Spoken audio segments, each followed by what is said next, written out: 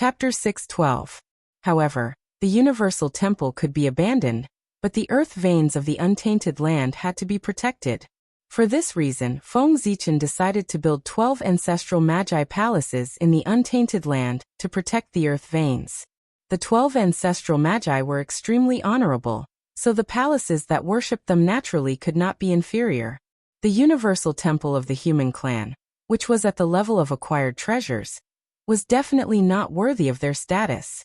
Therefore, Feng Zichen decided to build 12 ancestral magi palaces at the level of innate spirit treasures. In the untainted land, the only way to refine innate spirit treasures was to use chaos spiritual objects or innate fiend gods as the main material, apart from the cauldron of heaven and earth. Therefore, in order to build the 12 ancestral magi palaces, Feng Zichen had his eyes on the origin of chaotic evil qi hidden in the earth veins of the untainted land from the very beginning. After some planning, although the way of heaven intervened, the result was still satisfactory. Feng Zichen successfully obtained half of the origin of chaotic evil qi.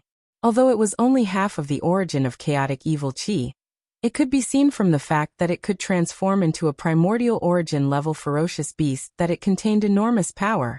It was not inferior to an ordinary innate treasure.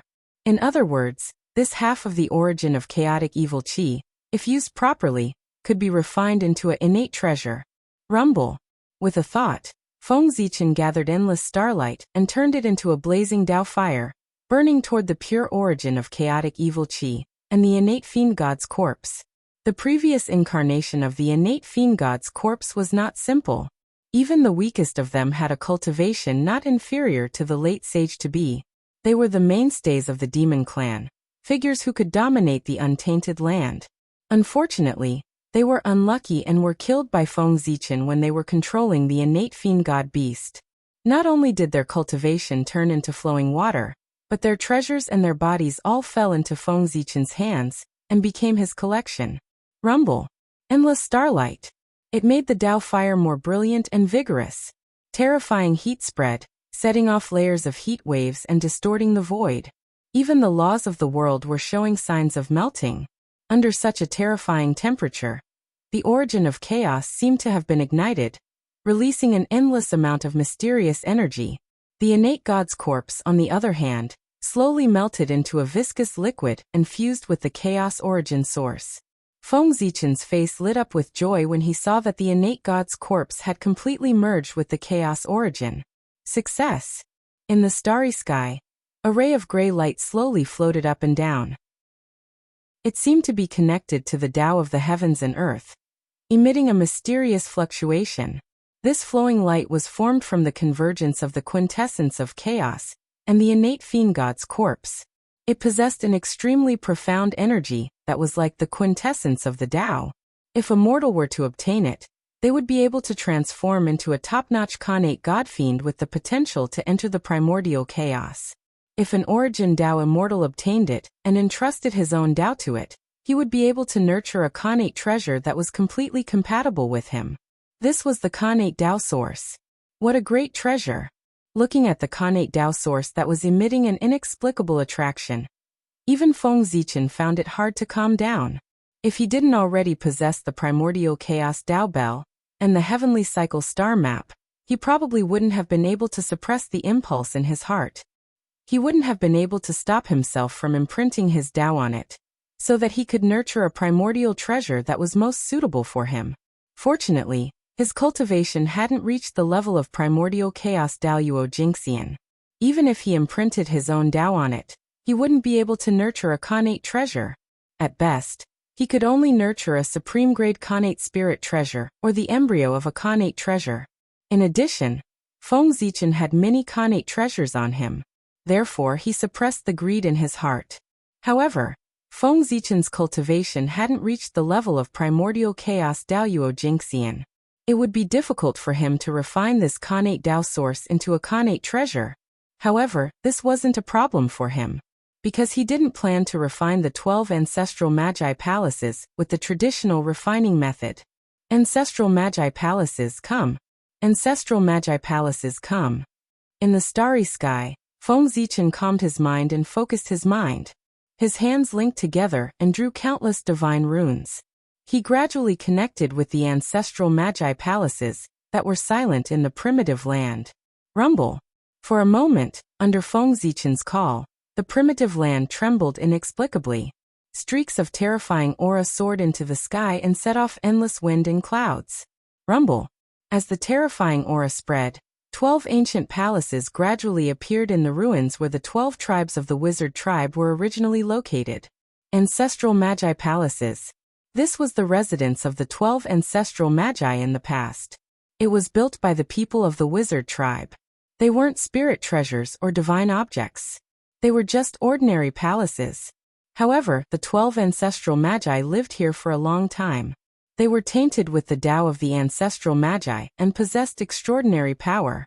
The worship of the wizard tribe for countless years also caused the ancestral magi palaces to gradually transform. They became magical. They became majestic. They became unbreakable. They were the sustenance of the wizard tribe and contained a large amount of ancestral magi's aura. Therefore, they were also the final medium to revive the 12 ancestral magi. With Feng Zichen's current strength, it was impossible for him to refine innate treasures. For this, he had to borrow some external forces. The ancestral magi palaces, which were connected with the aura of the 12 ancestral magi, became his best choice. Ancestral magi palaces, come to me. Help me call back the 12 ancestral magi. Under Feng Zichen's repeated calls, the ancestral magi palaces, which had fallen into silence after the fall of the 12 ancestral magi, gradually began to awaken. Rumble. Streaks of divine light bloomed, bursting forth with endless majesty. In an instant, it swept across the entire primitive land. Thousands of tribes were frightened and couldn't help but worship. Rumble. In the violent tremors, the 12 ancestral magi palaces rose from the ground and broke through layers of void. They arrived in the boundless starry sky and in front of Feng Zichen. What happened? Why is there the aura of the ancestral magi? The moment the aura of the 12 ancestral magi appeared, the entire primitive land was startled. Many great beings woke up from their seclusion and looked towards the boundless starry sky. Just now, the 12 ancestral magi palaces slowly disappeared into the boundless starry sky. Impatience and curiosity were the true portrayal of the powerful beings at this moment. The powerful beings of today could be said to have lived under the shadow of the 12 ancestral magi. Thinking back to those days, when the 12 ancestral magi joined forces, they were truly invincible in the primitive land. Except for Tao ancestor Hongjun, no one could defeat them. Those who were their enemies. Except for the demon clan, everyone was silent. Thinking of the oppressive scenes in the past, the people naturally felt that the aura of the 12 ancestral magi was particularly obvious. They all wanted to know what had happened. Unfortunately, Great Emperor Ziwei was not someone to be trifled with. Spying on the boundless starry sky would inevitably cause him to be unhappy. How troublesome. The people hesitated for a moment. In the end, the curiosity in their hearts was greater than the fear in their hearts. Therefore, they released their divine senses and spied towards the boundless starry sky. How dare you? In the boundless starry sky, Feng Zichen noticed the actions of the people and could not help but turn cold. Spying on someone else's dojo with divine senses was an act of disrespect for the owner. It was a blatant provocation. It seems that I have been too low-key recently. So much so that some people have forgotten about my means. Infuriated by the actions of the people, Feng Zichen was about to activate the god Pengu, so that he could annihilate all of the people's divine senses and teach them a lesson. However, before Feng Zichen could make a move, a loud voice resounded throughout the primitive land. Get lost. Suddenly, a vast and unparalleled holy aura erupted. It seemed to be able to crush everything, shattering the divine senses that the people released. That was the voice of Goddess Hutu. She had made a move. That was right. Feng Zichen's actions were related to the resurrection of the ancestral magi. The Hutu was even more concerned about him than Feng Zichen. The relationship between the 12 ancestors of sorcerers was no less than the brotherly relationship with Emperor Juntai and Fuxi Niwa. It was such a friendship that after learning about Feng Zichen's plan, the Hutu was extremely concerned about it and always paid attention to its progress. Now, seeing that everyone wanted to spy on the changes in the boundless starry sky, the Hutu was afraid that someone would interfere. Therefore, how could she hold back? She directly attacked and annihilated everyone's divine senses as a warning. Humph. In order to achieve the effect of deterrence, the Hutu mobilized the power of the tunnel. Therefore, even though everyone's strength had increased greatly recently, they could not help but suffer a little under this shout. They could not help but let out a muffled groan. It was also at this moment that everyone remembered that the 12 ancestral magi had not completely fallen. The Hutu was still alive. After understanding this, everyone immediately became obedient and did not have any other thoughts. The closer one was to the realm of primordial chaos, the more they understood how terrifying the three Daros were. As the first saint of the tunnel, the Huta's strength was not as simple as it seemed. Perhaps she was the real first of the 7 saints. Forget it. Since the Huta goddess has already taken action, I will spare you today. In the boundless starry sky, Feng Zichen silently withdrew his power. Since the trouble has been solved, it's time to refine the ancestral Magi Palace. With a wave of his sleeve, Feng Zichen mobilized the star power and refined the ancestral Magi Palace into the Khanate Tao source. Because this was to resurrect the 12 ancestral Magi, the ancestral Magi Palace did not resist at all, and was refined by Feng Zichen. Next, success or failure will depend on this. After refining the ancestral Magi Palace, Feng Zichen could not help but take a deep breath. All the preparatory work had been completed. The next step was the most crucial step, which was to refine the Khanate Tao source into the ancestral Magi Palace. With Feng Zichen's current strength, it was difficult for him to do so. If he forced it, the ancestral Magi Palace would only be a half-finished product and would not be able to reach the level of a Khanate treasure. Therefore, this step, Feng Zichen needed to borrow external forces. Father God. Today Zichen wants to build 12 divine palaces to suppress the primordial earth veins and protect the peace of heaven and earth. However, Zichen's strength is weak, so it is difficult for the divine palaces to be built.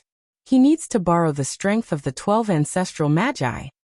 Therefore, today, on behalf of all living beings in the world, Zichen pleads for Father God to help me build the 12 divine palaces.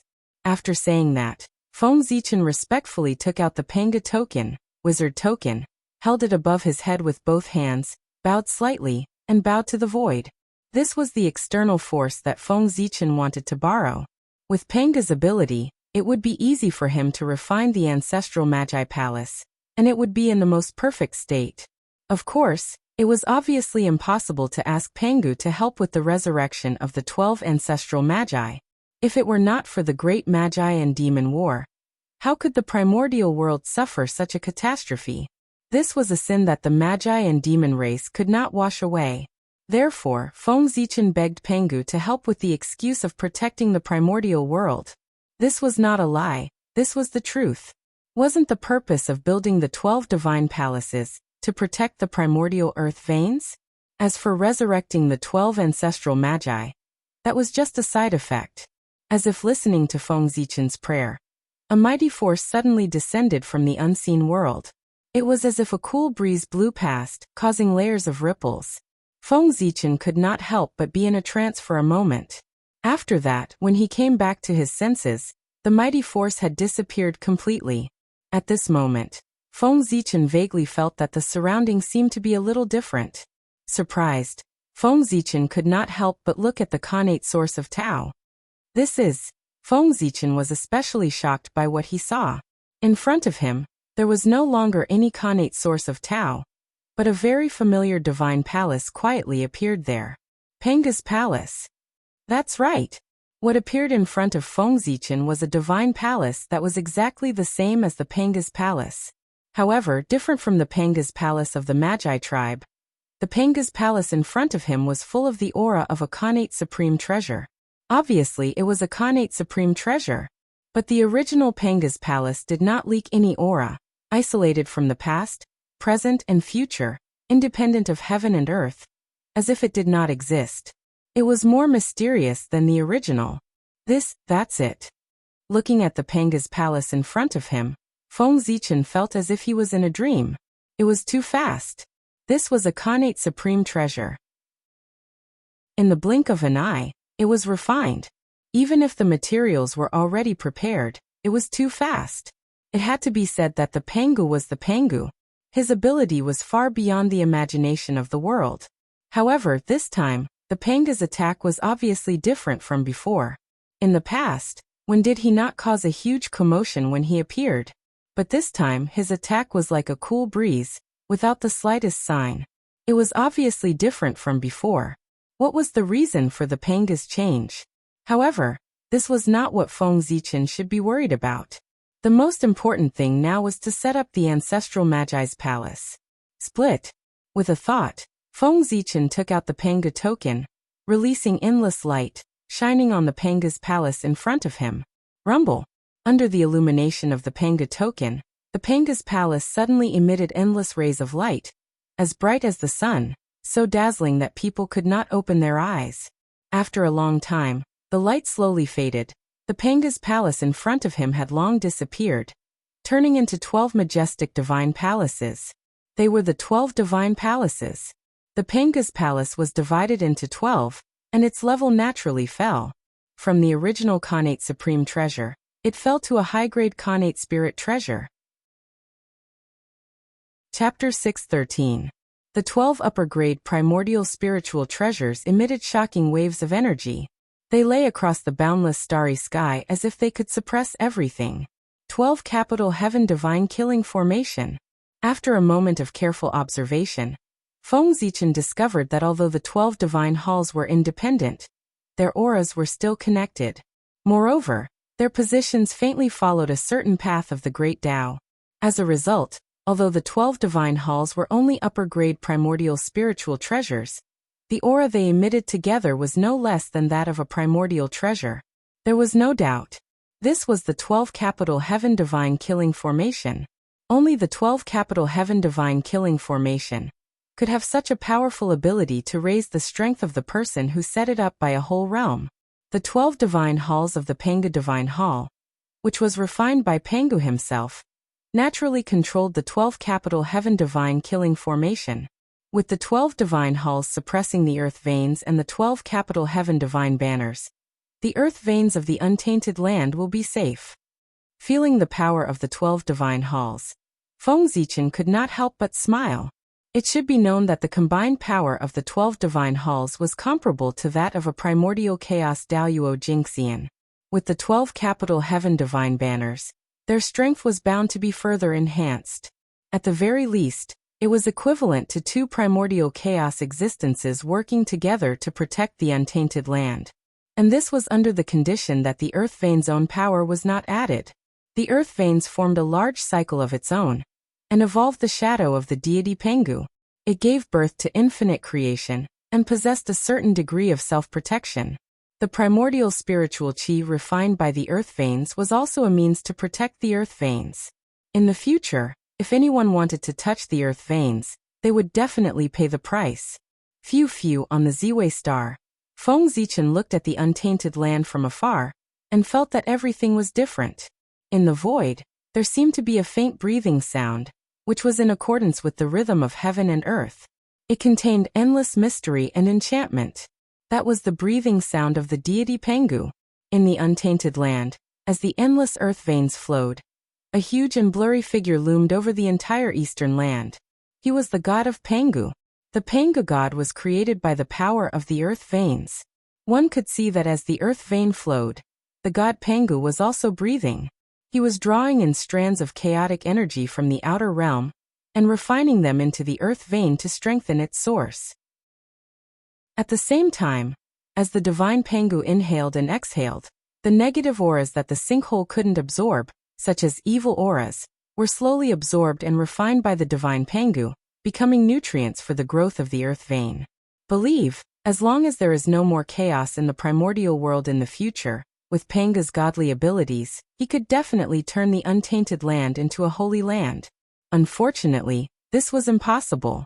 As long as there were benefits, there was bound to be competition. In the future, the primordial world would face countless calamities of all sizes. However, there was no doubt that as long as Pengu existed, He would delay the arrival of the immeasurable calamity. On the Emperor Star, Feng Zichen released his divine senses and probed the divine Panga god on the primordial world. He used his divine senses to observe the world, so that he could find a suitable place to place the 12 shrines. 100 years later, under the observation of his divine senses, Feng Zichen had already understood everything about the divine Panga god. He finally found a suitable place to place the 12 shrines. That was the location of the 12 meridians of Pangu. It just so happened that a shrine suppressed a meridian to protect the peace of the earth vein. Fall. After confirming the location, Feng Zichen didn't hesitate and directly controlled the 12 shrines to land on the primordial world. Rumble. Endless starlight gathered and opened up a huge passage in the starry sky. 12 glorious shrines appeared from the passage and landed on the primordial world with a rumble. The aura of the witch ancestor spread out from his body, shocking the entire primordial world. What is that? Why does it look like the witch ancestor palace? The witch ancestor palace of the primordial spirit treasure level. Looking at the 12 shrines falling from the starry sky, no one dared to stop them even though they were very curious. Just by peeping at the boundless starry sky, they had already received a warning from Goddess Hutu. If they tried to stop this primordial spirit treasure that looked like the witch ancestor palace, Goddess Hutu would come knocking on their door. That would be troublesome. Bang! Soon the 12 shrines sat on the ground and connected with the surrounding earth veins. Buzz. Buzz. Inexplicably, the world seemed to tremble and transmit a sense of excitement. It seemed that the laws of the world had become much more active because of this.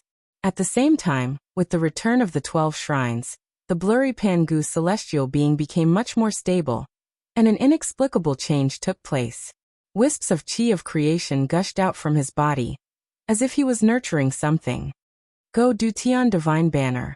When the 12 shrines stabilized, Feng Zichen waved his hand and took out 12 Du Tian Divine Banners, and put them into the 12 witch ancestor palaces.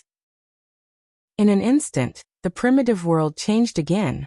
Endless earth veins surged toward the witch ancestor palace, and poured into the Du Tian Divine Banner in the center of the palace. Whoosh! As the Du Tian Divine Banner trembled, a large amount of earth veins' energy was absorbed by it.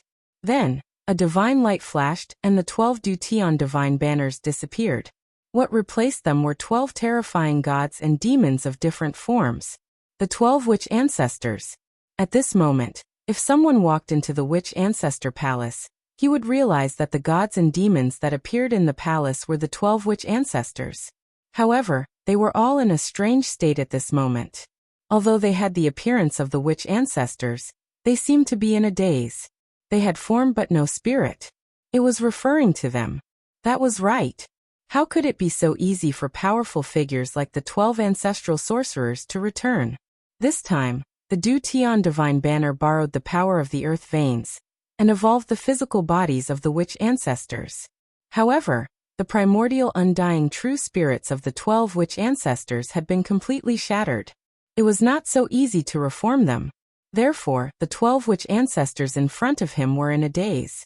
They did not have true spirits. The revival of the true spirits, unless the heavenly axiom intervened, could only wait for them to slowly reform. Boom. As soon as the 12 witch ancestors appeared, their terrifying aura swept out and almost suppressed everything. Are the witch ancestors back? Everyone was shocked by this aura, and almost thought that the 12 witch ancestors had revived and returned. However, as this aura flashed and disappeared, they quickly realized what had happened. However, this discovery did not make their mood much better. In their hearts, they already knew that with the establishment of the witch ancestor palace, the return of the 12 witch ancestors was a foregone conclusion. The only consolation was that it would take a long time for them to completely return. And during this period, they might be able to widen the gap between them and the witch ancestors. Feng Zichen did not know how everyone was feeling, but he was in a good mood. Under the support of the earth veins, the 12 witch ancestors' avatars each had a combat power that was infinitely close to the primordial chaos Daluo Jinxian. In fact, when they unleashed their full strength, they could even rival the existence of the primordial chaos for a short period of time. With them protecting the primordial earth veins, Even the demon ancestor Rahu would not be able to destroy them in a short period of time. From now on, there was no need to worry about the earth veins. Other than Feng Zichen, there were two other people who were very happy about the reappearance of the 12 witch ancestors. They were the two remaining witch ancestors of the witch clan, Witch Xianming and Goddess Hutu. The two of them had not died, so there was no way to talk about resurrection. Logically speaking, the witch ancestor palace was useless to them. However, in reality, the witch ancestor palace's corresponding avatars of the witch ancestor palace were connected to them and could be treated as their avatars. These days, who would dislike having too many avatars? Especially Hutu. She had felt guilty because she had sacrificed herself to reincarnate and caused the 12 divine beings' wraith formation to be incomplete. Now, with the help of the earth veins, she had condensed an avatar of the witch ancestor palace. For her, it was an opportunity to make up for a regret. With this avatar, the perfect 12 divine beings' wraith formation could reappear in the primordial world in the future. The significance of this matter to Hutu could be imagined. The witch ancestor palace. The Du Tian divine banner. The power of the earth veins. Under the coordination of God Pengu, the three of them formed a subtle cycle, causing God Pengu to become more and more magical. One could see that in God Pengu's body, wisps of creation aura were born. They were hidden in various parts of the primordial world, silently lurking, as if they were waiting for something. These creation auras were God Pengu's gifts to the world. If nothing unexpected happened, in the future, these creation auras would either transform into innate spiritual objects or innate life forms under the nurturing of God Pengu. In fact, they could even transform into innate god fiends or innate spirit treasures in the postnatal era. Pengu was the most merciful. He could not bear to completely cut off the hope of all living beings. Therefore, he deliberately left a trace of opportunity for all living beings to help them achieve the Khanate Tao. Feng Zichen could understand this, and he did not care. These opportunities seemed to be quite a lot, but in the entire eastern land, they were a little small. Moreover, these opportunities were only useful to some low-level cultivators. They were useless to Daoyuo Jingxian. Therefore, this matter did not affect Feng Zichen's plan at all. Of course, he did not care. Moreover, it was good to leave a trace of hope for all living beings. This could promote the development of the younger generation of the 10,000 races, and bring enough pressure to the younger generation of the human race to force them to work hard in their cultivation. Be vigilant in times of peace. Without pressure, where would the motivation come from? The opponents of the human race had never been the 10,000 races of the primordial world, but the demon race, the Western sect, and these forces that stood at the top of the primordial world. If they stopped because of some achievements, then in the future, how could they surpass the peak of the shaman and demon race and get rid of the control of the saints? The human race needed pressure to force them to continue to improve and become stronger. Sigh. What a pity. The current God Pengu is still not perfect. If the heavenly temple is established and the boundless starry sky is connected to the primordial world, then God Pengu will definitely reach an extremely perfect level and bring more changes to the primordial world. On the Emperor Star, Feng Zichen sighed. At this moment, the foundation of the human race had not been firmly established. It was really not a good time to establish the heavenly temple. Otherwise, if the 10,000 races used this to get rid of the human race, it would really be lifting a rock and smashing its own feet. In the end, it was still because the human race's foundation was not deep enough. If the human race was strong enough, why would they have so many scruples? Just like the shaman race, they could directly push through.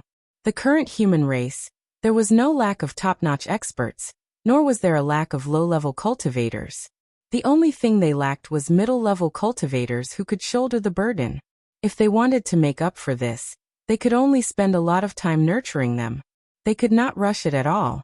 Therefore, what the human race lacked the most was the most worthless time in the primordial world. After the disaster of the innate baleful aura was resolved, the 10,000 races could finally truly cultivate and recuperate. Of course, the process of the world becoming easier also sped up. It was also at this time that the path of the God-Fiend finally welcomed its most glorious moment. In order to protect their innate bloodline, the 10,000 races competed to cultivate the path of the God-Fiend, causing the path of the God-Fiend to gradually flourish in the primordial world, overshadowing the mainstream immortal Tao of the primordial world in one fell swoop. As a result, the luck of the path of the God-Fiend soared. It was precisely because of this influence that as the founder of the path of the God-Fiend, Feng Zichen received the blessing of luck from the unseen world, and his injuries recovered by more than half. It would probably take a long time for him to completely recover from his injuries and break through to the primordial Daoyuo Jingxian realm. This was undoubtedly tens of thousands of years faster than the recovery time he had estimated. In fact, Feng Zichen had a vague feeling, as long as the 5 elements Celestial Emperor reached perfection, he could use this opportunity to break through to the primordial Daoyuo Jingxian realm in one fell swoop. In other words, the return of the 5 elements Celestial Emperor was Feng Zichen's opportunity to reach the primordial Chaos realm. What was the primordial Chaos realm? That was it. Now the Azure Emperor Fuxi was already in place, and Shenong was about to reach perfection. He was about to ascend to the heavens to replace Fuxi as the new Celestial Emperor. One of the 5 Celestial Emperors was about to reach perfection. There were still 4 Celestial Emperors left before Feng Zichen could reach the Tao. According to the agreement made by Fuxi, the term of the 5 elements Celestial Emperor was only 1 million years. According to this calculation, more than 4 million years later, it was the day Feng Zichen reached the Tao. For a million years. If it was in the future, it would naturally be an extremely long period of time. However, in the present, it was nothing. For some existences it was just the time to sleep. For a million years was very short. After the earth veins were sorted out, Shenong finally obtained the approval of the patriarchs of the 10,000 races, and became the new generation of the 10,000 races. Under this influence, the status of the human race also rose. There was a faint trend of becoming the leader of the 10,000 races. Shenong was benevolent, and his virtue was as resplendent as the sun, illuminating the entire primordial world. The 10,000 races were bathed in his kindness. It was precisely this character that allowed the 10,000 races to truly live in harmony under Shenong's rule. And there were very few disputes. Under the harmony of the 10,000 races, they also allowed the various races to marry each other to show their friendship. Because the human race was born with a Tao body, they were the most popular in the primordial world. Therefore, the intermarriage between the human race and other races was also the most. The 3 sovereigns' ancestors came into being. Emperor Sui Suiren ignited the torch and started civilization for the human race. The Zihuangzi clan used the leaves to cover their bodies and opened up the shame of the human race. In the Chaohuang, the Zhou clan built a wooden nest to protect the human race from harm. These 3, he was the ancestor of humanity, and also the emperor of humanity. Since he had made great contributions to the human race, he should enjoy the limitless and immeasurable karmic position. One day, in the human territory, beside the Jishui River, the silhouette of a divine dragon floated in the air, creating a shocking phenomenon. It was also on this day that Xianyuan was born. Xianyuan was the son of Xiaodian. His surname was Gongsun, and his name was Xianyuan. He was born as a god. He was weak and eloquent. He was young and strong. He was smart and smart. He was known as a peerless genius. Xianyuan was born less than 1,000 years ago. He had cultivated to the realm of Tai Jingxian and transformed into a Khanate god-fiend. He was known as the #1 genius of the human race. Shenong cherished his talent and recruited him to teach him personally. It was as if he was training Xianyuan as his successor. When the younger generation of the myriad races saw this, they were all jealous. Therefore, they all came to the human race and challenged Xianyuan to see what he had to be chosen as the successor by His Majesty, the Emperor of Earth. In response to this, Shenong did not stop them, and allowed the younger generation experts to challenge Xianyuan. He wanted to use everyone's hands to sharpen Xianyuan. In the tens of thousands of years that followed, Xianyuan spent almost all his time in battle. From the younger generation to the middle-aged generation, as well as the older generation, he fought all of them. Even in the heaven realm and the nether realm, there were geniuses who heard of Shenong's name, and came to the untainted land to fight Xianyuan. Xianyuan was the reincarnation of Daluo Jingxian. He was also protected by the imperial purple qi. In addition, he was nurtured by the human race. It could be said that his foundation was extremely deep. Therefore, after countless battles, not only did he not taste defeat, but he became braver and braver. He was vaguely known as the number one of Tai Jingxian. In the year 920,000 of the Emperor of Earth's calendar, Niwa sent a decree from the heavens to arrange a marriage for Shinnong. The woman was Fairy Golden Phoenix of Palace Wa. This was a relationship that Swearin had formed when he was cultivating in Palace Wa. In the year 930,000 of the Emperor of Earth's calendar, Golden Phoenix gave birth to a daughter for Shinnong. In the year 95th of the Emperor of Earth's calendar, in order to prove the Tao of Daluo Jingxian, the Empress Princess and Xianyuan traveled to Donghuang together to try their own opportunities. It was also at this time that Feng Zichen, who was in seclusion on the Emperor Star, suddenly had an ominous feeling in his heart. He saw a huge black hand suddenly appear in front of him, emitting an ominous aura that covered everything. Sudden inspiration. A long-awaited sudden inspiration. Compared to any of the previous times, it was a stronger impulse. It had already evolved into a vision in his heart. How could it not be strong? What? The sudden change caused Feng Zichen to wake up from his enlightenment. Black hand. Black hand behind the scenes? Is someone plotting against the human race? After coming back to his senses, Feng Zichen thought to himself. The shadow of the black hand appeared in his heart. These signs were already very obvious. Someone was plotting against the human race behind the scenes. This is troublesome. Rubbing his head, Feng Zichen had to end his seclusion early to focus on finding the identity of the black hand behind the scenes. It's also strange. Now that the human race is prospering and has the potential to crush everything, it's the time when their luck is at its peak. Aren't they afraid of the backlash of their luck to plot against the human race at this time? Curious about the plan of the black hand behind the scenes, Feng Zichen followed the feeling in his heart and began to use the Great Yin Divine technique to deduce with all his might, trying to figure out the identity of the black hand behind the scenes. In the end, of course, there was no surprise. He didn't deduce anything. That's right. If it was so easy to deduce, there would be no need for Feng Zichen to do it himself. Forget it. If I can't deduce it, then I won't deduce it for now. Let me see the changes in the human race first. With a thought, Feng Zichen cast a gaze in the direction of the human race. Qi. In an instant, a gaze pierced through the air, piercing through endless space and time. It set off waves of ripples and landed on the human race's torch. Buzz. The torch swayed quietly, and endless information flew out from it, following Feng Zichen's gaze and entering his mind.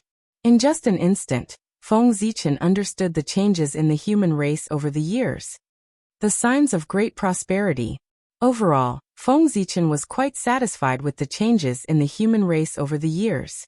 From the current spirit of the human race, he could already see the signs of dominating the primordial world. How could he not be satisfied?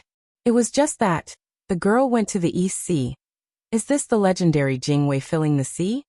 When he learned that the girl and Xianyuan were going to the East Sea, Feng Zichen felt his heart palpitate, as if he had a bad feeling. After connecting it to the myths of later generations, how could he not understand what was going to happen?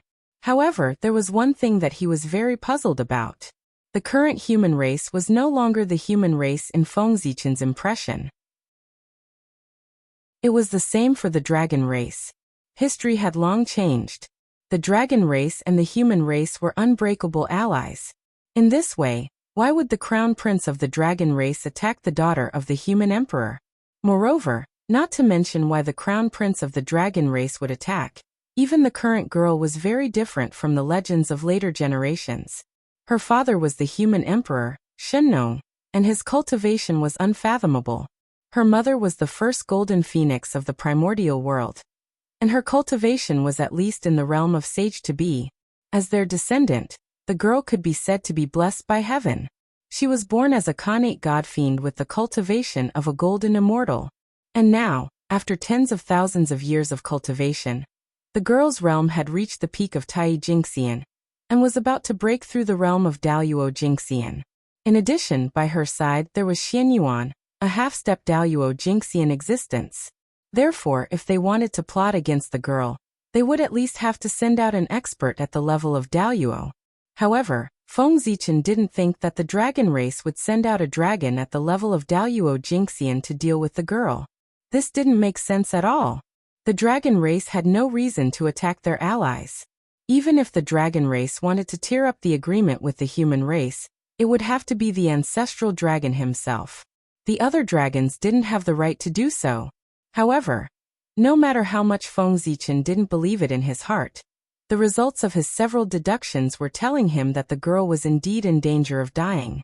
I'm afraid there's something fishy about this.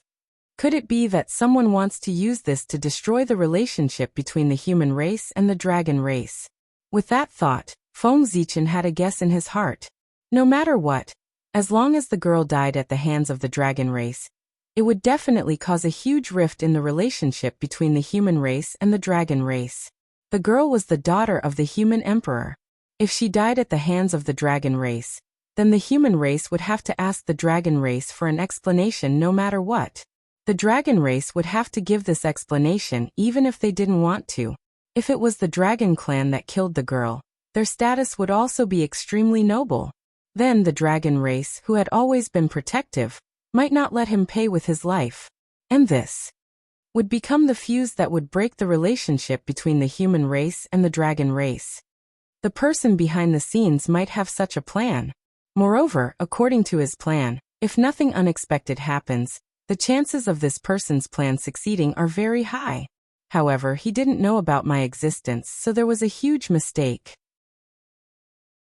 Secretly, Feng Zichen followed his own guess and used the power of Hongming Daozhong and the jade disc of good fortune to deduce the plan of the person behind the scenes.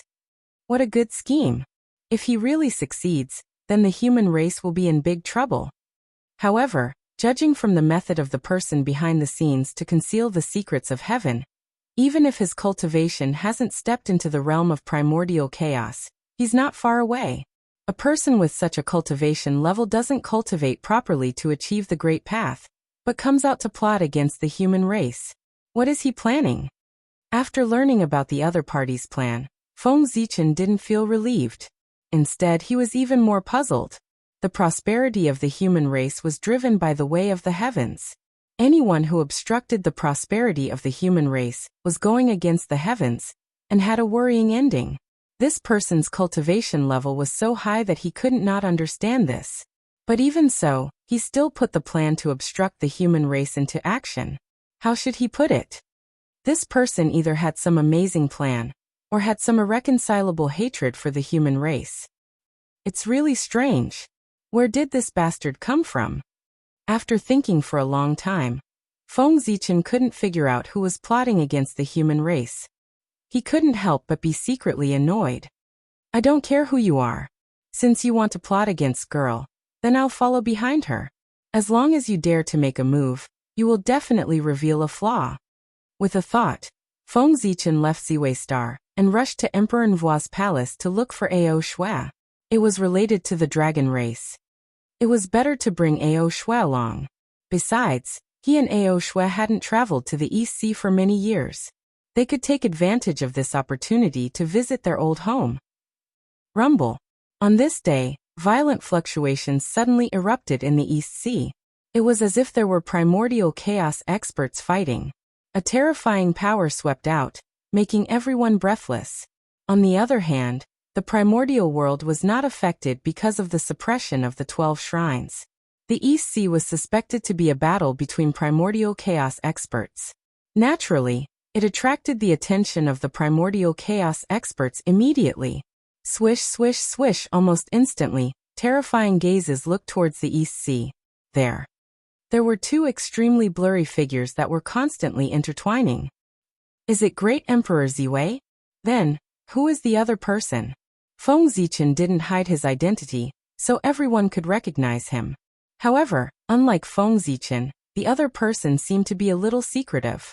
His entire body was enveloped by an inexplicable Dao rune. making it impossible for people to recognize his origin. Just as everyone was guessing the identity of that person, in the heavenly court, Qing Emperor Fuxi mobilized all the power of the heavenly realm and attacked that person. Rumble. At this moment, that person was fighting with Feng Zichen with all his might. When he realized that Fuxi had attacked, it was too late for him to dodge. However, this person was also a decisive person. Seeing that he couldn't dodge Fuxi's attack, he detonated his body on the spot. Boom. Violent power erupted, wanting to destroy everything. In order to protect the East Sea, Feng Zichen had to withdraw to suppress the power generated by that person's self-detonation. Fuxi's palm that fell from the sky had to change its direction and help Feng Zichen suppress the violent power. That person's innate indestructible true spirit took this opportunity to leave calmly. Be ****. Feng Zichen wanted to make him stay, but the power of the self-detonation was too great, so he couldn't escape. He could only watch that person leave. Your Majesty, don't worry, we're coming. When the experts who were watching saw that person self-detonate, they knew that something was wrong. Therefore, they rushed to the East Sea almost without hesitation to help Feng Zichen quell the disaster. In the East Sea Dragon Palace, the Dragon Emperor and the experts of the Aqua clan also appeared and joined in. Hundreds of experts worked together and erupted with unimaginable power. Soon the disaster that almost affected the entire East Sea was wiped out. Oh my God. Hundreds. How can there be so many experts in the primordial world? Chapter 6:15. After the calamity subsided, Feng Zichen glanced around and found that there were hundreds of top-notch great mediums around him. This really gave him a fright. When did so many experts appear in the primordial world? Was this still the primordial world that he was familiar with? If there were so many great mediums in the primordial world in ancient times, how could the shaman and demon race be so arrogant? Perhaps even a saint would have his hands and feet tied when doing things. It seems that the appearance of these strange great mediums is the result of the last tribulation of the chaos demon god. After thinking carefully, Feng Zichen understood what was going on. There was no lack of experts in the primordial world. Especially after Tao ancestor Hongjun preached in the Purple Cloud Palace, there was no lack of experts in the primordial world. However, these experts were determined to pursue the Tao. Fame and fortune were nothing to them. They only had the great Tao in their eyes. They were all true ascetic cultivators. It was precisely because of this that after Tao ancestor Hongjun finished preaching, these experts all went into seclusion to pursue the Tao. However, their powerful strength eventually attracted the attention of the chaos demon god, and they were forced to be involved in the previous tribulation of possession. Due to this, after the tribulation of possession, their strength improved greatly. They all saw the possibility of taking a step forward on their previous path. For this reason, they walked out of their seclusion and came to the primordial world. They once again stepped into the mortal world to verify their path of Tao. And that was the reason why a large number of great mediums suddenly appeared in the primordial world. The great mediums who lived in seclusion were walking out of their seclusion one after another, and joining the primordial world stage to show their existence. Change.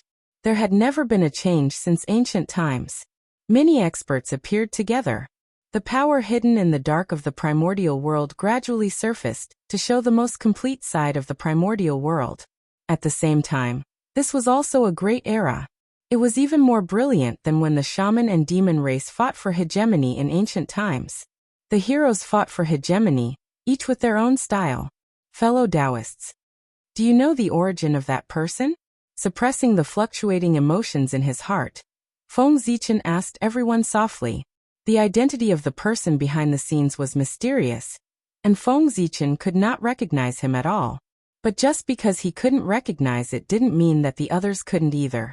There were only so many experts in the untainted land. Almost all of them were famous. There were no great mediums without any background.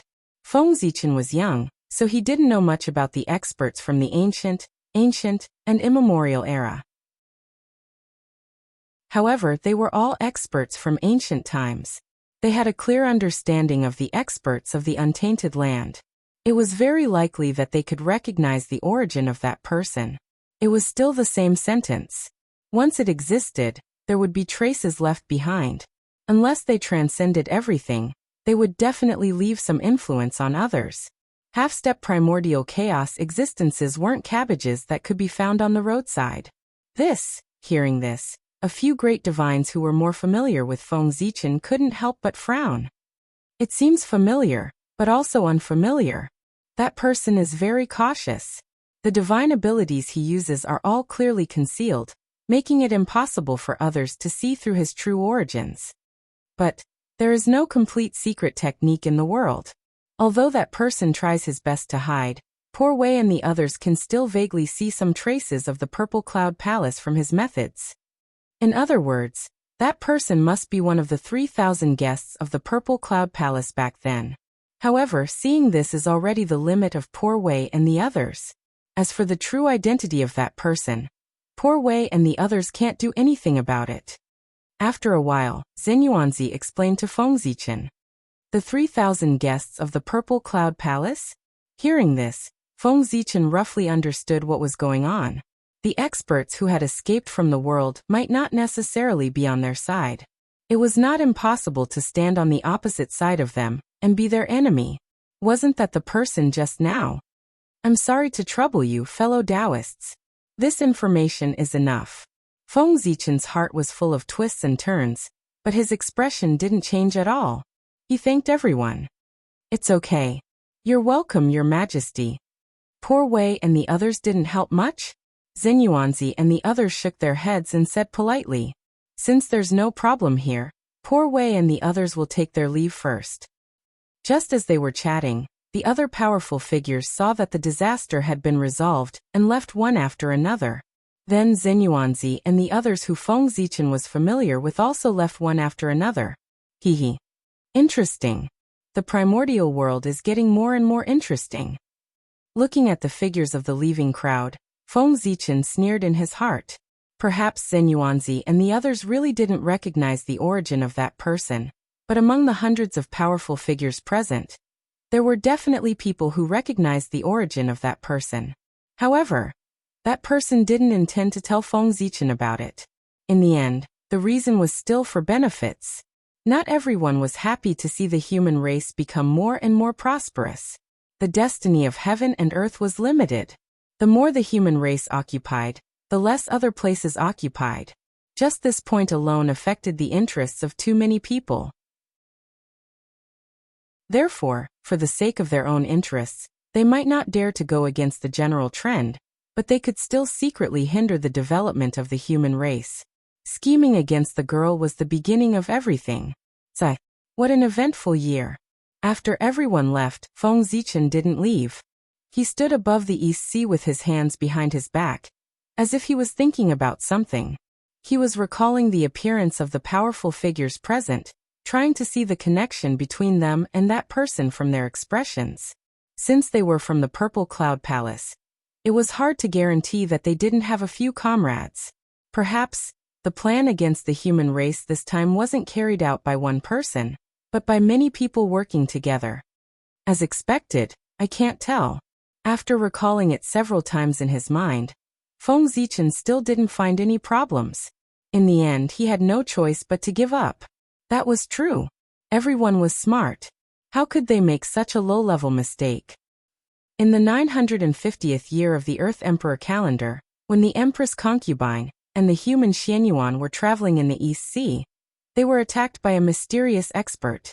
At the time of the incident, several powerful cultivators came to his rescue, and a world-shaking battle erupted between them and the attackers. The process of this battle was unknown. Everyone only knew the result. The Empress concubine mysteriously disappeared, and Xianyuan was seriously injured and on the verge of death.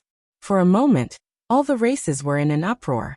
They all cursed the attacker for his treachery. There were even some people with ulterior motives who pointed the finger at Xianyuan. They thought that it was because he didn't protect her well that the Empress concubine mysteriously disappeared. There were also some conspirators who thought that this matter was all planned by Xianyuan. He was using this opportunity to get rid of the Empress concubine, to ensure his position as the successor. These remarks, under the guidance of some people, they quickly spread throughout the races, causing people's hearts to fluctuate. Under this influence, Xianyuan, who was recuperating, had a great impact on his reputation. He had a faint tendency to be criticized by everyone. The person behind the scenes. He wanted to kill people with rumors. In the end, these rumors even alarmed the Earth Emperor, Shenong. Shenong had no choice but to personally come forward and clarify the matter for Xianyuan. Only then did he suppress the rumors. However, the seeds of disaster and chaos had already been planted. They took root in the hearts of everyone, and were waiting for the passage of time to slowly take root and sprout. It was true that Xianyuan was seriously injured, but the girl didn't go missing. She was brought back to the palace of Empress Hua by Ao Shui. Now that the situation in the primordial world was unpredictable, it was inevitable that the girl would become the target of the person behind the scenes if she continued to stay in the human race. Therefore, Feng Zichen directly asked Ao Shui to take the girl away to completely solve Shenong's weakness. And Feng Zichen carried out this matter in secret. Other than informing Shenong, he didn't tell anyone else.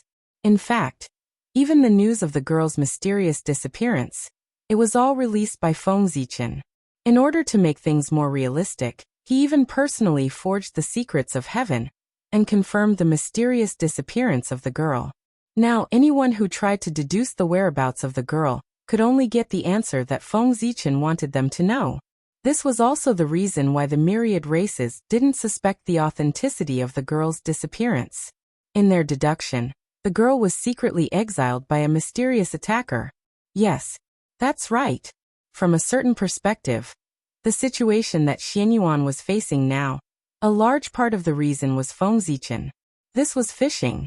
Feng Zichen wanted to use this matter to fish out all the undercurrents hidden in the human race. Then, Xianyuan would come forward and wipe them out one by one. And this was Xuanyuan's contribution. Wipe out the myriad races and unify the primordial world. This is the hidden danger of the human race. What a headache. It's the most heart-wrenching to fight against one's own family. On the Emperor Star, Feng Zichen silently watched the primordial world and saw everything. Naturally, everything that was happening to the human race couldn't be hidden from him. Not only that, but he also saw the secret plans of the myriad races. This was the benefit of being powerful. He could see through people's hearts, understand karma, foresee danger in advance, and so on. It was almost impossible for there to be any conspiracy that could hurt them. Often, as soon as the living beings had bad thoughts, they would immediately be sensed by the powerful beings and be on guard. Now Feng Zichen was personally supervising the myriad races. No matter how tightly they hid, they would never be able to hide from Feng Zichen. The battle between the mutants and the pure-blooded humans? Under Feng Zichen's gaze, the plans of the myriad races gradually surfaced. That was to provoke a conflict between the mutants and the pure-blooded humans. Under the pressure of the two generations of human emperors, the myriad races gradually lost their ambition to compete with the human race. But under the drive of interest, they also had other thoughts. For example, they supported the human race, who had the bloodline of their own race, to ascend to the position of human emperor. In this way, the new human emperor would naturally be biased towards them, causing their status to rise. If Xianyuan ascended to the position of human emperor, then Xianyuan, who was a pure-blooded human, would never have any bias towards the myriad races. Not to mention benefiting from it, it would be good enough if he didn't suppress them. Therefore, the myriad races definitely didn't want Xianyuan to become the successor of Shenong. They had to think of a way to get Xianyuan down to support the person they chose. In this situation, the pure-blooded humans would never allow it.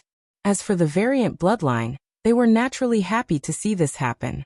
As the latest powerful force to rise within the human race, they had long desired the power of the human race. The change of the human emperor was the best opportunity for them to get their hands on the power of the human race. It was not difficult to understand the thoughts of the mutants. They were all humans. Why was the power of the human race in the hands of the pure-blooded humans, and not in the hands of the mutants? The pure-blooded humans had controlled the power of the human race for so long. It was time for them to step down and let the mutants take over. This was the impact of the new force on the old force. It was also a power struggle within the human race. The myriad races wanted to support the mutants, while the mutants wanted to seize the power of the human race. The two hit it off. In addition to the bloodline connection, they would naturally work closely together. What about the pure-blooded humans? Of course, they would not sit back and watch all of this happen.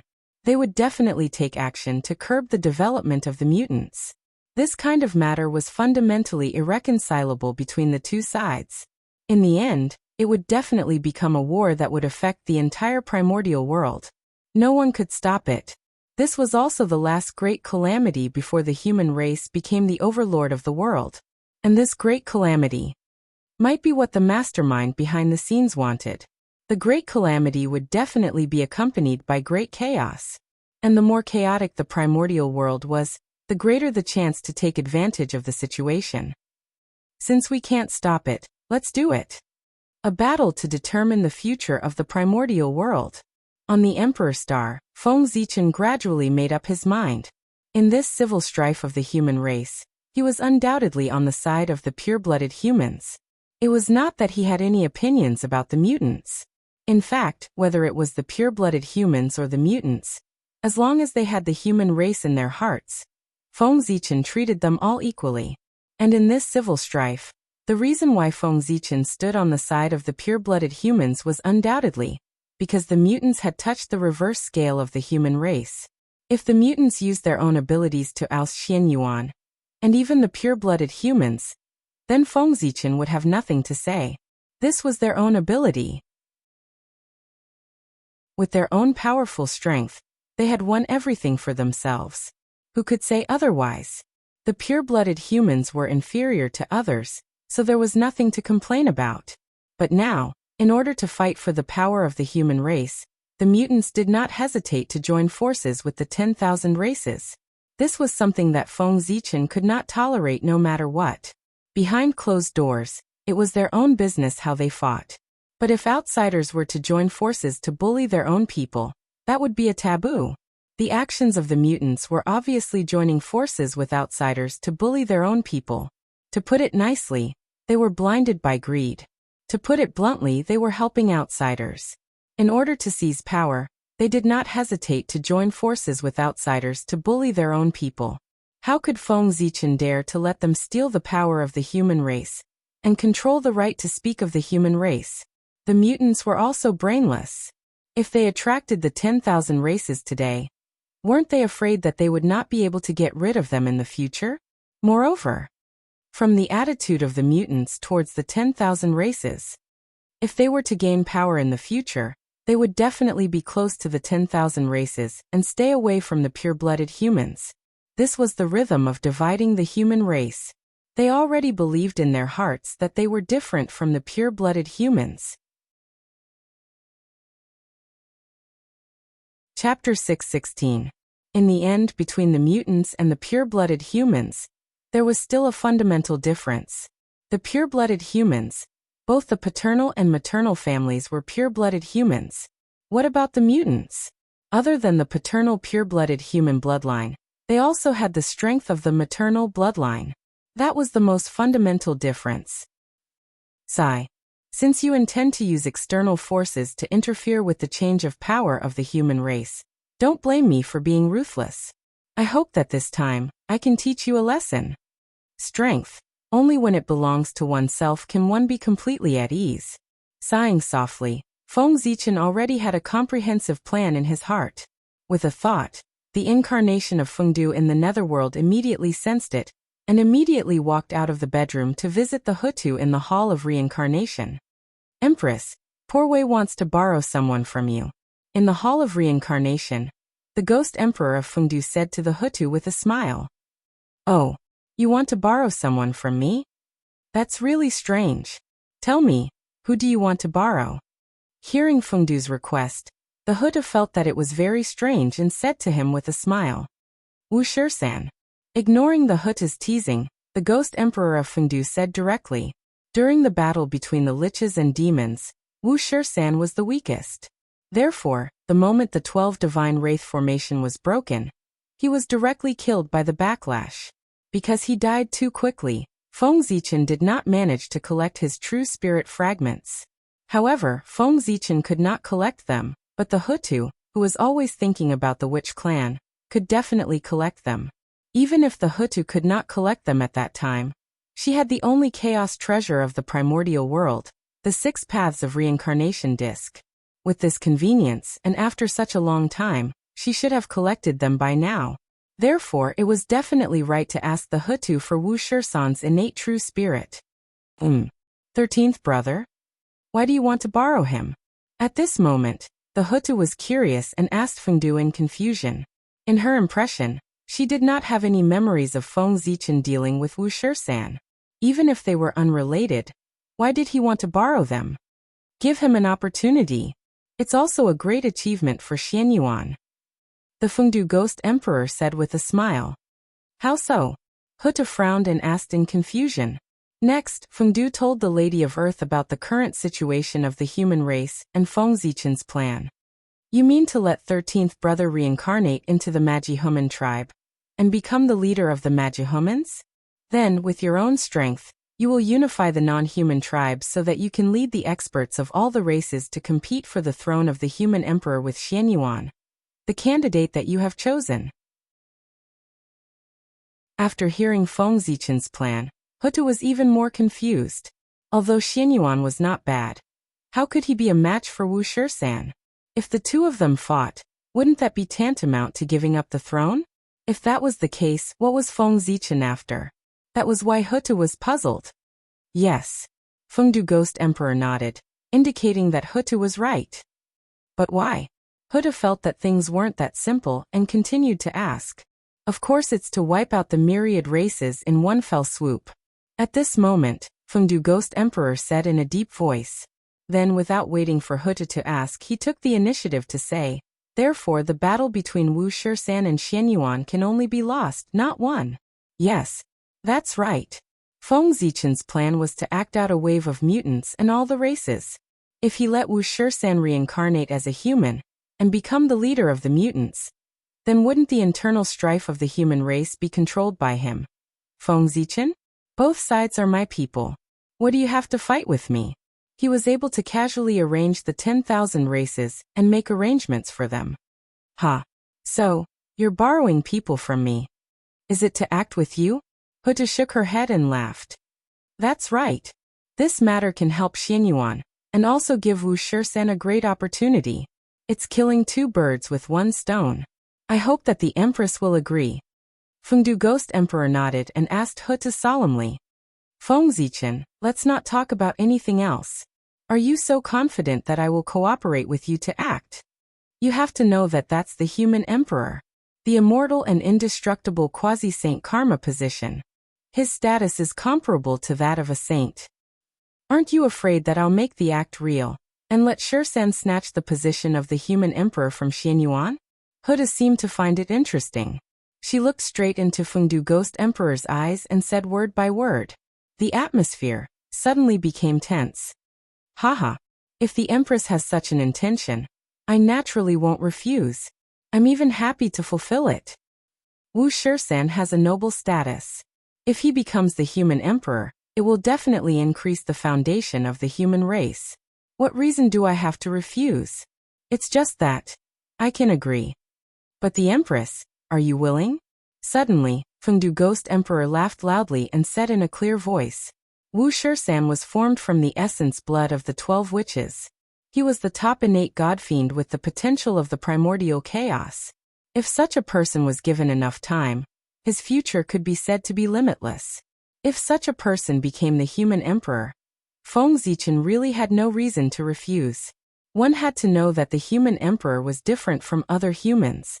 This was the karmic position of heaven and earth that was specially created by the heavenly Tao in order to prosper the human race.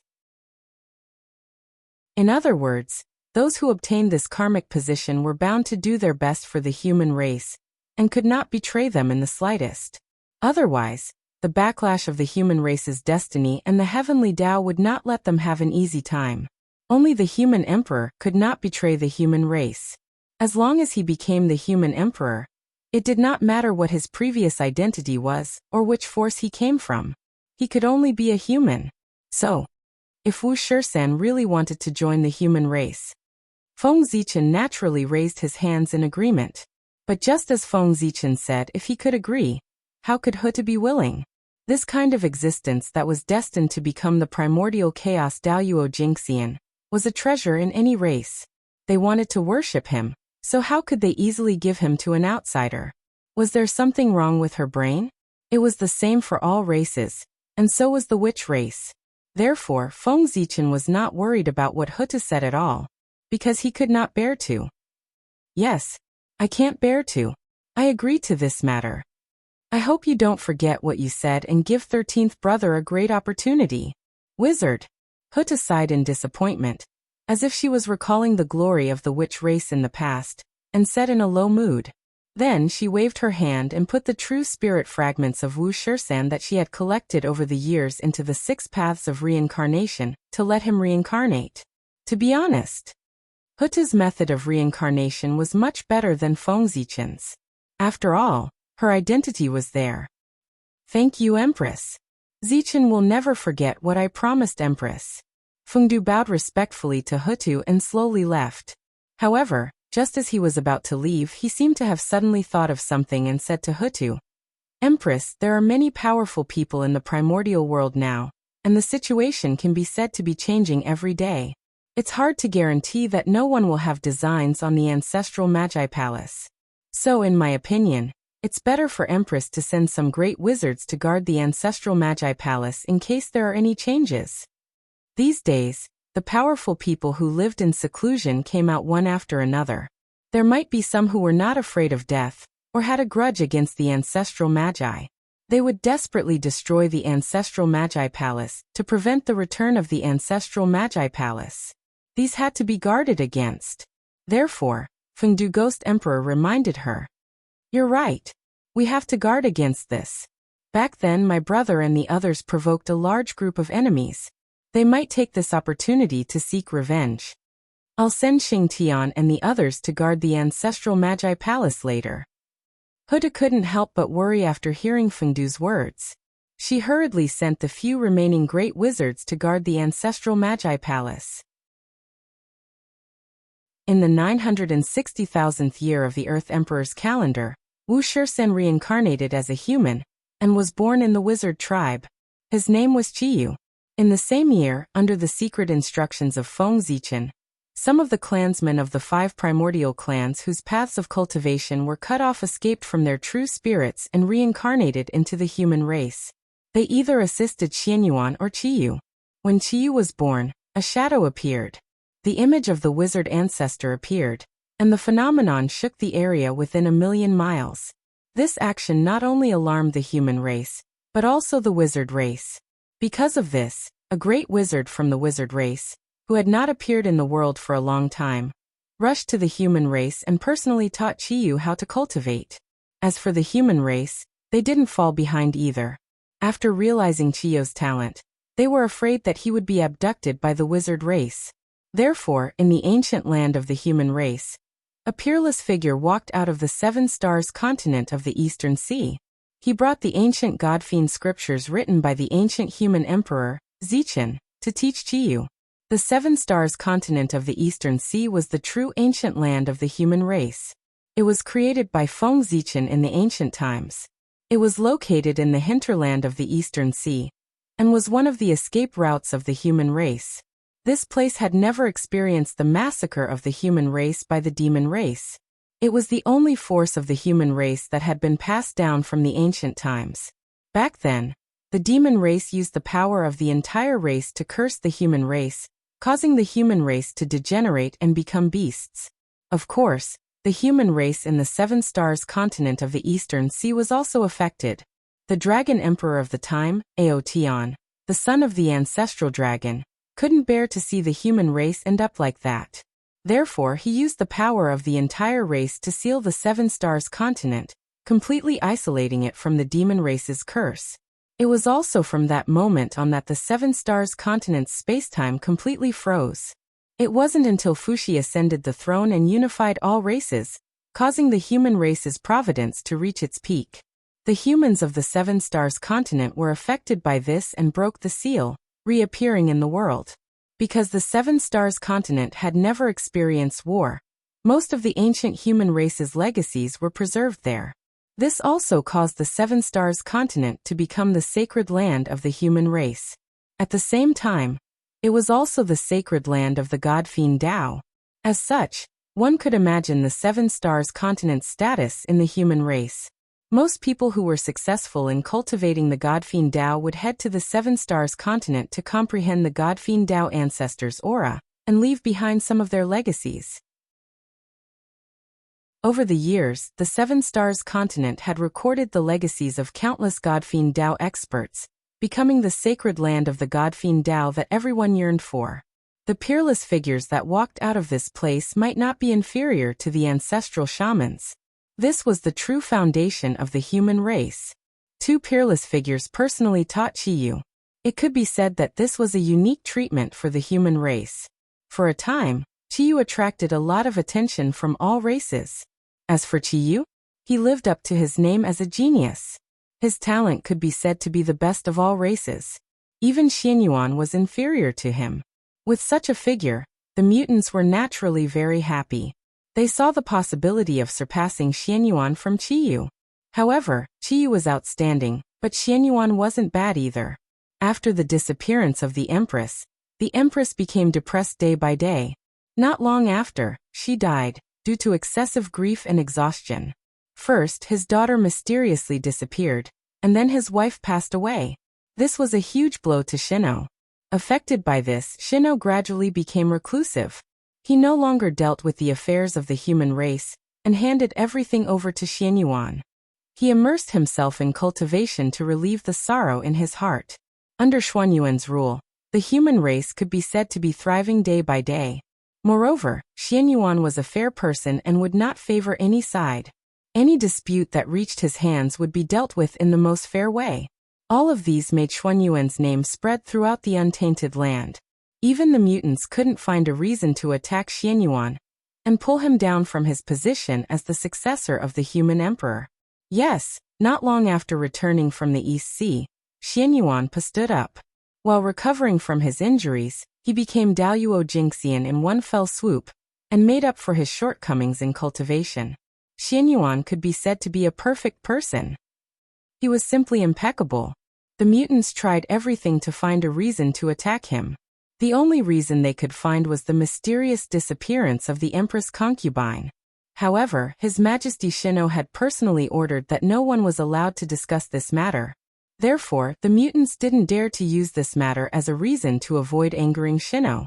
As time passed, Chiyu gradually grew up and became more and more outstanding. Not only did he become the leader of the Witchmen, but he also subdued the surrounding 72 tribes of mutants, large and small. Even a portion of the Witchmen admired Chiyu very much. They didn't hesitate to leave the Witchmen and come to the human race to seek refuge with him. This also made Chiyu's name more and more resounding. He was vaguely known as the #1 person of the younger generation of the myriad races. But even so, Chiyu couldn't be compared to Xianyuan.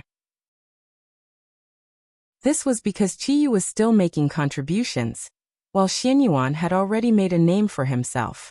He was currently gradually taking over the power of the human race.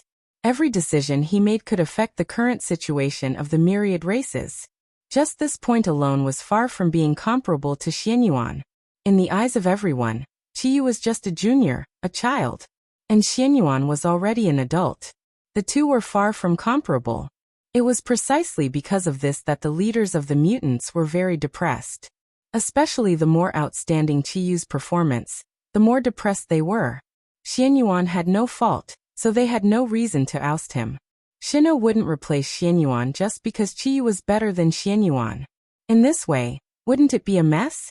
Changing the successor for no reason was a big taboo and the source of chaos. Since Xianyuan couldn't be replaced, so what if Chiyu performed well? Sigh. They only hated that Chiyu was born 30,000 years later. This was the sigh of the mutant leaders. Chapter 617. If Chiyu and Xianyuan were born at the same time, the current situation would be completely different. With Chiyo's talent, he would definitely surpass Xianyuan. It was still uncertain who would become the successor of the human emperor. However, it was useless to say anything now. Xuanyuan's power had been established. No matter how outstanding Chiyo's performance was, it was useless. Shenlong's abdication was imminent. For the stability of the human race, it was impossible to change the successor at the last minute. Fortunately, with Chiyo's talent, even if he couldn't become the human emperor, he was destined to become a strong person. Under his leadership, the otherworldly race's right to speak in the human race would also be increased correspondingly. Time passed bit by bit. In the blink of an eye, it was the 990,000th year of the Earth Emperor's calendar. It wouldn't be long before Shenlong would abdicate. At this time, when the mutants saw that Xuanyuan's prestige was growing, they gradually gave up the idea of tripping him up. Instead, they focused all their attention on Chiyu, hoping that he would become the supreme realm to improve the status of the mutants in the human race. However, although the mutants had given up the idea of tripping Xianyuan, the myriad races behind them were unwilling to fail. In order to improve the status of the mutants, the myriad races had invested a lot of resources in the early stages to improve the strength of the mutants. Now, if the mutants gave up so easily, wouldn't the investment of the myriad races be wasted? Of course, they wouldn't give up just like that. Therefore, the myriad races gradually had other thoughts and began to sow discord between the mutants and the pure-blooded human race. The conflict between the mutants and the pure-blooded human race gradually became more and more obvious. This also caused the situation within the human race to become more and more tense. And all of this was seen by Feng Zichen on the Emperor Star. The petty actions of the myriad races couldn't be hidden from him. Not only that, even Shenlong, who lived in seclusion, also saw all of this. However, neither Feng Zichen nor Shenlong chose to interfere. These things would be left to Xianyuan to solve. Furthermore, wasn't this also a test for the otherworldly bloodline? If they were really loyal to the human race, they naturally wouldn't choose to join forces with the myriad races. They would directly refuse. On the contrary, if they agreed to join forces with the myriad races to deal with the pure-blooded human race, then don't blame Feng Zichen for being ruthless. Thousands of years passed in the blink of an eye. Soon, 1,000,000 years had passed since Shenlong ascended the throne. Today was the day Shenlong ascended to the heavens and passed on the throne to Xianyuan. At the same time, this also signified that the 1,000,000-year period was up, and Fuxi was about to abdicate. In the 1,000,000 year of the earthly sovereign calendar, Shenlong had achieved great success, and was about to ascend to the heavens. Therefore, he issued a decree to summon the patriarchs of all races. Under the witness of everyone, he passed the throne to Xianyuan. Xianyuan, from now on, I'll leave the human race to you. Don't disappoint me. In the imperial ancestral temple, Shenlong solemnly handed the human emperor's seal, which symbolized the highest authority of the human race, to Xianyuan. Xianyuan Ding will not disappoint your majesty. I swear to lead the human race to glory. Xianyuan solemnly swore as he took the seal from Shenlong. At this point, the transfer of power to the human race was complete. Shenlong abdicated, and Xianyuan ascended the throne. Show your talents to the fullest. The human race is yours. I'll be leaving. After saying this, a huge crimson dragon appeared under Shenlong's feet and carried him to the fire cloud cave. Your Majesty, don't be anxious. Wait for me. Just as Shenlong was about to step into the void, experts from the human race and the myriad races walked out and followed Shenlong. Haha, we're tired of staying in this primeval land. Today, we'll follow your Majesty to the heaven realm to take a look. Several Daoyuo Jingxian and hundreds of Peaktai Jingxian chuckled as they caught up with Shenlong and stood beside him. Good. I'll go too. Seeing that there were people following him, Shenlong was very happy. After laughing a few times, he led everyone away on the dragon. We respectfully send your Majesty off. Seeing Shenlong leave on the dragon, all living beings bowed. When Shenlong's figure completely disappeared, the experts of the myriad races who had been smiling before no longer had to hide their true thoughts. After a cold snort, They all had cold faces to express their displeasure. Fellow Taoist Xianyuan. Poor Wei and the others still have important matters to attend to, so they won't stay in the human race for long. Please forgive Poor Wei and the others for taking their leave first. After Shenlong left, the experts of the myriad races revealed their true colors. They didn't give Xianyuan the corresponding respect at all. Not only did they call him by his name, but they also directly left. They didn't take Xianyuan seriously at all. This was normal. Back then, when Shenlong had just ascended the throne, not many people in the myriad races were convinced by him. They even wanted to snatch his position as the ruler of the myriad races. It wasn't until after the earth veins were sorted out that the myriad races were convinced and completely recognized Shenlong's position. Now, Xianyuan was still far from Shenlong, so the experts of the myriad races naturally didn't take him seriously. Xianyuan still had a long way to go if he wanted to stabilize his position as the ruler of the myriad races. After all, it was Shenlong who had contributed to the myriad races, the primeval world, and all living beings, not Xianyuan. The elders of the human race naturally couldn't stand the rudeness of the experts of the myriad races. They immediately wanted to scold them. Let them leave. What if something happens in front of the imperial ancestral temple? What a scandal! However, before they could speak, they heard Xianyuan say from the side. That's true. Today, as your majesty said, let them leave for the time being. But we will still remember what happened today. In the future, we will definitely give them retribution.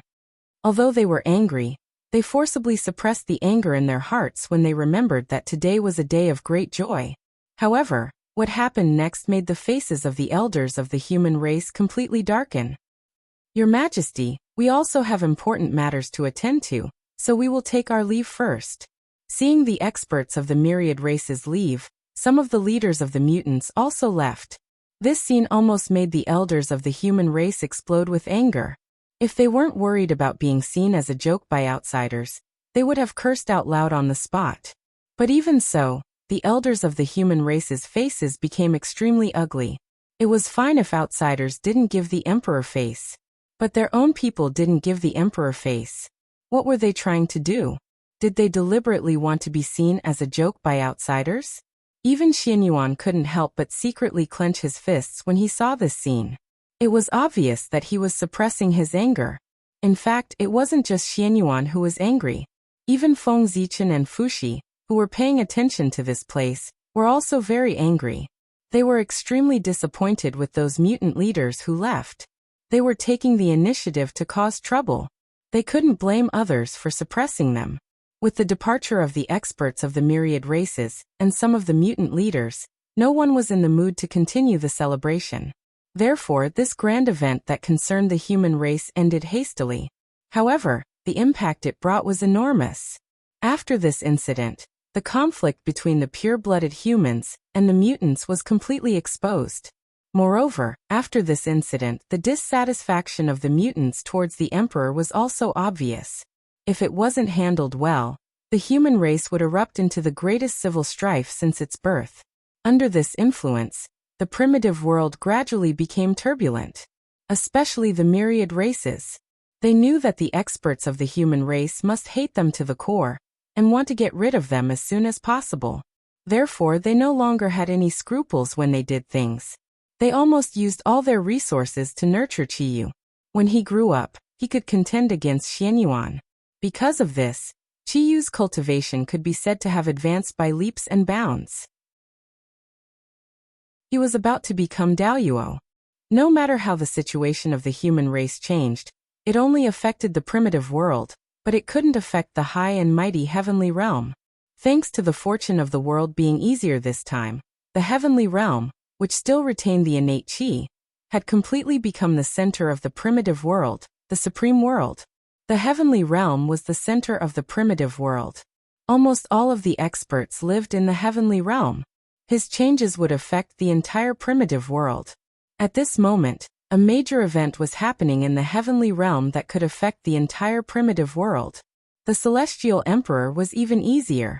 In the void, Shino hadn't arrived at the Red Cloud Cave yet.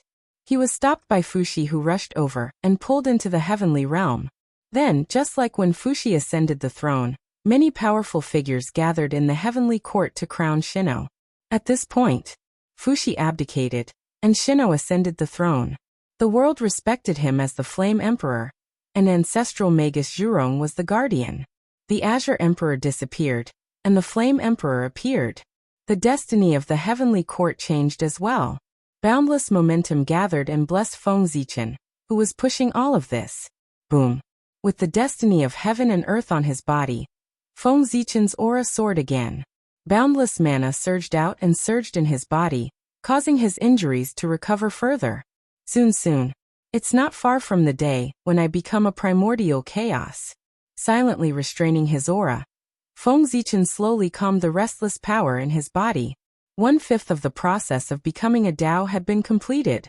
The Celestial Emperor was easier. To the world, it was a major event that involved the change of the destiny of heaven and earth. However, to all living beings it wasn't a big deal. It didn't affect them at all. It was nothing more than a change of heaven. Anyway, at the level of all living beings, they couldn't come into contact with such a great figure. Therefore, the conspiracy of the myriad races against the human race was still going on. Not only that, under this conspiracy, there seemed to be other undercurrents surging. Under Feng Zichen's secret observation, he suddenly discovered that an extremely unfamiliar force had appeared. It was living in seclusion behind the scenes and constantly stirring up the relationship between the myriad races and the human race, trying to provoke a conflict between the two sides. Their methods were just like the demon sect back then. They secretly provoked a war between the three races to trigger the great calamity of the primordial world. The goal of the force behind the scenes was to trigger the great calamity of the primordial world. In the beginning, Feng Zichen thought that the demon sect saw that the primordial world was peaceful, and continued to stir up trouble. But under his patient observation, he found that things were not like that at all. The force behind the scenes had nothing to do with the demon sect. Instead, it had some connection with the person who schemed against the girl back then. Without a doubt, this was a force that targeted the human race. However, what Feng Zichen didn't understand was, if they targeted the human race, they would target the human race. Why did they have the intention to trigger the great calamity of the primordial world? It was as if dealing with the human race was just a side effect. Their real goal was to provoke the human race to fight with the myriad races to break the primordial world. Good Lord! This force wanted to destroy the world. It was precisely because of this that Feng Zichen suddenly became interested in this force. He was not in a hurry to destroy it. Instead, he stared at them closely, looking forward to their next plan. Feng Zichen was very curious. Why did that force want to destroy the primordial world? Therefore, he wanted to cast a long line to catch a big fish and raise this force. Under the nurturing of the myriad races, the power of the variant human lineage could be said to have developed extremely quickly. Although Daoyuo Jingxian was not born, there were endless Tai experts. This also caused the ambition of the variant human lineage to gradually expand. However, reality was cruel. No matter how powerful the variant human lineage was, it could not compare to the countless years of foundation of the pure-blooded human race. The power of the variant human lineage was far from being able to compete with the pure-blooded human race. If they continued to develop like this, in theory, the variant human lineage would never surpass the pure-blooded human race in this calamity. However, at this moment, an unforeseen event happened, causing the scales of victory to gradually tilt towards the variant human lineage. On the Seven Stars continent of the East Sea, many clansmen rushed over to seek refuge with Chiyu. This was the holy land of the path of gods and demons, one of the foundations of the human race. There were countless experts there. With the support of this place, the variant human lineage could be said to have the ability to compete with the pure-blooded human race. As for why the humans on the Seven Stars continent would help the variant human lineage, it was because of their origin. The Seven Stars continent was located in the hinterland of the East Sea. The East Sea was the headquarters of the aquatics. Since the Seven Stars continent was located here, was it not normal for them to marry the dragons and aquatics? Therefore, the Seven Stars continent was also of variant human lineage. They belonged to the same lineage, so of course, they had to advance and retreat together. Of course, this was only one of the reasons. More importantly, Feng Zichen had ordered them to seek refuge with the variant human lineage. Unlike the variant human race in the human race's territory, the humans on the Seven Stars continent were all loyal to Feng Zichen. They retained their ancient memories, and were still bathed in Feng Zichen's glory. They even grew up listening to his legends. They practically regarded him as their religion. How could such a force betray Feng Zichen? They were the same as the sealed human Dao imperial court. They were absolutely loyal to Feng Zichen. It was also one of the greatest forces he controlled now. How could they refuse when Feng Zichen asked them to support the variant human lineage? Feng Zichen's action was to increase the variant human lineage's strength. At the same time, it was also his final test for the variant human lineage. With the help of the Seven Stars continent, the variant human lineage would have the ability to resist the pure-blooded human race. They would not need to borrow the power of the other races. Of course, if the variant human lineage continued to borrow the power of the other races at this time, their strength would surpass the pure-blooded human race in one fell swoop.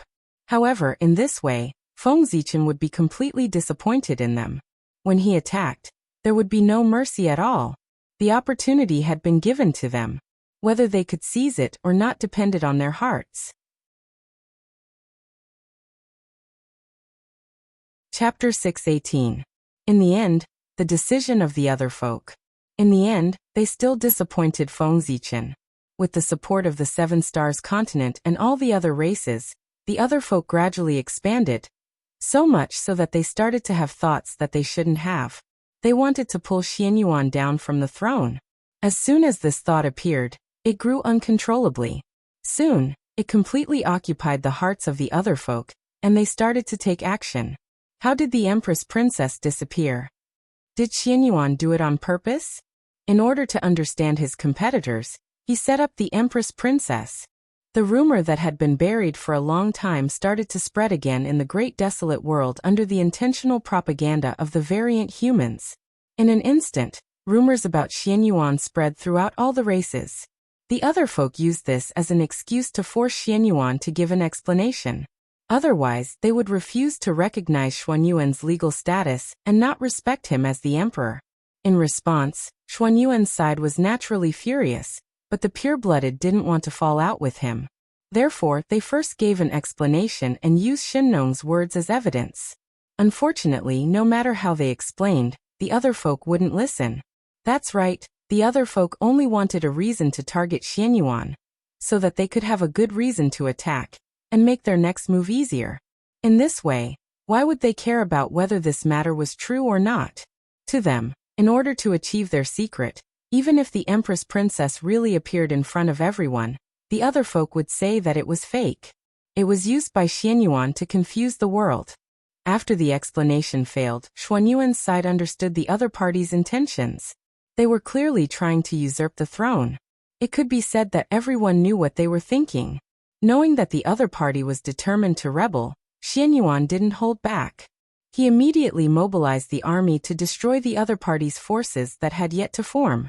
However, Xuanyuan's actions were still too slow.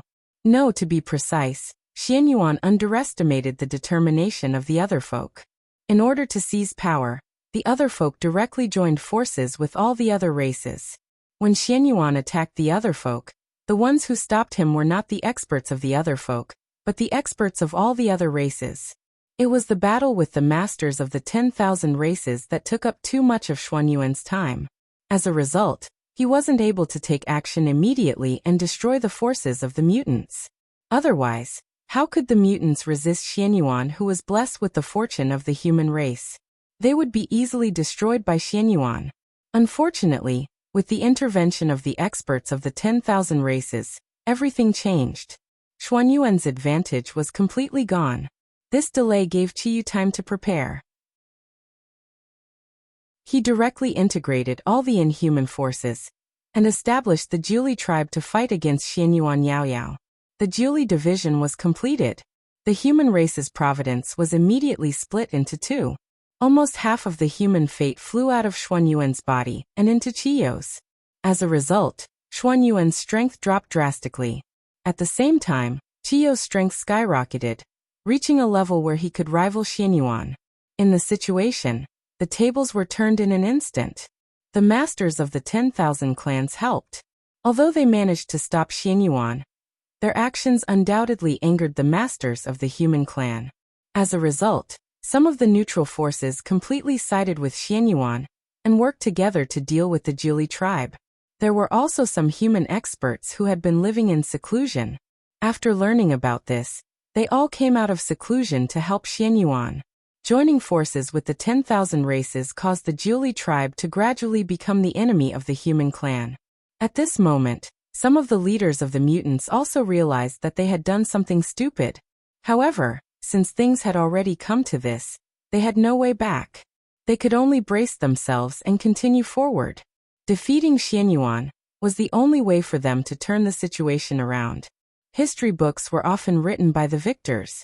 As long as they defeated Xianyuan and obtained the supreme power of the human clan, wouldn't they be able to rewrite the merits and demerits? With this thought, the fighting spirit of the mutants became even stronger. As for Xuanyuan's side, because the Jiuli tribe had joined forces with the 10,000 races, they viewed them as traitors. They hated them to the bone and wanted to kill them as soon as possible. As a result, the civil war of the human clan broke out. This was an unfair war. From the beginning, this war was destined to be unfair. On Xuanyuan's side, only the pure-blooded humans supported him.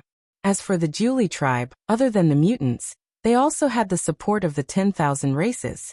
In fact, there was even a faint shadow of the Magi in the Jiuli tribe. One side was weak, and the other side had more people. The result was self-evident.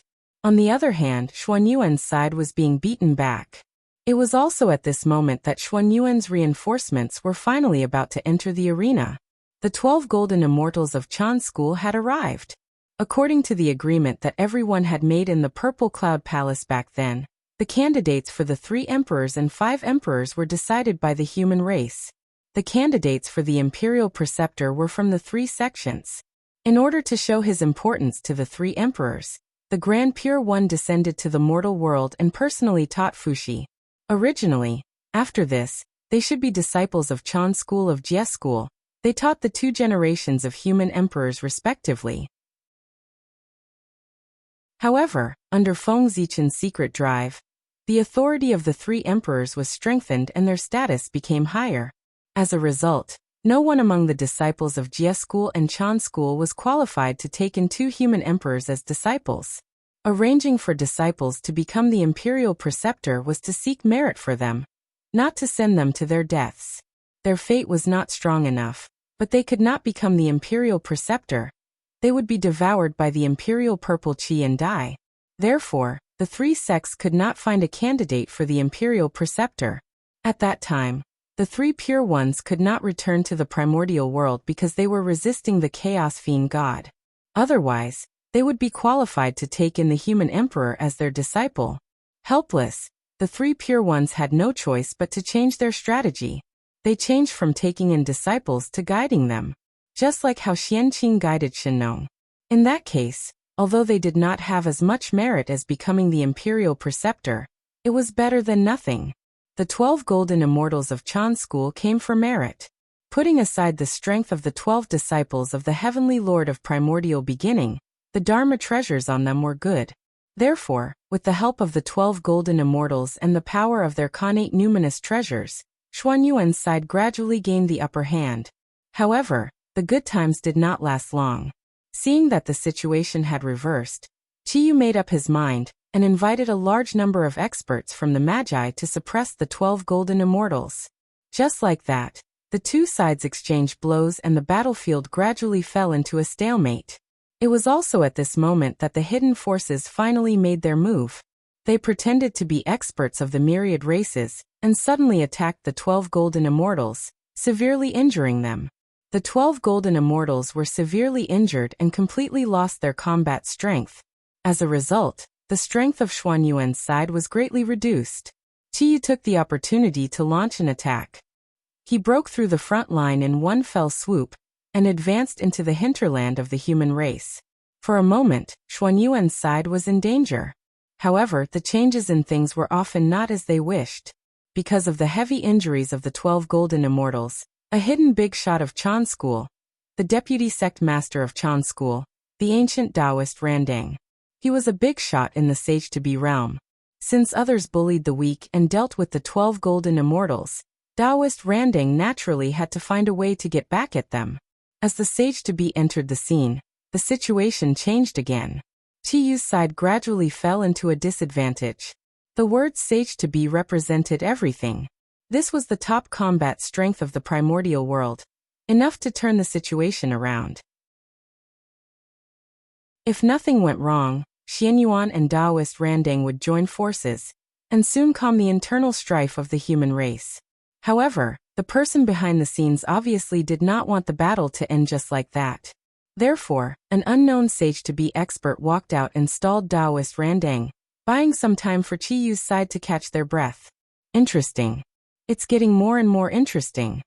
Since that's the case, let me add fuel to the fire. Let's see what tricks you can play. On Ziwei Star, Feng Zichen saw that the situation of the battle was showing signs of expanding. Instead of stopping it, he secretly added fuel to the fire.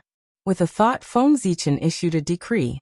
Immediately, dozens of powerful auras erupted from the 5 Khanate races and rushed towards the ancestral land of the human race to support them. This was another ambush of Feng Zichen. Back then, seeing that the human race was no match for the demon race and was in danger of being exterminated, Feng Zichen immediately made a decision to send some of the humans into the 5 Khanate races to preserve a trace of the human race's bloodline. These humans were secretly nurtured by the 5 Khanate races to be the hidden foundation of the human race. However, the situation was critical now, so they had no choice but to appear in advance to reverse the situation. With these humans taking action, the 5 Khanate races would not sit idly by. They hurriedly sent some experts to follow them. With this help, the strength of Xuanyuan's side became stronger and stronger. However, Chiyu's side also received strong reinforcements.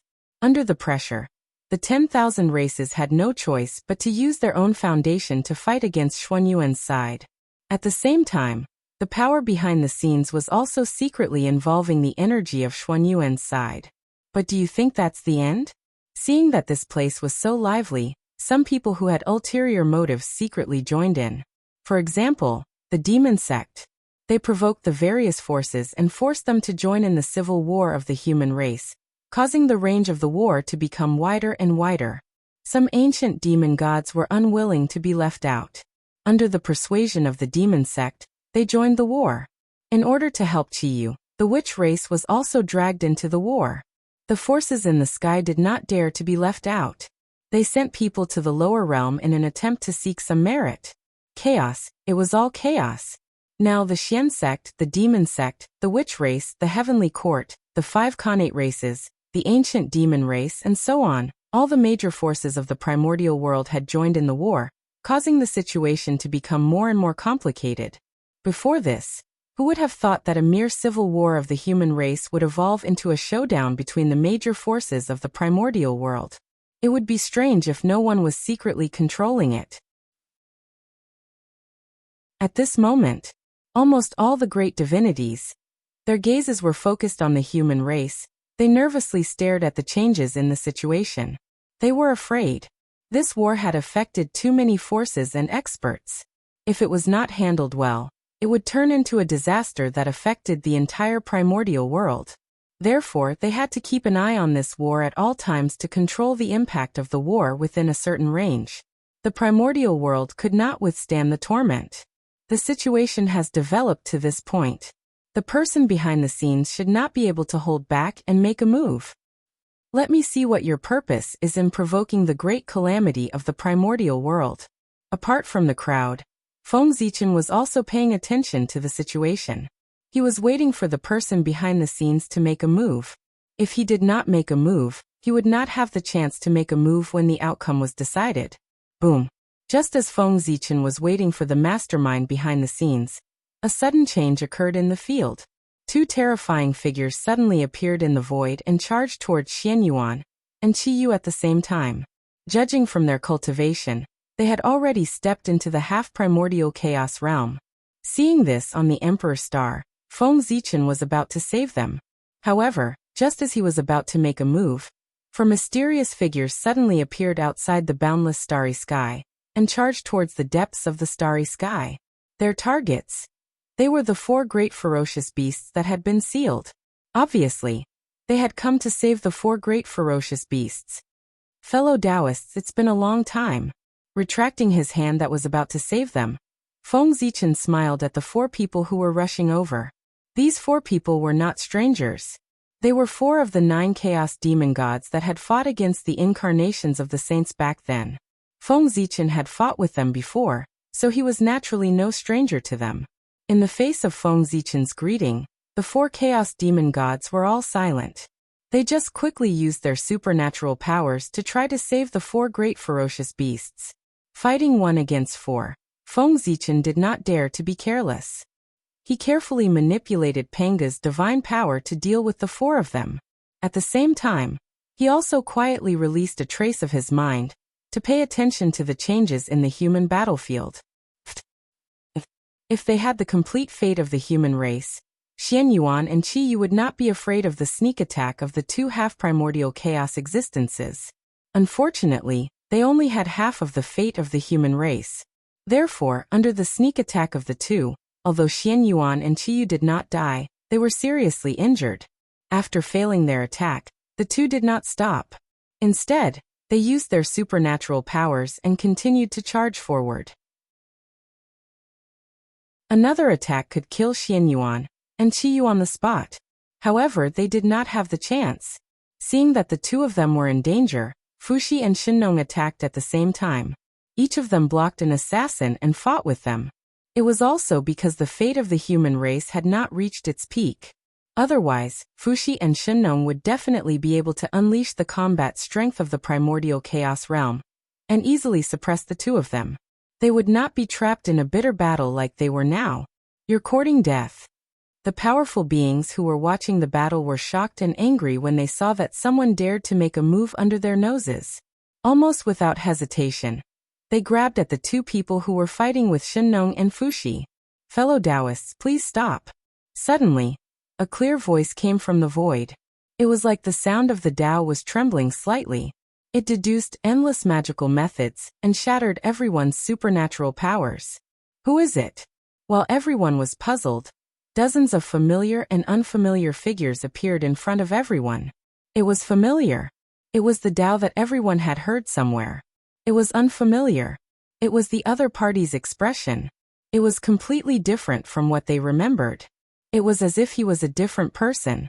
For them who had experienced the possession of the chaos demon gods, they naturally knew what this meant. Chapter 619. They had been possessed by the chaos fiend god. Endless years of bitter cultivation had turned into a wedding dress for them overnight. It was really sad. Fellow Taoists, let the poor Wei and the others release you. Without any superfluous words, the 2 forces engaged in the most intense life-and-death battle as soon as they met. Their fellow Taoists who had cultivated with them in the past could not even rest in peace after death. Their identities and bodies were replaced by the chaos fiend god, causing chaos in the untainted land. How could this group of great mediums tolerate it? In this battle, they did not seek to kill the chaos fiend god. At the very least, they wanted to destroy their bodies to release their former fellow Taoists. Rumble. With the entrance of the chaos fiend god and the great mediums, the scale of the battle became even greater. Terrifying power raged out, almost destroying everything. The void shattered layer by layer, and time was distorted. Even the rules of heaven and earth were collapsing one after another. The entire untainted land seemed to have fallen into the end of the world. An endless amount of destructive power gushed out from it. Buzz, buzz, buzz. Just as heaven and earth were about to sink, at the critical moment, the 12 shrines sitting on the untainted land suddenly trembled violently and emitted a bright light. Roar, roar, roar, roar, roar, roar. 12 towering figures walked out of the 12 shrines and stood on the untainted land. They emitted endless majesty and jointly suppressed the untainted land. 12. Capital Heaven Divine Killing Formation. Rise. An ancient and mysterious Tao sound came slowly, as if it had crossed endless years and resounded in the untainted land. It lingered in everyone's ears for a long time. The 12 Capital Heaven Divine Killing Formation, which shocked the untainted land, finally appeared again. Sensing that the untainted land was in great danger, almost instinctively, the shadows of the ancestral sorcerers in the 12 shrines operated spontaneously and joined forces to set up the top Khanate formation of the untainted land, the 12 Capital Heaven Divine Killing Formation. Rumble. Under the power of the formation, the shadows of the 12 ancestral sorcerers slowly merged and gradually formed a great and sacred existence, the incarnation of Pengu. Without a doubt, this was the incarnation of Pengu at the primordial chaos level. A vast aura spread out, faintly resonating with heaven and earth.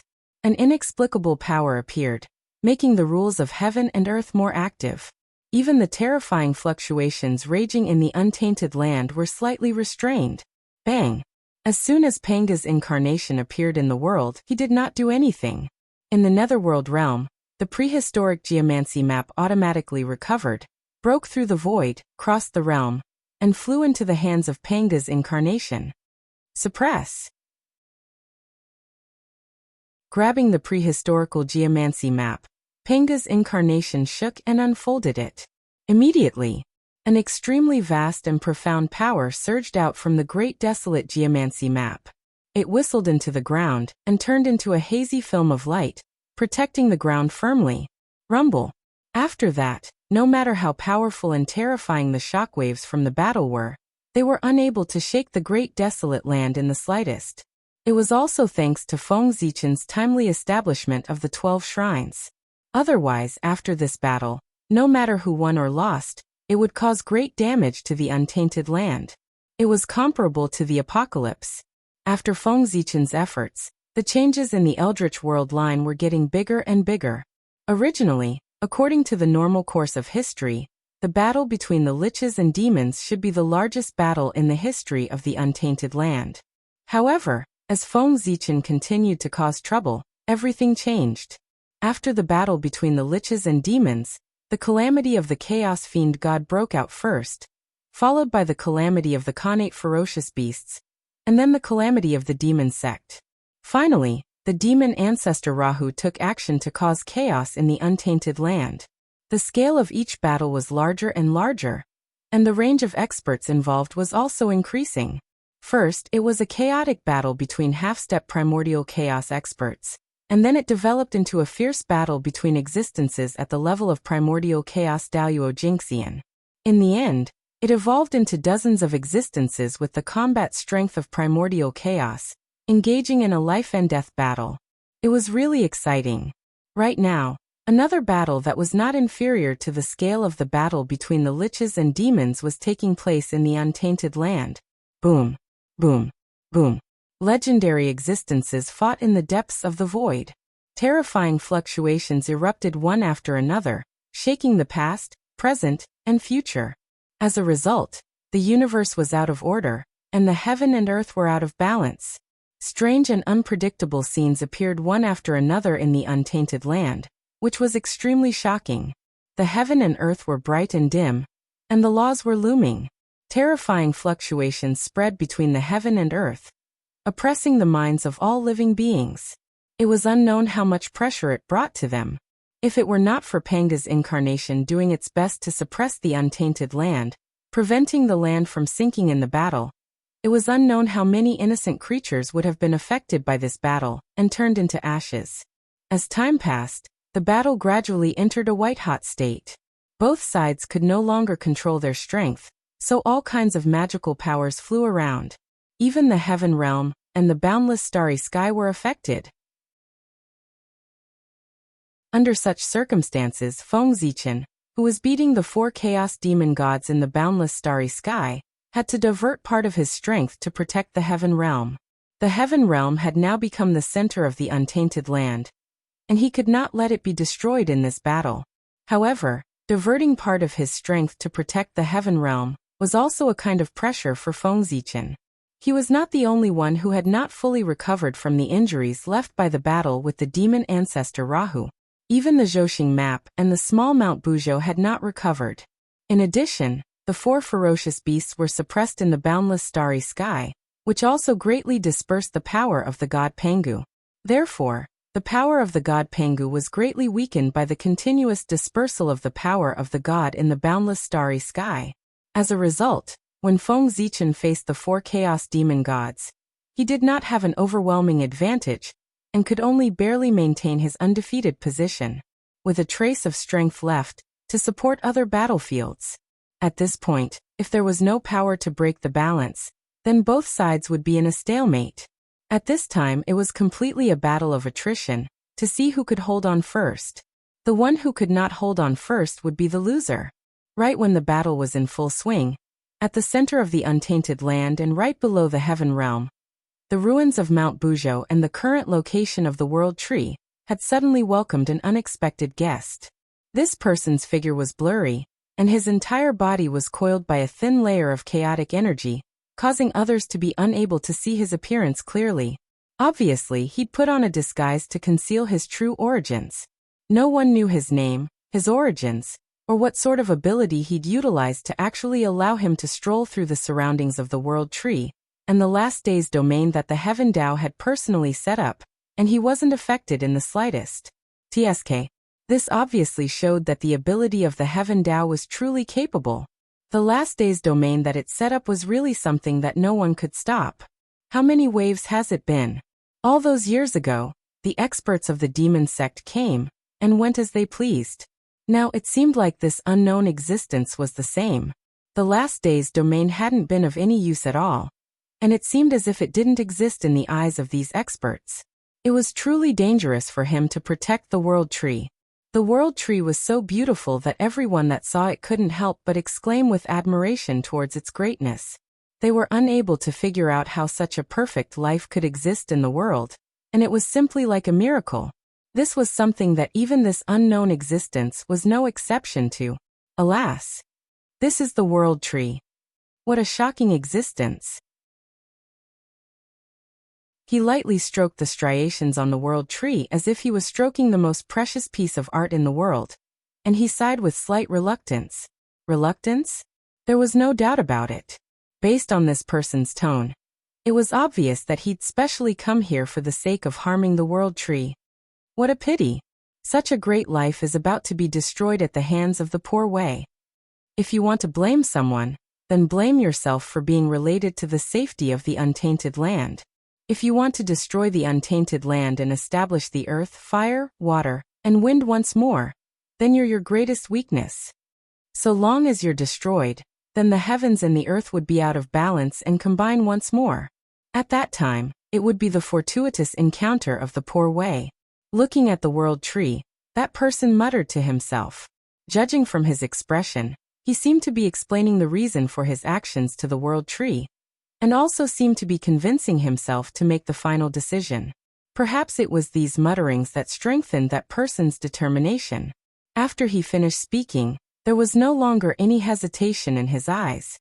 He took out a long black saber with determination, and raised it towards the roots of the World Tree, ready to strike at any time. Buzz, buzz, buzz. As if sensing danger, the World Tree suddenly trembled violently, and its entire body lit up with clear light. Countless mysterious runes kept flowing on its body. Whoosh! The World Tree swayed gently, sprinkling down endless clear light. Together with the mysterious runes on the tree, it formed a green light screen around it, firmly protecting itself. This green light screen emitted an extremely rich aura of life, and mysterious and complicated runes loomed on it, showing its profundity. Whoosh! Whoosh! Invisible waves emanated from the World Tree, calming everything around it. Primordial Chaos Daoyuo Jingxian. The level of the World Tree had long reached the level of Primordial Chaos Daoyuo Jingxian. Although the World Tree couldn't exert all its power because it was holding up the sky, Primordial Chaos was Primordial Chaos, and it had the power to transcend everything. Now that the World Tree had used all its strength to form the light screen, It definitely belonged to the primordial chaos level, and it had the power to contend with primordial chaos Daoyuo Jinxian. Primordial chaos? What an enviable life. It's still underage, but it has the power of primordial chaos. If it reaches adulthood, what will happen? No wonder it's in existence at the same level as the chaos demon god. It's really terrifying. Sensing the waves emanating from the world tree, that person's expression couldn't help but become solemn. He unconsciously clenched the black saber in his hand and sighed at the world tree. However, although he was solemn, the means shown by the world tree obviously couldn't scare him. Since he had come here, he was naturally prepared. The situation in front of him was within his expectations, and he had already prepared for it. It would be really surprising if the world tree didn't resist. What a pity. If you were in a free state, with my ability, I would definitely not be your match. But now you're burdened by heaven and earth, and you can't exert even 1/10,000th of your strength. How can you resist me, whose strength has greatly increased? Looking at the world tree with slight pity, that person suddenly raised the black saber in his hand, raised it high above his head with both hands, and activated his power with all his strength. Rumble. An aura unique to a primordial treasure slowly emanated from the black saber in his hand. That black saber was a primordial treasure. No, to be precise, it was a broken chaos spiritual treasure. However, the level of this chaos spiritual treasure should have been very high before it was broken. So even if it was broken, it still had the power of a primordial treasure. A ray of strange black light lit up from the tip of the saber, and then spread to the entire saber. As if it was surrounded by black flames, the black saber burned, and a huge amount of heat radiated, distorting the air. Kill. When the power of the black saber had accumulated to the maximum, that person waved the saber in his hand, about to slash at the world tree. Rumble. The saber didn't move, but the momentum arrived first. A solemn murderous aura swept out, creating layers of ripples in the void, as if it wanted to destroy everything. Buzz, buzz, buzz. The invisible saber momentum burst out and hit the cyan light curtain around the world tree, creating layers of ripples and distorting it, as if it was about to collapse. Too powerful. Just the saber momentum alone was enough to make the cyan light curtain, which could withstand the attack of a primordial chaos expert, show signs of collapse. If the black saber really slashed down, the cyan light curtain wouldn't be able to withstand it. But now the saints were far away in the sky. The great divinities were besieging the chaos demon gods. Feng Zichen was also being held back by the 4 chaos demon gods. At this moment, all the beings who could rescue the world tree were tied up and couldn't come to help. For a moment, the world tree was in danger. Break! The man made up his mind and waved the black saber in his hand. Suddenly, endless saber momentum burst out, turning into countless pitch-black saber lights, shattering the cyan light curtain around the world tree. This is the end of your tricks. So destroy. After breaking the cyan light curtain, the man didn't stop at all. He held the black saber tightly with both hands, raised it above his head, and was about to swing it down again to completely cut off the world tree's life force. Fellow Taoist, please stop. However, at this moment, a clear voice suddenly came from the side, interrupting his actions. Who is it? When the man heard the words, he looked over and saw an otherworldly figure slowly walking out of the void, and coming to stand in front of him. Boom! Boundless majesty burst out from the newcomer's body. It was supreme and domineering, with the power to sweep away everything. In an instant, it shattered the sharp saber momentum all over the sky. The world tree is very important. I can't let you destroy it just like that, the newcomer said leisurely as he wiped away the opponent's momentum. Ziwei Emperor Qi. It's you. Why are you here?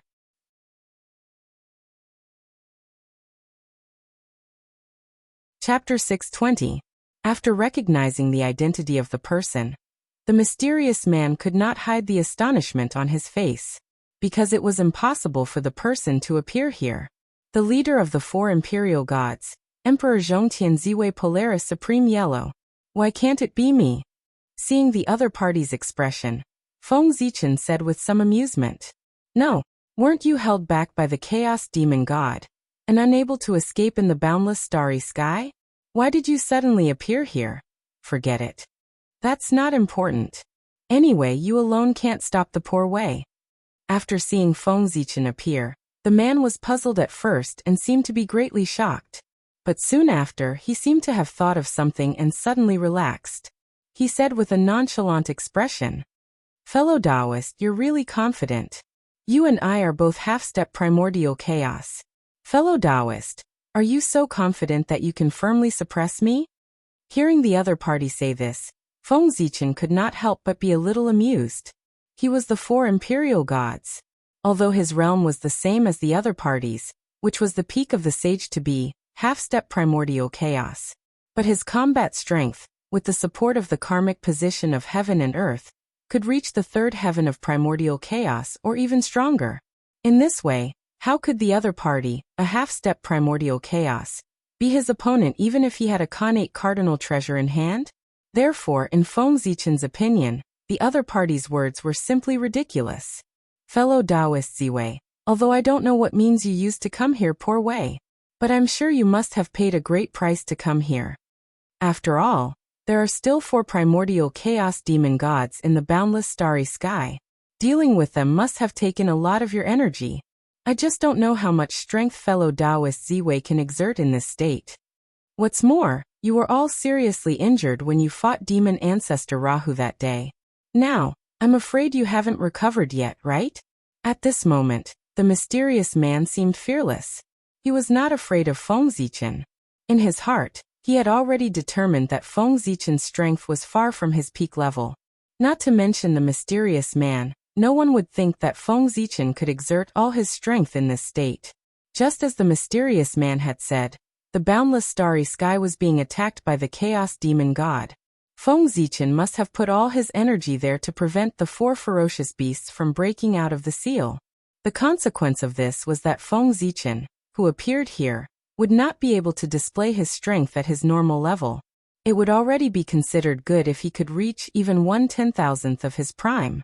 After all, they were four chaos demon gods at the primordial chaos level, not four cabbages that could be found on the roadside. If he wanted to stop them, he would have to pay an unimaginable price. Moreover, he was still injured. Because of this, even though the mysterious man knew that Feng Zichen's strength was comparable to a primordial chaos expert, he still spoke arrogantly and did not take him seriously at all. He felt that the Feng Zichen in front of him was just an illusory body and did not have the strength to compete with him at all. But was the truth really as he thought? Oh, is that really so? Since you think so, why don't you come forward and verify it yourself? You should know that you have to pay the price for looking down on me. Feng Zichen smiled gently and did not take the mysterious man's words seriously at all. He just invited him to verify it himself. He wanted to see if his strength was as he thought, weak. Of course he did not care. After all, the one who appeared here was Feng Zichen's real body, the real body. The one who stayed in the boundless starry sky was his incarnation. As early as when he found that someone was deliberately stirring up trouble in the untainted land, Feng Zichen knew that something was wrong. Someone wanted to start a catastrophe in the untainted land. After realizing this, although Feng Zichen did not know the purpose of the other party, he was very sure of one thing. If they wanted to destroy the untainted land, they were destined to have to go through the Tree of World. Therefore, after leaving an incarnation, Feng Zichen quietly left the boundless starry sky and hid inside the Tree of World. What happened later all confirmed Feng Zichen's guess. With the outbreak of a large-scale chaotic battle, the person behind the scenes came here and wanted to harm the Tree of World. That was why the current scene was happening. As for why the incarnation that was fighting with the four chaos demon gods in the boundless starry sky was so strong, of course, it was because of the power of the god Pengu. It was also because of this that Feng Zichen's performance in the boundless starry sky was so terrible. After all, his real body was not there. That's what I was thinking. The mysterious man did not talk nonsense. He waved the black long knife in his hand and slashed at Feng Zichen. Swoosh! The black saber radiance surged out, overbearing and carrying a majestic saber momentum. It was as if countless mountains were pressing down on Feng Zichen. Good knife technique. After praising in his heart, Feng Zichen used his fingers as a sword and pointed at the oncoming knife radiance. In an instant, endless brilliance erupted and countless stars evolved, forming a vast starry sky in front of Feng Zichen. It was extremely gorgeous. Rumble. The knife radiance was against the sword radiance. Terrifying power erupted and tore everything apart. Endless knife momentum and sword intent burst out in the void, constantly colliding and destroying each other. Everything was blurred and destroyed. Heaven and earth were vast, drowned by the sword intent and knife momentum. After a long time, the storm gradually subsided and the winner was decided. But how is this possible? How can you be so strong? After the blow, the Tao momentum was not as good as the sword intent. The mysterious man's figure holding the knife flew backward, his eyes full of disbelief. It shouldn't be. Why?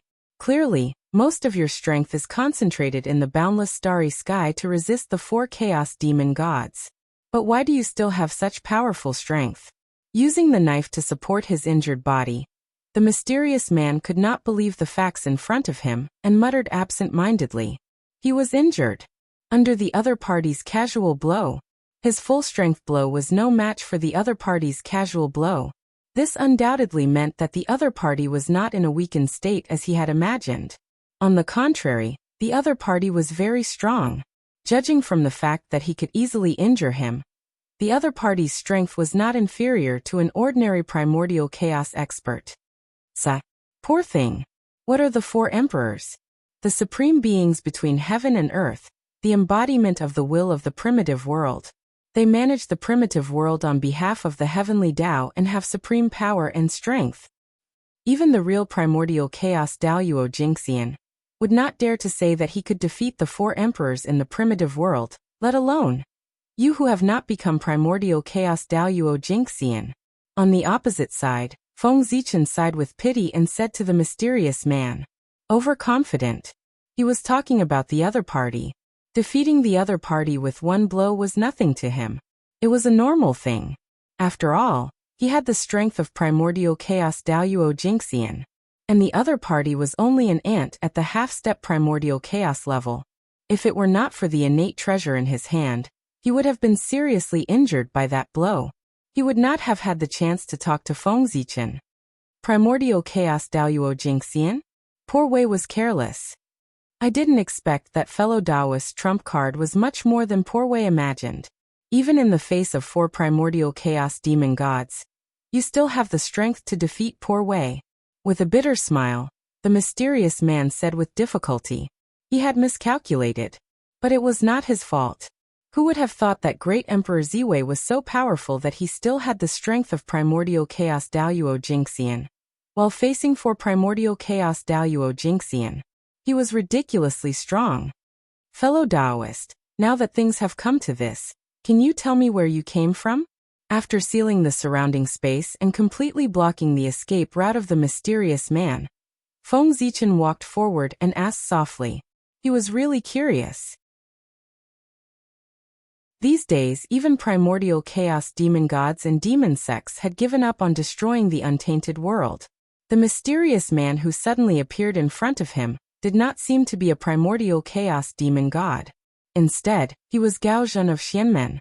Why would he have the idea of destroying the untainted world? To be honest, fellow Taoist's aura is extremely pure. It doesn't seem like you have been possessed by a primordial chaos demon god. Why would you suddenly have such a rebellious idea of destroying the untainted world? Fellow Taoist, aren't you ashamed of the teachings of the Tao ancestor? In front of the mysterious man, Feng Zichen asked curiously. Haha, what do you know? Poor Wei wants to destroy the untainted world. Naturally, she wants to create an opportunity for Poor Wei. With a sad smile, the mysterious man said in a low voice, back then, when the untainted world was just formed, 9 Hongming purple qi were born between heaven and earth. 7 of them were obtained by the Tao ancestor, and became the 7 saints today.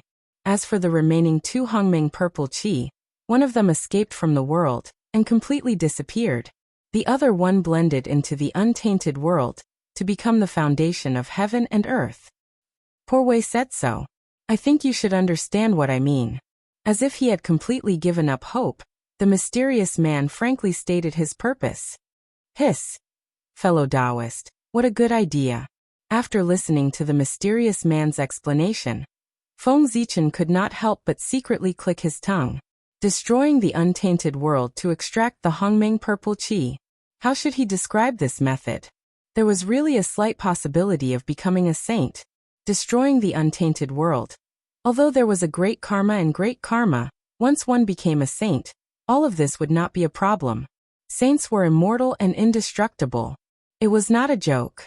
Even if one carried an enormous amount of karma and great karma, it could be slowly repaid. After all, saints had plenty of time. However, this wasn't the reason for the mysterious man to destroy the untainted world. Nor was it the reason for the mysterious man to join forces with the Chaos Fiend God. Right. That's right. That mysterious man. He had absolutely joined forces with the Chaos Fiend God. Otherwise, how could it be such a coincidence? Just when he wanted to destroy the untainted world, a large group of Chaos Fiend gods appeared and helped him restrain the energy of the experts. All of this. There was absolutely a Chaos Fiend god that was interfering. Let me see who you are. Feng Zichen stretched out his hand and grabbed towards the mysterious man. He intended to tear apart the mysterious man's disguise and see his true appearance. A layer of faint chaotic energy coiled around the mysterious man. It was this layer of chaotic energy that isolated him from everything, causing him to be independent of the heavens and the earth. And even the Heaven Tao was unable to notice him.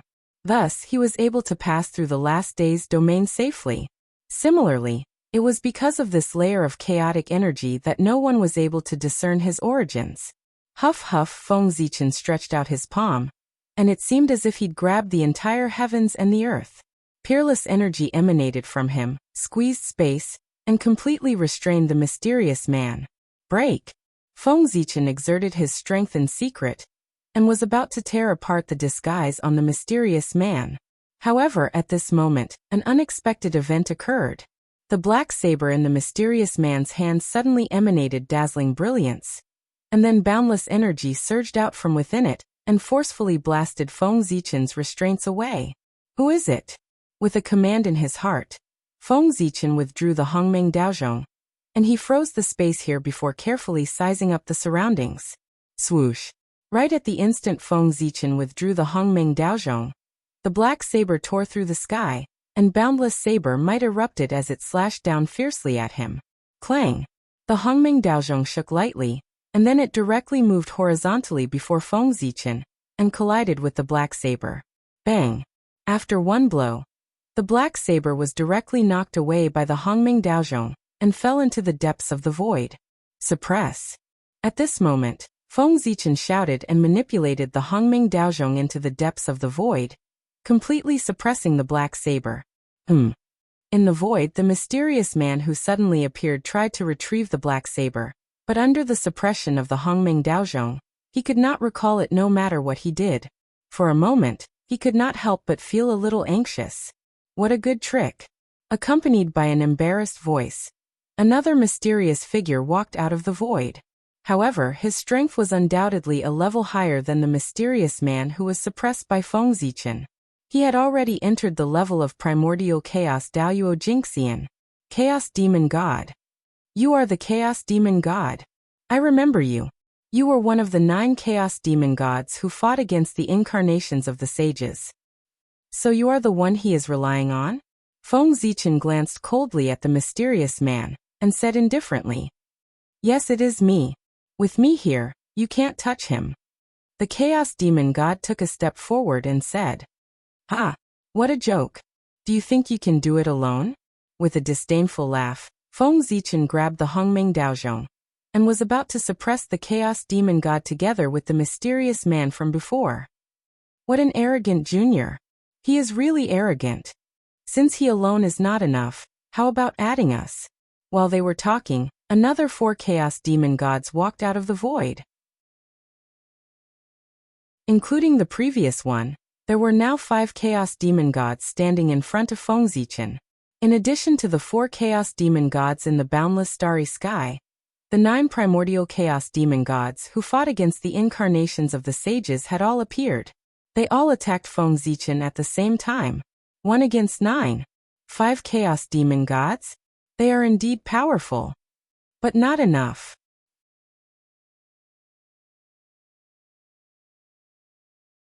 Chapter 621. Under the Tree of World. Feng Zichen was facing the 5 chaos demon gods at the primordial chaos level. Instead of showing any fear, he was unusually arrogant.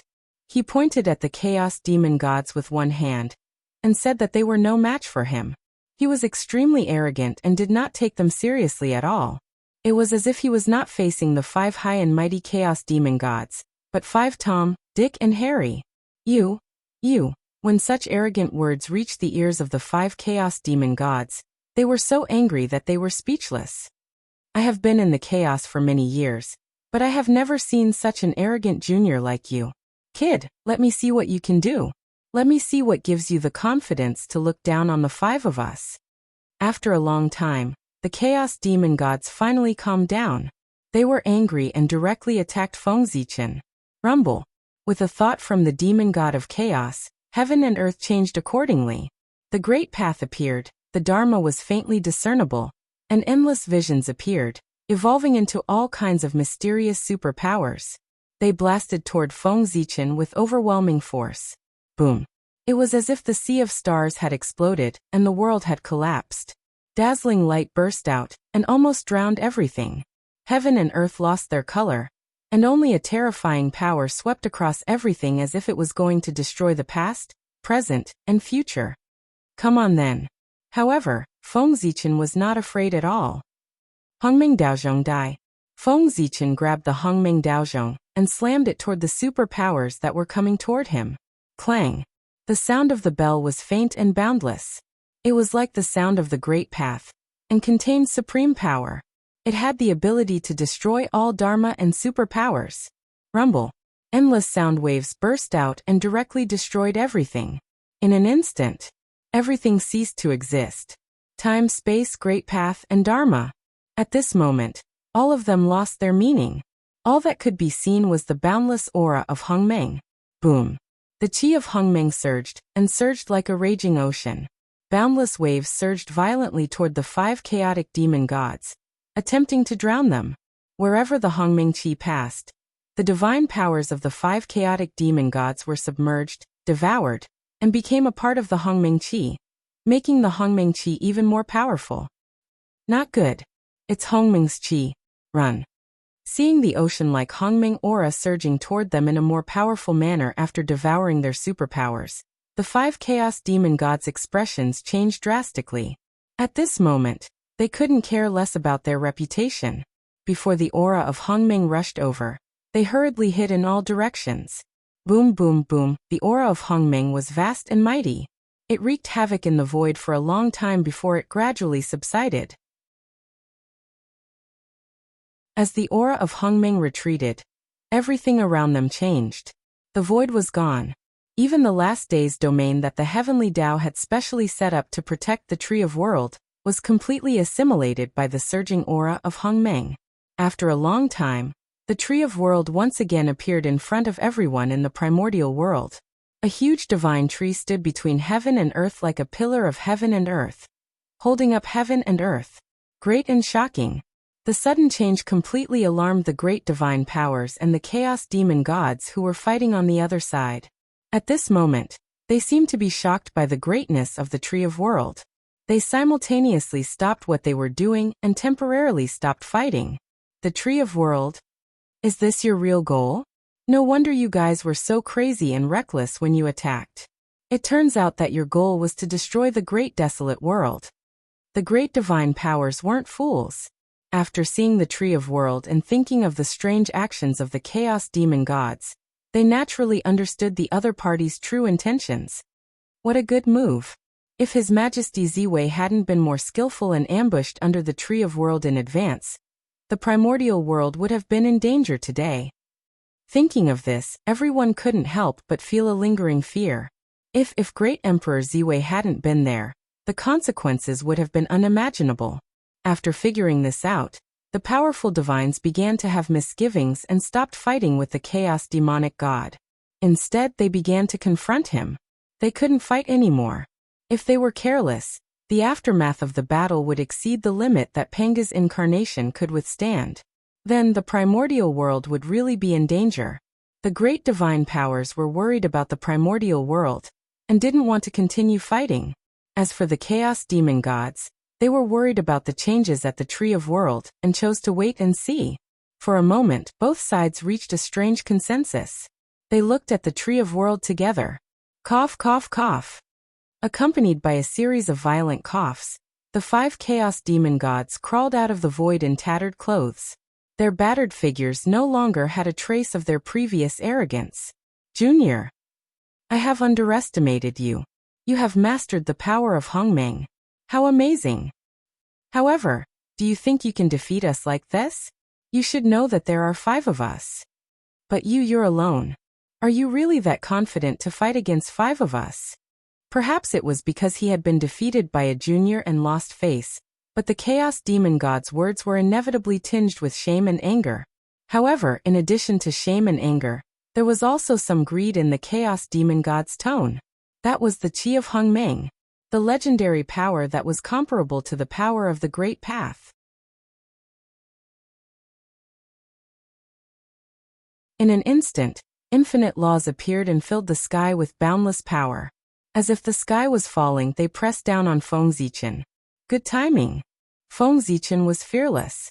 In the face of such a powerful attack, he still dared to face it head-on. At this moment, he had invincible confidence. Even if he had the chance to interrupt the other party's magical power and prevent the attack from taking shape. But he didn't do so. Instead, he gave the other party enough time to form this unimaginable attack. Feng Zichen wanted to defeat the Chaos Fiend God in his strongest state to shatter their pride and confidence. And all of this confidence came from his trump card that was beyond imagination. Boom. When the Chaos Fiend God's magical power was fully formed, it pressed down on him. Feng Zichen moved. He punched out. The fist mark that illuminated the past, present, and future rose up, roaring and resplendent. There was a loud boom. His fist mark pierced through time and space, and collided with the majestic hand of murderous aura. The next moment, the sky collapsed and the earth cracked. Immortals cried and demons howled. All kinds of strange phenomena appeared, shining in the primordial world and shaking the universe. Bang! After the ultimate move, heaven and earth froze for a moment. Then, there was an earth-shattering fluctuation, and endless brilliance bloomed. The result was, the Chaos Fiend God was no match for Feng Zichen's power. The huge black hand of murderous aura was shattered by his fist mark and exploded in the void. The murderous aura of chaos fell from the void like rain. It was extremely shocking. Of course, the shock was not without a price. If the murderous aura of chaos fell into the primordial world, it would inevitably cause an extremely bad effect and give birth to all kinds of strange things. Clatter! At the critical moment, Feng Zichen's body suddenly emitted a brilliant brilliance. Mysterious ripples spread from his body and turned into a bright rain of light. It spread toward the primordial world and met the murderous aura of chaos. Sizzle! No one knew where the light rain came from. It seemed to be the nemesis of the murderous aura of chaos. As soon as it met, it cancelled each other out. Soon, the murderous aura of chaos disappeared under the light rain. However, the brilliance on Feng Zichen's body did not dim. Instead, it became brighter. At the same time, the ripples under his feet became more mysterious. Endless mysterious runes appeared and disappeared. Like the great Tao, they spread toward the Chaos Fiend God. Set off by the mysterious brilliance, Feng Zichen's figure became more and more ethereal. His whole body emitted a mysterious aura, as if he was the way of heaven. Rumble! The fist mark was bright and penetrated everything. After breaking the murderous aura hand, it hit the Chaos Fiend God. Puff! After the punch, bright divine blood splashed and fell into the primordial world, turning into a big river. With just one blow, the Chaos Fiend God was injured. Way of heaven, So this is why you are so confident. The indelible way injury spread in his body, causing the aura of the chaos fiend god to weaken. At this time, they finally understood why Feng Zichen was so arrogant. That was way of heaven. With just Feng Zichen's strength, he would definitely not be able to resist the 5 of them. However, with the way of heaven, even if 50 of them joined forces, they would not be a match for Feng Zichen.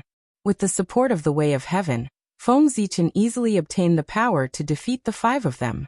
Ah, don't you think it's a little too late to understand now? Feng Zichen laughed and said. He did not know what these chaos fiend gods were thinking. They actually dared to touch the world tree at this time. How ridiculous. Back then, the demon ancestor Rahu dared to attack the world tree because the way of heaven was not in the primordial world. But now, with the retreat of the chaos fiend gods, the way of heaven had returned to the primordial world. Attacking the world tree at this time. Was the way of heaven really a vegetarian? Previously, they might have been able to hide from the way of heaven's perception with various methods. However, with the disappearance of the last day's domain, how could the way of heaven not notice that there was a problem with the world tree? It would definitely come here personally. At that time, under the gaze of the way of heaven, no matter how miraculous the concealment technique was, it would lose its effect. Earlier, Feng Zichen had utilized the Hongming Daozhong to destroy the last day's domain for the sake of drawing the attention of the way of heaven, so that everyone would be completely exposed before the way of heaven. Just like that. On what basis could they be so arrogant? The facts were just as Feng Zichen had expected. After it saw the chaos fiend gods intend to destroy the world tree, the way of heaven was extremely furious. It immediately used Feng Zichen to teach the chaos fiend gods a lesson. This was precisely the reason why Feng Zichen was able to defeat the 5 chaos fiend gods. The energy of the way of heaven really is formidable. As expected of a special existence that inherited a portion of the strength of us 3,000 chaos fiend gods. You've won this time. But next time, you won't be so lucky. They were clearly aware that they had no chance of winning after the appearance of the way of heaven. So the chaos fiend gods didn't hesitate and immediately intended to leave. However, they'd finally encountered an opportunity to annihilate the chaos fiend gods with great difficulty, so how could Feng Zichen allow them to do as they wished? Suppress. With a command in his heart, Feng Zichen mobilized the energy of the way of heaven, and intended to suppress the chaos fiend gods. Today, no matter what, he had to kill all of them and deal with a great calamity in the primordial world. However, the chaos fiend gods were obviously much smarter than he'd imagined. When they noticed that the situation was bad, the chaos fiend gods suddenly made a shocking move.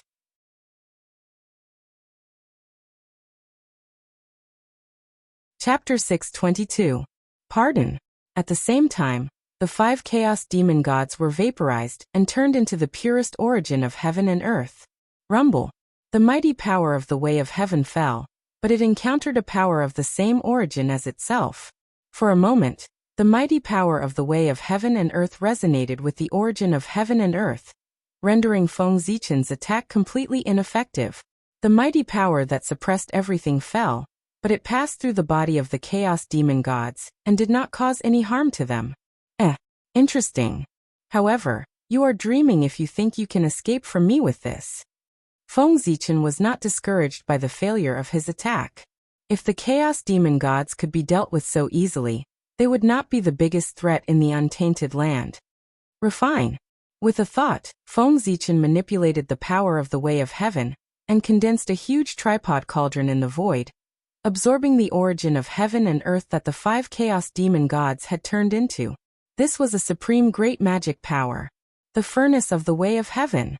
Since the 5 chaos demon gods had the intention to turn into the origin of heaven and earth, how could Feng Zichen not fulfill their wish? Therefore, he immediately used the supreme great magic power, the furnace of the way of heaven and earth, to envelop them and try to refine them to help them become a part of heaven and earth. Rumble. The furnace of the way of heaven rotated and boundless Tao fire rose. Yin and Yang were the firewood and the Dharma was the fire. They turned into boundless refining power, and surged toward the origin of heaven and earth that the chaos demon gods had turned into in an attempt to refine them. great magic power. But all of this ends here. In the furnace of the way of heaven, the 5 chaos demon gods were not afraid at all in the face of the refining power that was surging toward them. Instead, they were unusually relaxed. It was as if they were not in the furnace of the way of heaven, but some other sacred ground. What? Hearing this, Feng Zichen frowned, and an ominous premonition arose in his heart. Immediately, he didn't dare to hesitate. He wanted to activate the power of the way of the heaven to the greatest extent, so that he could refine all 5 chaos demon gods, and completely cut off their vitality. However, before Feng Zichen could make a move, the origin of heaven and earth formed by the 5 chaos demon gods in the heavenly Tao furnace suddenly fused into one with the help of the refining power. Boom! In an instant, an extremely powerful aura erupted, shaking the universe and shattering the heavenly Tao furnace. At the same time, in the distant outer realm, in the most mysterious place, the will of chaos slowly awakened. Rumble! An extremely ancient and mighty power suddenly rose from the chaos and flew towards the untainted world at high speed. This is, the chaos demonic god was summoning the chaos will. This was the most powerful life-saving means given to the chaos demon gods by the will of chaos. The more chaos demon gods there were, the stronger the power they could summon would be. If 3,000 chaos fiend celestials were to gather, they could even stand shoulder to shoulder with the great Tao. At this moment, in order to deal with Feng Zichen, the 5 chaos demon gods joined forces and borrowed an extremely strong power from the chaos will. This power was strong enough to destroy everything. Of course, that was under normal circumstances. After all, this place was the untainted land and was protected by the great god Pangu. Any external power would be weakened by the great god Pangu after entering the untainted land. In other words, the power that the 5 chaos demon gods borrowed from the chaos will might be strong enough at the beginning, but after entering the untainted land, it would be good if they could retain 1% of their power. However, the extreme sublimation of power in an instant was enough to catch Feng Zichen off guard, and cause some flaws in his blockade. After the power of the chaos will descended, the strength of the 5 chaos demon gods soared countless times in an instant. Rumble! Unparalleled power exploded, and the furnace of heavenly Tao shattered, revealing an indomitable figure. Violent power poured out of his body and swept everything, shattering all the means that Feng Zichen used to seal time and space. Go! Almost without hesitation, the 5 chaos demon gods directly fled to the chaos beyond the sky after breaking Feng Zichen's blockade. Fight! It was impossible to fight, because no matter what, they could not win. In the untainted land, the way of heaven represented invincibility. No one or anything could compete with the way of heaven. Even the chaos demon gods were no exception. And it was because of this that the chaos demon gods fled to the chaos beyond the sky without looking back after breaking Feng Zichen's blockade. The gap was too big. Even if they were supported by the power of the chaos will, it was still the same. Now, the reason why the chaos demon gods could escape was that their strength had increased too quickly, and did not give Feng Zichen any time to react. This gave them a chance to escape. If they delayed for a while and waited for Feng Zichen to react, it would be difficult for them to escape under the power of the way of heaven. Want to leave? Stay. After a moment of astonishment, Feng Zichen snapped out of his daze. Seeing that the chaos demon celestial was about to escape, he couldn't care about anything else. He summoned the primordial chaos Tao bell, and blasted it at the chaos demon celestial. Dang, the melodious sound of the bell rang. It was like the funeral sound of ancient times. It set off purple waves. It destroyed all laws and destroyed everything.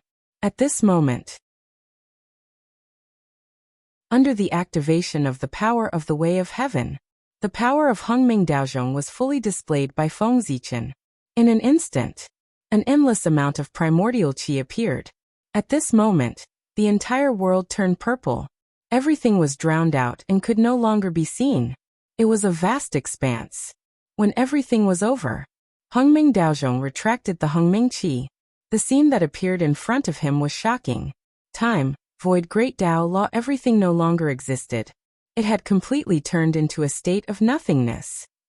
Of course, the traces of the chaos demon gods had also disappeared without a trace. No one knew if they had escaped or if they had been swallowed by the Hongming Qi. So powerful. Even Feng Zichen was shocked by the scene in front of him. Since Hongming Daozhong had been promoted to a Khanate Cardinal Treasure, this was the first time he had fully activated his power. It was indeed shocking. It could be said to be ridiculously powerful. The space that had been drowned by the Hongming Qi had completely turned into a state of nothingness. It could not even be repaired. One could see, after the Hongming Qi disappeared, the power of heaven and earth tried to repair the broken void. However, something shocking happened. No matter how powerful the power of heaven and earth was, when it came into contact with the broken void, it would all be assimilated and turned into a state of nothingness. Hongming Daozhong's attack had almost caused permanent damage to the primordial world. It could not be healed. It was too powerful. But this is good as well. After he recovered from his initial shock, Feng Zichen spoke in a slightly relaxed manner.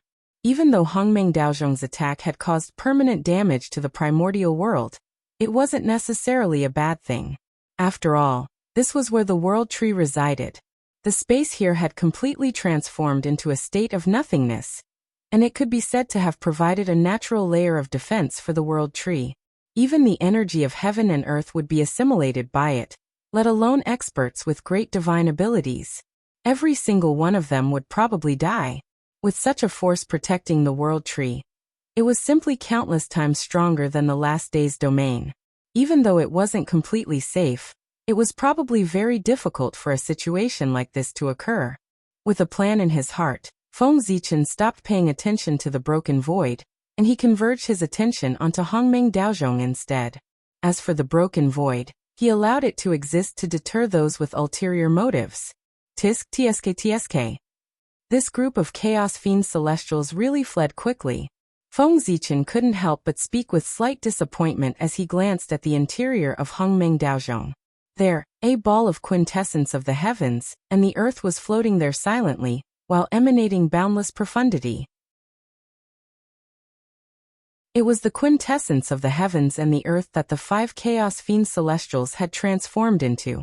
Unfortunately, it wasn't complete, and it was only around half of it. Earlier, even though Feng Zichen's reaction was extremely swift, the chaos fiend celestials had still taken the initiative in the end.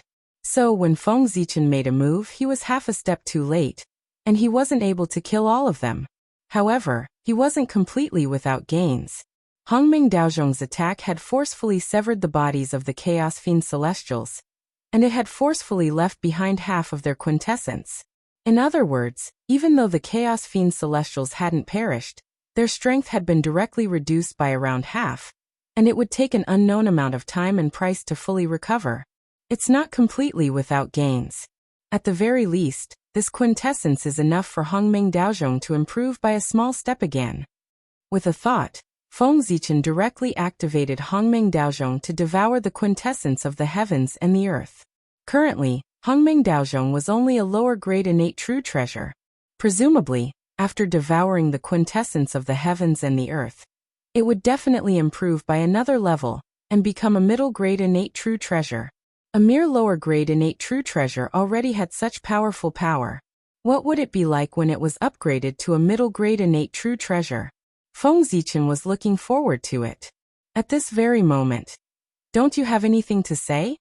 After putting away Hongming Daozhong, Feng Zichen suddenly spoke to the void beside him. Haha. As expected, I can't hide it from you. With a chuckle, a figure quietly emerged from the void. It was the mysterious man who wanted to destroy the Tree of World. Previously, although the Chaos Demon Celestial had come to save him, in fact, he had come to save the innate true treasure in his hands. Saving him was just a matter of convenience. However, as the situation deteriorated rapidly, the Chaos Demon Celestial could not even protect himself, let alone save him. Therefore, as the war broke out, the Chaos Demon Celestial could not care about the mysterious man at all. Logically speaking, without the protection of the Chaos Demon Celestial, the mysterious man should have died in the aftermath of the battle between Feng Zichen and the Chaos Demon Celestial.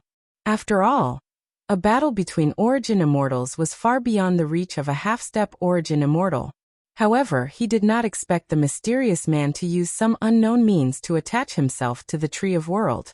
Therefore, not only did he survive the aftermath of the battle, but he also survived until the end. If not for the fact that Feng Zichen was the master of the Tree of World and had sufficient perception of him, he would have been fooled by him and escaped. However, the mysterious man was unlucky to have dared to play tricks on the Tree of World right under Feng Zichen's nose. Didn't he just run right into the muzzle of the gun?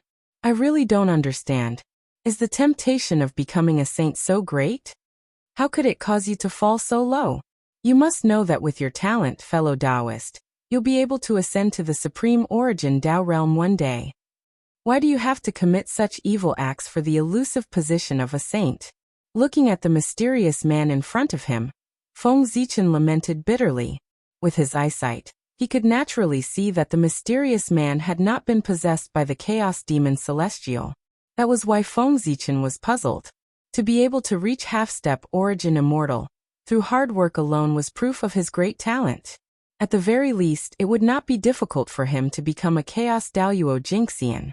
Then what was the reason for such a promising figure to be willing to risk universal condemnation and work with the Chaos Demon Celestial to destroy the primordial world for the sake of a position restricted by the heavenly Tao? Wouldn't it be great to be an unrestrained Chaos Daluo Jinxian? Haha. What do you know, fellow Taoist? It's not difficult for the poor way to reach origin immortal, but what about the realms above that? There are 12 levels of origin immortal, and each level is like ascending to the heavens.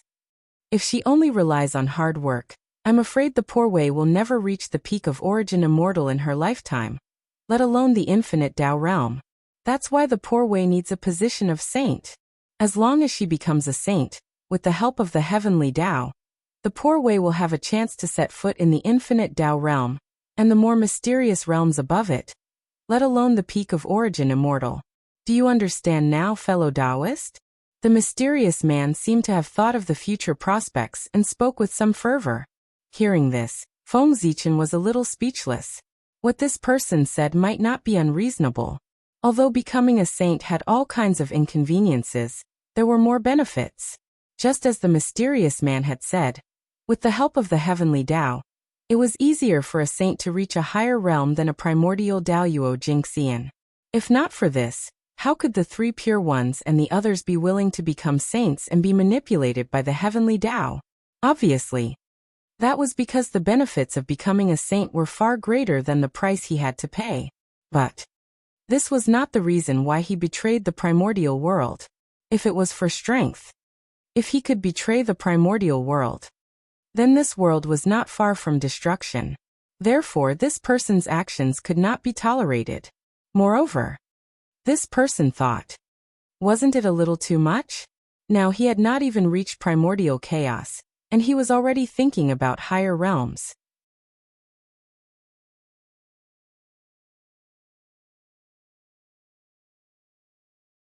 Chapter 6:23.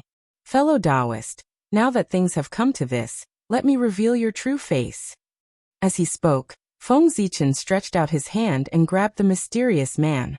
He was about to break his disguise and completely erase his existence. However, seeing that Feng Zichen's magical power was about to reach him, the mysterious man suddenly smiled strangely. Then his body collapsed. Like smoke, in the blink of an eye, he disappeared from the world. Haha. Fellow Taoist Ziwei, you have won this round, but the contest between us is not over yet. Next time, I hope you are still so confident. The wisps of smoke dissipated, and there was no trace of the mysterious man. Only the faint sound of Tao kept echoing in the air, as a trace of the mysterious man's existence. Self-Taoification? You are quite decisive. However, do you think I can't find you like this? How ridiculous. Although Feng Zichen was a little shocked by the disappearance of the mysterious man, he was not too surprised. As a great magician in the ancient times, how could he be suppressed so easily? He must have countless trump cards. Taoification. It meant returning to heaven and earth. Under normal circumstances, a living creature who chose to Taoification must have completely fallen. However, the mysterious man chose to Taoification at this moment. Of course, his purpose was not to commit suicide, but to escape from Feng Zichen and hide his identity to facilitate his future plans. Unlike the Chaos Fiend god, the mysterious man was a native of the Untainted Land. He had lived in the Untainted Land for countless years, and had even heard about the Tao in the Purple Cloud Palace. Over the endless years, he had hidden countless secret moves and trump cards. And these trump cards and secret moves were enough to ensure that after his death, he could return to the Untainted Land as quickly as possible. Of course, there was no perfect magical power in the world. Perhaps someone could block his resurrection. Therefore, in order to prevent accidents from happening, after being suppressed by Feng Zichen, he saw that there was no hope of escaping, so he directly killed himself and Daoified between heaven and earth. In this way, even if he died in his own hands, he would not have to worry about accidents. In terms of effect, this method was indeed very good. At the very least, Feng Zichen had no ability to stop the mysterious man from Dao Yifeiing. How rich was the mysterious man's source energy? He chose to Daoification and return his origin to heaven and earth. Heaven and earth could not be more happy, so how could it refuse? At this time, if someone dared to interfere with the process of the mysterious man's Daoification, they would be against heaven and earth. The outcome, one could imagine. It was because of this that Feng Zichen would not forcibly interrupt the mysterious man's human transformation. The price of forming karma with the world was too great. From a certain point of view, this kind of escape method could be said to be unsolvable. This was using one's own origin to buy one's life back then. When Feng Zichen was sealed by Donghuang Tai, he had used this technique to transform the heavens and the earth and escaped from the seal. Until today. That had long that. He didn't expect that there would be someone who used his methods back then to escape from his hands. Fate was truly making fools of people. However, although this method could be said to be unsolvable, the price to pay for using this method was beyond imagination. One had to die once and completely disperse all of one's innate origin. This was using hundreds of millions of years of bitter cultivation in exchange for a chance to escape. In the past, after Feng Zichen Daoified, if it were not for the 4 imperial thrones, he would not know how long it would take for him to fully recover his strength.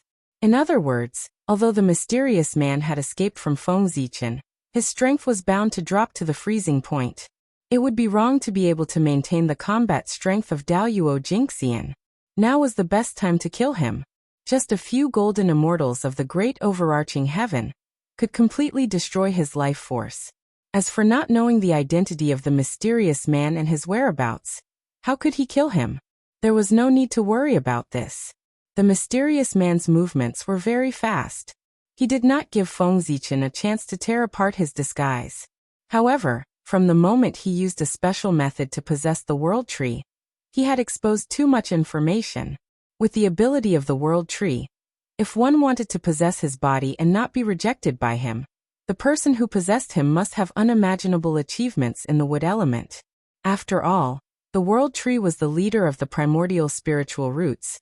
It was the most supreme existence in the innate wood element.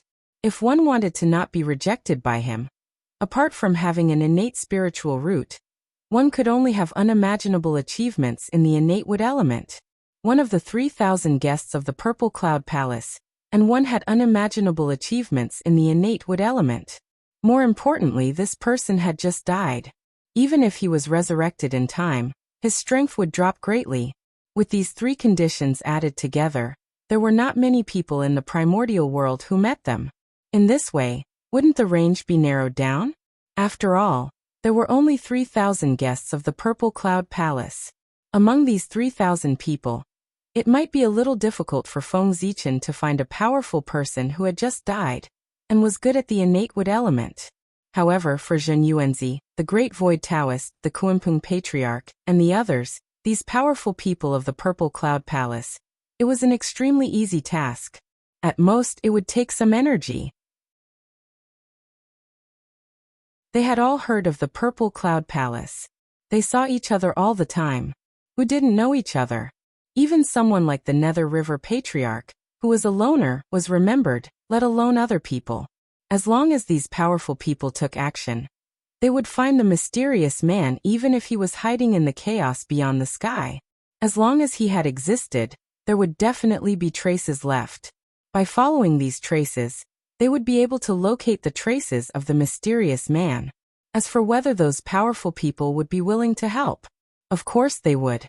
If the mysterious man was just purely an enemy of the human race, the powerful people would most likely stand by and watch. They might even be happy to see it happen. However, he should never have thought of destroying the primordial world. This was to become an enemy of the entire primordial world. At this moment, no one in the entire primordial world could tolerate him, let alone save him. Even his former friends would turn against him and become one of the people who hunted him down. The traitor was destined to die without a burial place. This matter has to be done as soon as possible. Otherwise, the longer it drags on, the more variables there will be. Who knows, I might really give that person a chance to escape. The mysterious man was so confident in his self-immolation. Obviously, he was fully prepared. He was confident that he could be resurrected in an extremely short period of time, and quickly past the period of weakness. Therefore, this matter could not be delayed. It was best to find out his true identity before he was resurrected, so as to completely cut off his hope of resurrection. With a thought, Feng Zichen was about to head to the battlefield in the depths of the void to meet up with those powerful people. However, just as he was about to move, he suddenly remembered something. He stopped in his tracks and looked at the void around the world tree that had completely turned into nothingness. I still have to deal with this place. Otherwise, if someone accidentally trespasses into this place, it will be troublesome. Looking around, Feng Zichen thought to himself. The power of nothingness was still too powerful, and it could not distinguish between friend and foe. If someone accidentally stepped into it, his ending would definitely be extremely miserable. For this, Feng Zichen still had to make a good arrangement to isolate this place from the outside world.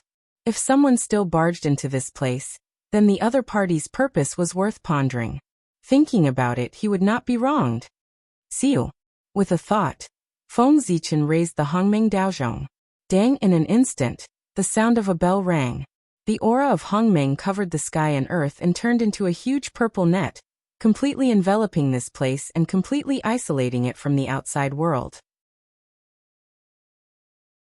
He believed that with this net formed by the aura of Hongmeng, as long as the other party did not insist on entering the vicinity of the world tree, he would definitely not be able to pass through the purple net.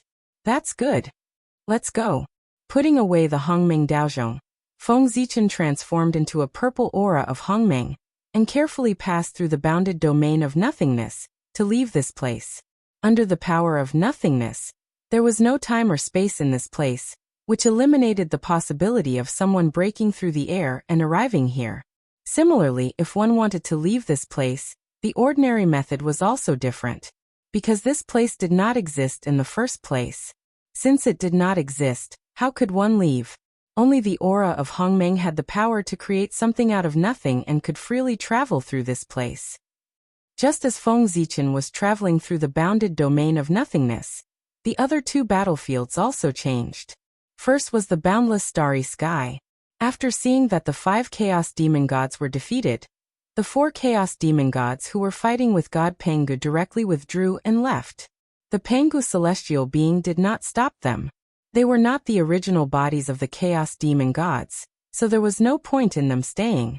Instead, they would force the other party to fight to the death and bring great damage to the boundless starry sky. Therefore, Feng Zichen allowed them to leave. On the other side, around the main battlefield of the human clan, seeing that their plan had failed, the chaos demon gods did not have the heart to fight with the great mediums, so they all fled to outer space. Regarding this, the great divine ability masters were naturally very unwilling in their hearts. But they had no other choice. The strength of the two sides was not much different. If one side wanted to escape, the other side would definitely not be able to stop it. Fellow Taoists, please come to the heavenly court for a chat. I have something important to discuss with you. Just as everyone was hesitating, Feng Zichen's voice suddenly came from outer space and fell into their ears. Let's go. Knowing that Feng Zichen summoned them at this time, there must be something big happening. Everyone did not hesitate and rushed to the heavenly court. As the two sides left one after another, Xian Yuan's side and Qi Yu's side looked at the devastation on the ground and were speechless for a while. After so many things had happened, Xian Yuan and Qi Yu did not want to continue fighting at this moment. They withdrew their troops and went back to stabilize the people's hearts. But both sides understood that after this, the next battle might be the final battle. In the heavenly court, after Feng Zichen told everyone about the mysterious person, he directly left and returned to Ziwei Star. What happened after that? Without Feng Zichen's arrangement, those great mediums naturally knew what to do. Fellow Taoists, since that person has the idea of destroying the untainted world, it can be seen that he is no longer of the same mind as us. He is no longer our fellow Taoists. So, now is not the time to be merciful. I think all of you know what to do. After Feng Zichen left, Zhen Yuanzi said to everyone bitterly. Among the people present, his cultivation might not be the strongest, but in terms of merit and contribution to the untainted world, there was no doubt that Zhen Yuanzi was the highest. Therefore, he was qualified to occupy the main position. In fact, that was the case. These words were obviously more suitable for Zhen Yuanzi to say than for Feng Zichen. It was precisely because he understood this that Feng Zichen left directly after he finished speaking. After all, no matter what, that mysterious person was once their fellow Taoist and fellow Taoist. They closed the door to discuss how to clean up the sect. That was their own business. Feng Zichen was an outsider, and it was really not appropriate for him to interfere. All the races have been caught. The internal strife of the human race should come to an end. On Ziwei Star, Feng Zichen silently watched the changes of the human race. In his eyes, this internal strife of the human race was like a huge storm. It had completely involved all the races and they could not escape. The fish had been caught. Of course, it was time to reap the harvest. Ao Shui asked the girl to go to the Gaochen Heavenly Palace and take the Emperor sword that is stored in the Heavenly Emperor Palace and give it to Xian Yuan. In the starry sky, Feng Zichen transmitted his voice to Ao Shui. With Qi Yu's strength and the help of the witch race, if Feng Zichen did not increase the stakes for Xian Yuan, he would definitely not be able to defeat Qi Yu. No matter how declining the witch race was, they were still the witch race. Their strength was far beyond imagination. Moreover, had the witch race really declined? One had to know. What was the use of the 6 paths of reincarnation? With this treasure, it meant that the witch race had infinite possibilities. Those great witches who had fallen in the battle between the witch race and the demon race would eventually return one by one. Therefore, with the help of the witch race, Xian Yuan alone would definitely not be able to defeat Qi Yu. Therefore, at this moment, it was up to Feng Zichen to make a move. The Emperor sword that he asked the girl to go to the Gaochen Heavenly Palace to retrieve for Xian Yuan was none other than the witch-killing sword that Di Jun had refined with the flesh and blood of countless humans.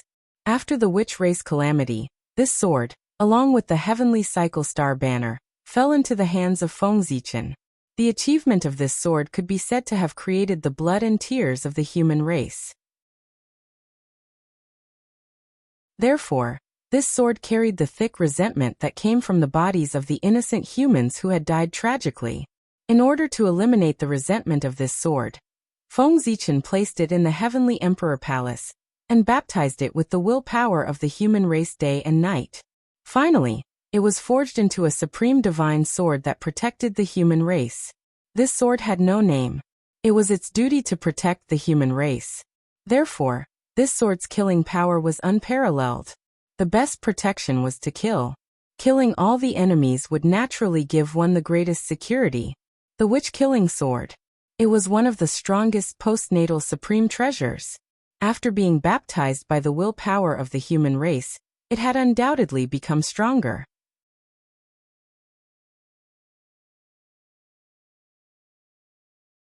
Chapter 624. Under the baptism of the wish power of the human race, the sword had completely dissolved all the resentment and transformed into the race weapon of the human race. It was connected to the fate of the human race. In other words, the sword had already transcended the limits of its level and could not be judged by common sense. The power it could exert was related to the fate of the human race. The stronger the fate of the human race, the stronger the power it could exert. If the fate of the human race reached its peak one day, it could exert the power of a Khanate treasure, or even surpass it. Of course, if the human race declined, the power of the sword would drop to the freezing point, or even collapse. In short, the power of the sword was related to the fate of the human race. With the current fate of the human race, the sword could exert the power of a supreme-grade Khanate spirit treasure, or even infinitely close to a Khanate treasure. In this way, with the help of the sword, Xianyuan might be able to defeat Qiyu. Yes, it was only a possibility, not a certainty. If Xianyuan could get help from Feng Zichen, Qiyu could also get help from Hutu. With the foundation of the Wu tribe, the treasures they offered were not necessarily inferior to those offered by Feng Zichen. Therefore, in order to be safe, Feng Zichen gave Xianyuan more than that. Just as the girl was heading to Gaochen Heavenly Palace, the mysterious West Kunlun in the untainted land finally revealed a corner of its mysterious veil. Ka. With a high-pitched ka, a blue phoenix wrapped in blue flames flew out of West Kunlun with a veiled goddess on its back. It flew towards the territory of the human race. This woman was the master of West Kunlun, the leader of the female immortals in the untainted land, and the disciple of the Queen Mother of the West. At the same time, she was also one of the 3 ancestors of the human race, Zihuangzi clan. He went to the human race. His purpose was naturally to help Xianyuan. This was another trump card Feng Zichen had prepared for Xianyuan. Has Zihuang left? Then it's time for me to make my move. On the Ziwei star, after Feng Zichen saw 9 Heavens mystical maiden walking out of West Kunlun, he no longer hesitated and immediately sent a message to the 5 innate races, asking them to help Xianyuan's side. At the same time, Feng Zichen also issued a decree to the Heavenly Court, ordering the experts of the Heavenly Court to come down and support the human Emperor Xianyuan. This was a benefit for them. If they could assist the human emperor in unifying the untainted land, those who had participated in the war would more or less gain some merit when the war ended. After all, things were different now. As the great desolate world became increasingly perfect, it became increasingly difficult to obtain merit. Therefore, every major event that was related to merit was a great opportunity for everyone, and they could not miss it no matter what. Orders were passed down from the Ziwei star into the ears of the 5 innate races experts and the Heaven Court's gods. For a time, the untainted land was in turmoil again. Many experts responded to Feng Zichen's call, and set off from the dojo to the ancestral land of the human race to help the human emperor Xianyuan. It was precisely because of this that the strength of Xuanyuan's side soared several times in a very short period of time. When Feng Zichen was helping Xianyuan, Qiyu's side was not calm either. A Khanate Grand Magus who lived in seclusion walked out of the Pangu Palace with the Grand Magus blood essence, and came to Qiyu. He was Xingtian. The person who came was the most powerful Grand Magus of the wizard clan, Xingtian. Xingtian was born from Panga's heart. He was the first Grand Magus to be born after the birth of the ancestral Magus. He could be said to be the number 1 Magus below the 12 ancestral Magi. With the cultivation of the great perfection of the sage-to-be, Xingtian had come. He had come to help Qiyu. This was not difficult to understand. Qiyu was the reincarnation of Wu Shisan, and Wu Shisan was the existence that replaced Hutu. As a Grand Magus of the Hutu tribe, Xingtian had to stand on the same side as him. In fact, the Grand Magus of the wizard clan who had been teaching Qiyu was the incarnation of Xingtian. What kind of status did Wu Shisan have in the wizard clan? How could he not have a protector when he was reincarnated? Xingtian was his protector. This time, the reason why Xingtian came was that he could not stand it anymore. The two sides were originally evenly matched, but because of the other side's cheating, the gap between them suddenly widened. How could the bad-tempered Xingtian tolerate this? Therefore, he took a small part of the Grand Magus blood essence from the Pangu Palace to improve the strength of Qiyu's side. Although Qiyu's force was made up of countless mutant branches, the foundation of this alliance and the backbone of it was the wizard clan where Qiyu came from. The wizard clan. They were lives born from the intermarriage between the human race and the wizard clan. They inherited the bloodline of the wizard clan and were born stronger than ordinary humans. They could even be compared to the innate human clan in the ancient times. With such talent, their understanding of the Tao of gods and demons was obviously much stronger than ordinary humans. Because of this, they were powerful. Among the human race, there were not many clans who could compete with the wizard clan. Only the Feng clan where Feng Zichen came from had better talent than the wizard clan, because they were favored by Feng Zichen. However, the pure Feng clan was the royal family of the human race. There were very few of them, and they could not be compared to the wizard clan. And this, it created the powerful reputation of the wizard clan. If such a powerful wizard clan refined the Grand Magus blood essence, their strength would definitely increase by a few levels. In this way, it would be even more difficult for the human race to compete with them. Moreover, Xing Tian came here not only with the Grand Magus blood essence, but also with the innate divine weapon that the 12 ancestral magi had forged for Wu Shisan. It was a large halberd that was surrounded by a murderous aura, and emitted a terrifying wave. The name of the weapon was the Wizard Halberd. It was simple and straightforward, very fitting with the naming style of the wizard clan. The aura emitted by the Wizard Halberd was unusually strong. However, it had no level. Not only it, but the weapons of the other ancestral magi also had no level. They were the purest weapons and there were no marks of Tao or rule marks on them. The only thing they possessed was power, incomparable power. They had unleashed the power they had inherited from Pengu to the pinnacle. It was full of the beauty of strength. This kind of weapon that abandoned all Tao and only retained the purest strength was undoubtedly powerful in the hands of the ancestral magi, who had strong physical bodies. It was unimaginably strong. It could be said that once Qiyu mastered the wizard halberd, his strength would definitely increase by more than a few times. There was nothing in the world that could not be broken. If it could not be broken, it was not because of the lack of strength, but because the strength was not enough. 8,000 years later, Xianyuan integrated all the forces under his command and felt that the time was right. He launched an army to attack Qiyu. At the same time, Qiyu's side had also digested the resources that Xing Tian had brought from Penga's palace. Their strength had increased greatly. Therefore, Qiyu also moved and launched an army to attack Xianyuan. Just like that, a shocking battle broke out between the two sides in Zhuolu. At the beginning of the battle, the two sides tacitly launched the fiercest attacks in an attempt to destroy each other in one fell swoop. However, because the two sides were evenly matched in strength, they fought for a long time but there was no winner. Both sides were exchanging blows back and forth, fighting to their heart's content, but they were unable to determine a victor. Over time, the battle was in a stalemate. However, this stalemate did not last long. Very soon, it was broken by a sudden change of events. The other folk from the Seven Stars continent, and the other folk from the 5 pre-celestial races, suddenly rebelled and joined Xianyuan. This sudden turn of events could be said to have caught Qiyu off guard.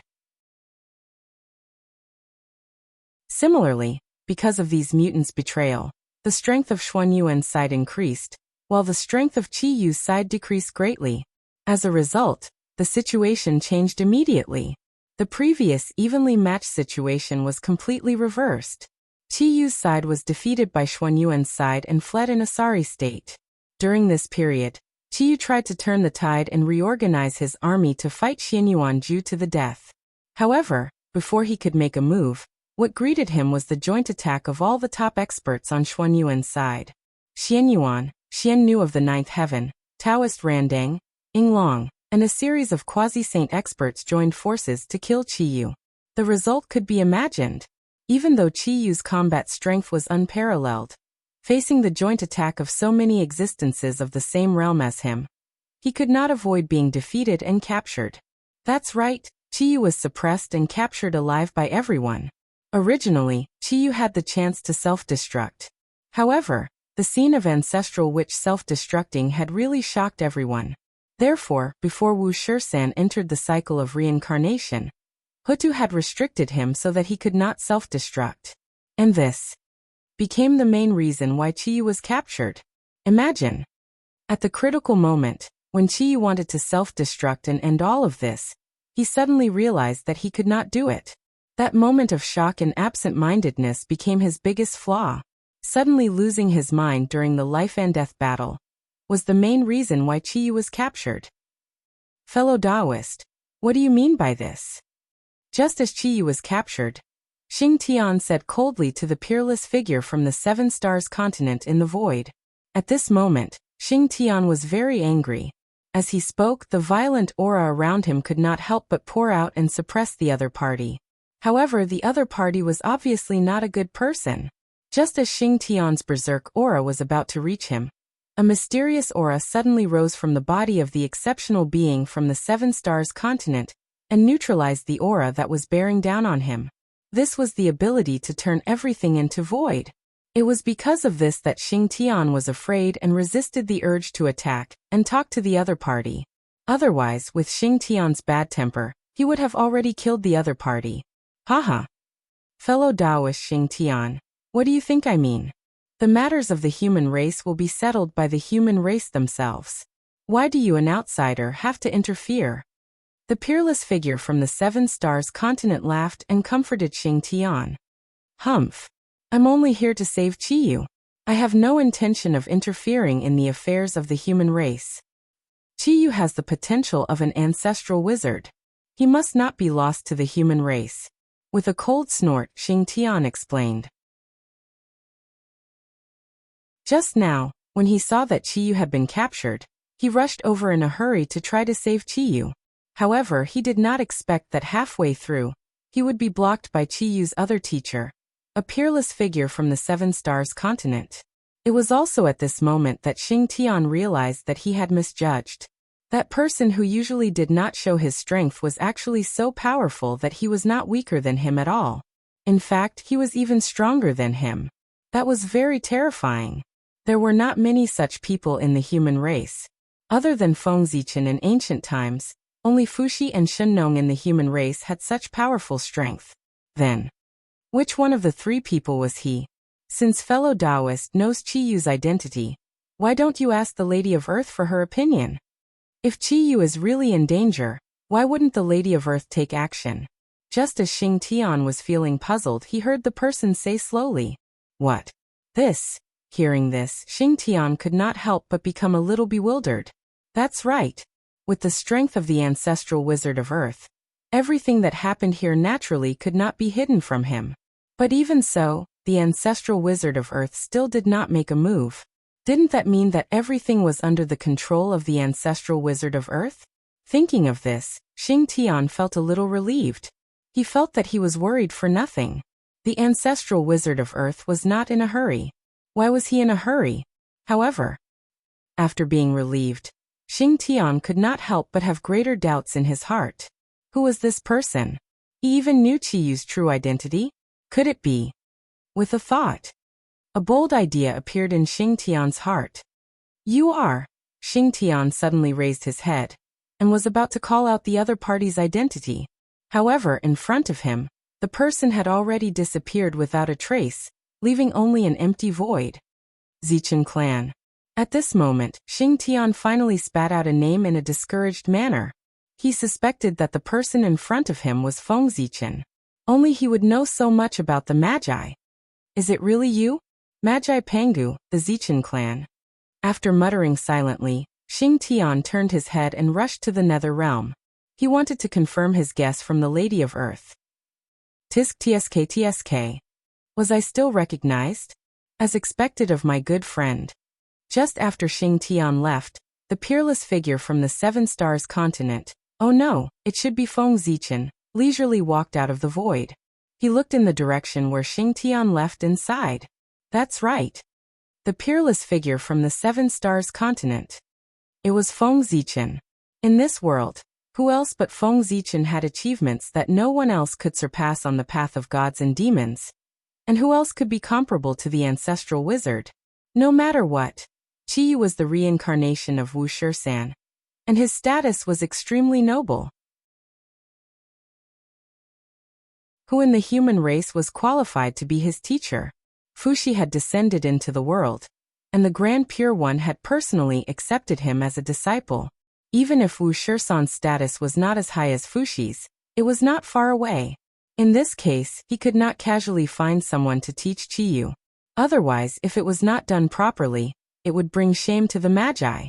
At that time, no matter how good his relationship with Feng Zichen was, the Lady of Earth would not be satisfied and would definitely not let him go.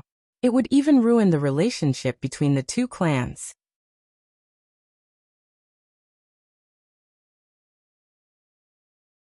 Chapter 625. Based on the above points, Feng Zichen split out an incarnation and used the name of a peerless figure of the Seven Stars continent to personally teach Qiyu. After all, Feng Zichen also had the name of a wizard. It was the most suitable for him to teach Qiyu. A wizard was the master of the wizard race. Sigh. I'm born to work. Shaking his head and sighing, Feng Zichen disappeared into the void. Next he would be busy. Back then, in order to get Goddess Hutu to agree to let Wu Shisan reincarnate into the human race, Feng Zichen had promised to give Wu Shisan a great opportunity to help him achieve the Tao. Now with Qiyu's defeat and capture by Xianyuan, it was time for him to fulfill his promise. The ancestral land of the human race, in front of the Tai Temple, 5 thick divine chains of order stretched out from the void and firmly locked Qiyu's limbs, fixing him in the void and preventing him from coming into contact with the earth. Standing on the earth, the power of the wizard race could be said to be endless. As the leader of the wizard race, Qiyu had obviously inherited this. If he came into contact with the earth, he might be able to escape. Therefore, everyone locked him in the void to prevent Qiyu from obtaining power from the earth. The purpose of everyone locking Qiyu here was to execute him in public. To execute the punishment of being dismembered by 5 horses. Qiyu's actions were to fight for the status of the mutants, but in reality, he was dividing the human race. Therefore, Xianyuan gave him retribution and dismembered him. Those who divided the human race should be dismembered. Xianyuan, I don't accept this. You tricked me. You won with an unfair advantage.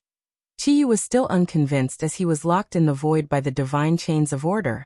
In his opinion, Xianyuan was far from his match. If he hadn't used tricks, how could he have defeated him? Or even captured him alive? Therefore, he was not convinced. You still don't know that you're about to die. Execute. Xianyuan snorted coldly and ignored Qiyu. Instead, he ordered coldly. Yes, Your Majesty. As soon as Xianyuan gave the order, 5 people stepped forward to accept it. They were all experts from the 5 Xiantian races, and each of them had the same cultivation base as Daoyuo Jingxian. Without further ado, the 5 of them took out 5 innate divine chains and placed them around Qiyu's neck and limbs. After doing this, the 5 of them took a deep breath and shouted. They pulled the innate divine chains in their hands with all their might, and headed in the opposite direction of Qiyu. As Daoyuo Jingxian, one of the innate 5 Daoyuo Jingxian, one could easily imagine the strength of these 5 people. Even if a greater thousand world was placed in front of them without any defense and allowed to be pulled, it would be pulled apart by them. Therefore, when the 5 of them pulled at the innate divine chains in their hands with all their might, Qiyu's body was pulled straight in an instant. It stood upright in the void. However, that was all. After Qiyu's body was pulled straight, no matter how hard the 5 of them tried, they couldn't take another step forward. Qiyu's body was too strong. It was far from what they could destroy. Haha. Xianyuan, you think you can tear my body apart with just them? You're underestimating me. Come back. In the void, Qiyu looked at the 5 people who were struggling to pull the innate divine chains in their hands, and couldn't help but laugh out loud. Then, with a loud shout, he exerted all his strength and stretched out his limbs, forcefully pulling the 5 of them back. Bang! Bang! Bang! Bang! Caught off guard, the 5 people were pulled down by Qiyu on the spot. Haha! Looking at the miserable state of the 5 people, Qiyu couldn't help but laugh out loud. He didn't think that Xianyuan had the ability to kill him. He knew his own situation very well. Qiyu's body had been baptized by the essence blood of the ancestral witch. In addition, his comprehension of the path of gods and demons had made his body immortal. If one wanted to destroy his body, they would either use a primordial treasure, or spend a lot of time using the power of time to destroy it. And these 2 points, With the current situation of the human race, it was very difficult to do. Humph. Qiyu, you're so arrogant. Let's see how the poor way comes to kill you. Besides Xianyuan, Taoist Randang couldn't help but scold Qiyu when he saw that a prisoner like Qiyu dared to be so arrogant. At the same time, he also took out his lifelong spiritual treasure, the high-grade primordial spiritual treasure, the universal ruler, and attacked Qiyu in an attempt to kill him. Boom!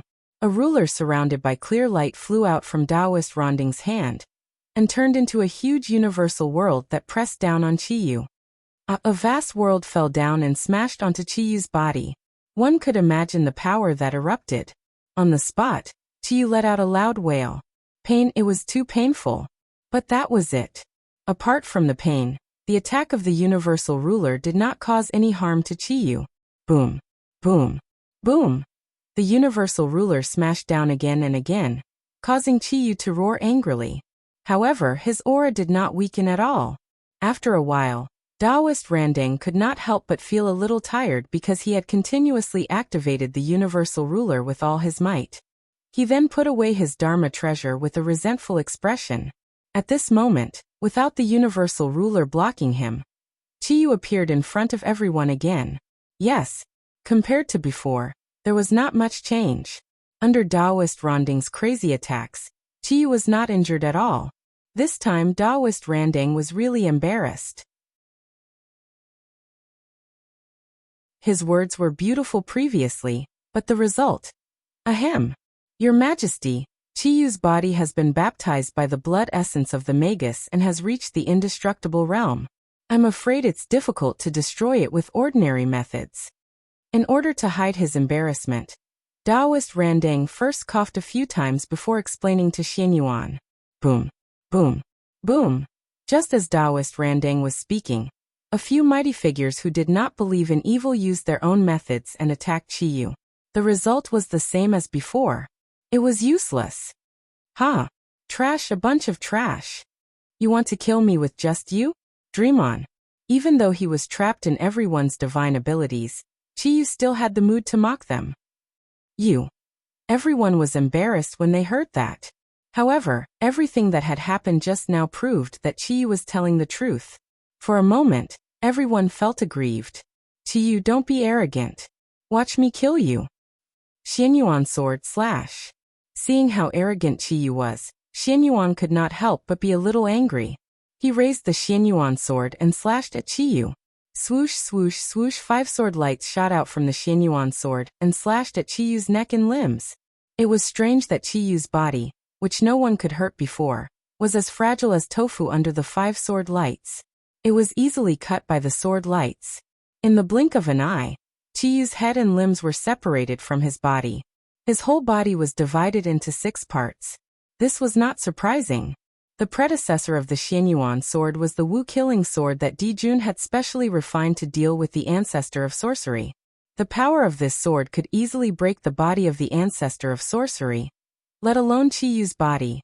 It was his nemesis. How could it be?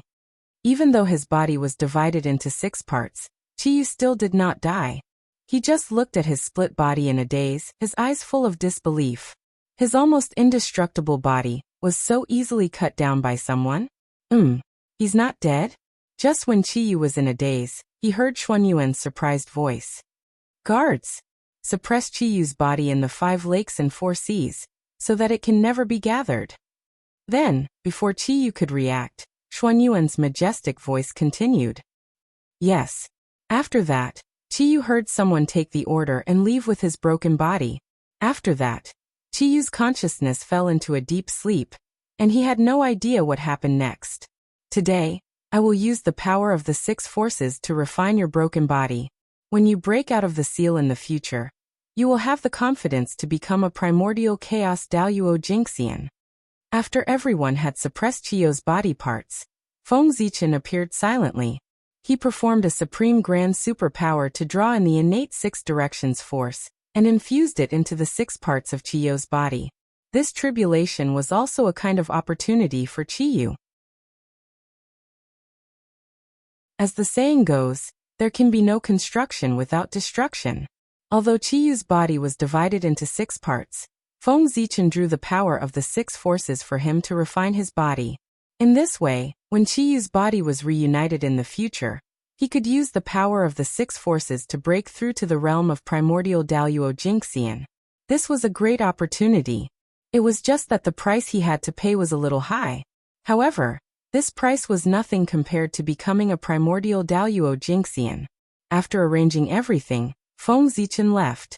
As for when Qiyu's body would be reunited, that was a matter of the witch race. It had nothing to do with him. Because Qiyu was no longer the Qiyu of the human race, but Wu Shisan of the witch race. From the moment Qiyu was dismembered by Xianyuan, his fate with the human race was over. With the defeat of the Jiuli tribe and the death of Qiyu, Xianyuan finally unified the human race and integrated all the forces of the human race. It was also at this time that Xianyuan led the human army and began to conquer the 10,000 races. He was taking revenge. The 10,000 races secretly helped the mutants and tried to split the human race. As the human emperor, how could Xianyuan let them go so easily? Naturally, he had to teach the 10,000 races a lesson and weaken their strength. Therefore, Xianyuan led the human army to sweep through the 10,000 races in the name of cleaning up the traitors. The 10,000 races were naturally dissatisfied with this. However, because they were in the wrong and the human race was too powerful to resist, they all came to surrender with compensation. What followed was a series of wrangling. It was impossible to wipe out the 10,000 races in one fell swoop. Xianyuan naturally knew this. Therefore, his purpose was not to destroy the 10,000 races, but to torture them and consume their strength. This time, even if he couldn't destroy the 10,000 races, he would hurt them so that he could clear the obstacles for future generations. This was Xuanyuan's purpose. And this had nothing to do with Feng Zichen.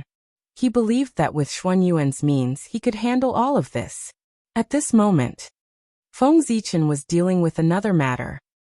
Escaped. Under your siege, the person escaped? In the Ziwei Heavenly Palace, Feng Zichen looked at Zhen Yuanzi in disbelief, as if he couldn't believe what he had said. Zhen Yuanzi had come to tell him about the identity of the mysterious person. After everyone's hard work, they finally confirmed the identity of the person. It was Taoist Mu Xian, one of the 3,000 visitors of the Purple Cloud Palace. This person was the manifestation of the innate wood origin. His achievements in the innate wood element were not much worse than Go Mang's. As an innate god born from the innate wood origin, Taoist Mu Xian had always given people the impression that he was kind-hearted and loved life the most. According to this, he shouldn't have done anything to destroy the untainted world.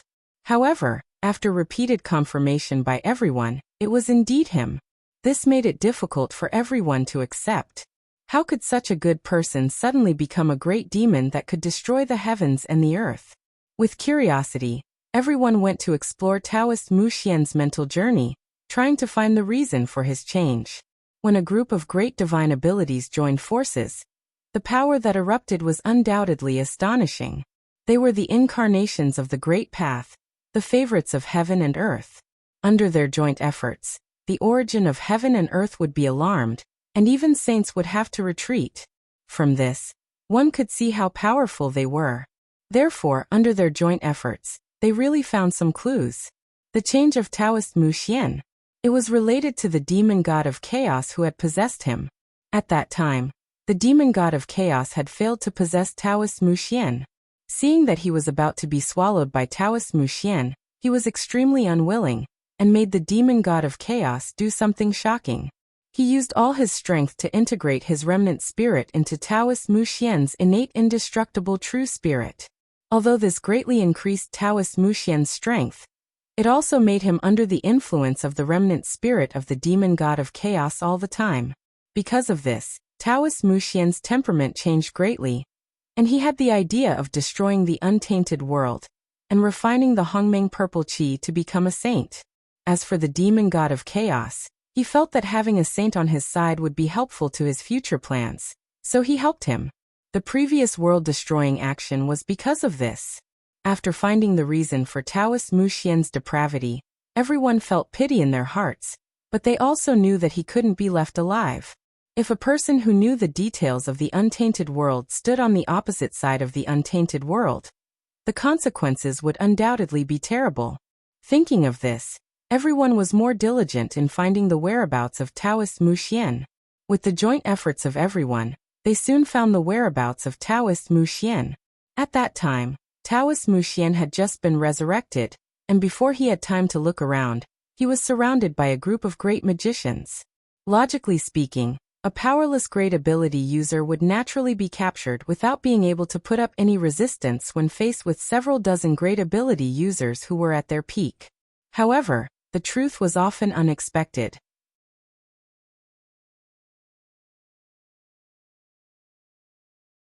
Chapter 626. He escaped. Taoist Mu Xian escaped. Under the siege of a group of powerful figures, Taoist Mu Xian escaped calmly. This was the reason why Feng Zichen was shocked. A group of ferocious tigers surrounding a sheep, and the sheep even managed to escape. Wasn't this a joke? How could the flying dragon lose? Taoist Zenyuanzi, what's going on? Extremely surprised, Feng Zichen asked Zenyuanzi directly. Alas! It's also Poor Wei's fault for being careless. I didn't expect Taoist Mu Xian to have the congenital Taoist talisman refined by my teacher in the past. This gave him a chance to escape. At this point, Zenyuanzi sighed with emotion. Obviously, this result was also beyond his expectations. Before the incident, no one would have thought that Taoist Mu Xian would have a chance to escape. The congenital Taoist talisman refined by the Taoist ancestor? No, when did the Taoist ancestor refine the congenital Taoist talisman? Why haven't I heard of it? Moreover, why would the congenital Taoist talisman refined by the Taoist ancestor appear in the hands of Taoist Mu Xian? Hearing this, Feng Zichen became more and more puzzled. Why had he never heard of the congenital Taoist talisman refined by the Taoist ancestor, and had never seen anyone use it? Such a treasure. He shouldn't be unknown to the public. Must be a supreme treasure that everyone was fighting for. He should have heard of it. It's normal that your majesty doesn't know about this. In fact, not many people in the entire untainted land know about this. Even Poor Wei didn't know about it before Taoist Mu Xian took out the congenital Taoist talisman refined by my teacher. Shaking his head, Zenyuanzi said helplessly. He really didn't know that the Taoist ancestor refined the congenital Taoist talisman. Oh. Why is that? It was about the treasure refined by the Taoist ancestor, so Feng Zichen couldn't help but be curious. Therefore he continued to ask. Back then, after the 3 sermons in the Purple Cloud Palace, my teacher left an opportunity for Poor Wei and the others on the treasure-snatching rock. It could be said that our master-disciple relationship was fulfilled. Countless innate treasures are listed on the treasure-snatching rock. Many of them are connate numinous treasures that teacher collected when he traveled through the primordial world. Some of them are connate treasures with special functions that master forged in his spare time. These Xiantian treasures are extremely rare, and their abilities are even more bizarre. They are hidden among the numerous innate spiritual treasures, and only those with great opportunities can obtain them. The connate Dao talisman in Taoist Mu Xian's hand belongs to this type of special treasure. A treasure like this is extremely secretive. If its owner didn't take the initiative to reveal it, others would absolutely be unable to detect it in the slightest. And who would publicize the fact that they obtained such a treasure? Therefore, no one knew that Taoist Mu Xian had obtained the innate Taoist talisman made by the Taoist ancestor, and no one knew that innate Taoist talismans existed in this world. If Taoist Mu Xian hadn't used this talisman in order to escape, I'm afraid this news would have been buried forever. At this point, Zhen Yuanzi's tone was laced with envy. The power of the innate Taoist talisman made by the Taoist ancestor must be quite terrifying. It was no exaggeration to say that with this talisman, it was equivalent to having a second life. Who wouldn't envy it? At least, Zhen Yuanzi couldn't. Even Feng Zichen was a little tempted after hearing this. But what he was more worried about was that since there was the first innate Taoist talisman made by the Taoist ancestor, would there be a second or third one? Moreover, even a treasure like the innate Taoist talisman had appeared. Who knew what other strange treasures would appear next? Thinking of this, Feng Zichen couldn't help but have a headache. The water in the primordial world was getting deeper and deeper. He was also careless. He had never thought that the legendary treasure-snatching rock, in addition to numerous connate numinous treasures, there were also some gadgets made by the Taoist ancestor. This was very speechless. The Taoist ancestor really knew how to play. Alas! Sighing in his heart, Feng Zichen understood that in the future, he would have to re-evaluate the powerful divines in the primordial world.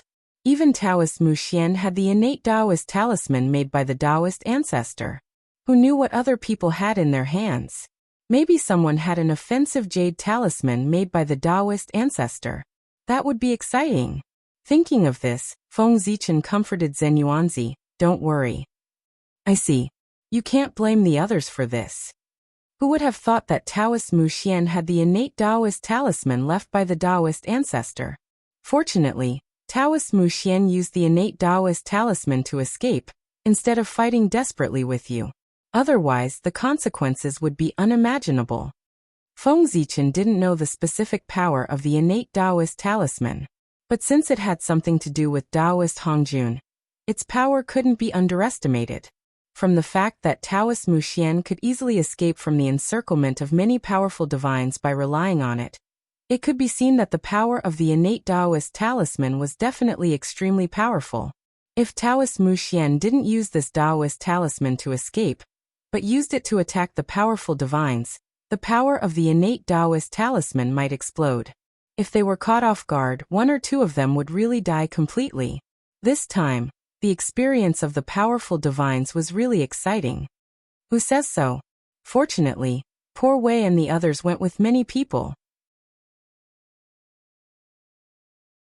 Otherwise, if one or two of them went alone, I'm afraid they wouldn't be able to come back. Thinking of the terrible consequences, even Zhen Yuanzi couldn't help but feel a little scared. This operation, in general, it was really unlucky. When everyone worked together, it should have been a sure thing, but there was an accident. Not only did it embarrass them, but they almost lost their lives. Wasn't that unlucky? Brother Zhen Yuanzi, there's something I'd like to discuss with you all. I hope you can pass on my message. After a moment of silence, Feng Zichen suddenly said to Zhen Yuanzi with a serious face, "What's the matter, Your Majesty? I'll definitely relay it to my fellow Taoists." Seeing Feng Zichen's serious face, Zhen Yuanzi also replied with a serious face, "Brother, the failure to kill Taoist Mu Xian will definitely intensify his determination to turn to the chaos demonic god. In the future, the untainted land will be in danger. For this reason, I plan to summon all the Daoyuo Jingxian in the untainted land and persuade them to leave the untainted land voluntarily to reduce the pressure on the untainted land. If there are no more Daoyuo Jingxian in the untainted land, no matter how powerful Taoist Mu Xian is, he can't provoke disputes in the untainted land. In this way, the untainted land will undoubtedly be much safer than before." Speaking of this, Feng Zichen paused, changed the topic, and asked Zhen Yuanzi earnestly, "If I want to accomplish this, I will undoubtedly need the help of all of you. Thus, Ziwei sincerely requests that all of you lend me a hand. The fewer top forces in the untainted land, the safer the untainted land would be." There was nothing wrong with this. If the untainted land was full of Tai Jingxian, it would be difficult to shake the untainted land even if they all self-destructed. But if Daoyuo Jingxian, Sage to Be, and powerful mediums self-destructed, it would be different. It would really shake the foundation of the untainted land.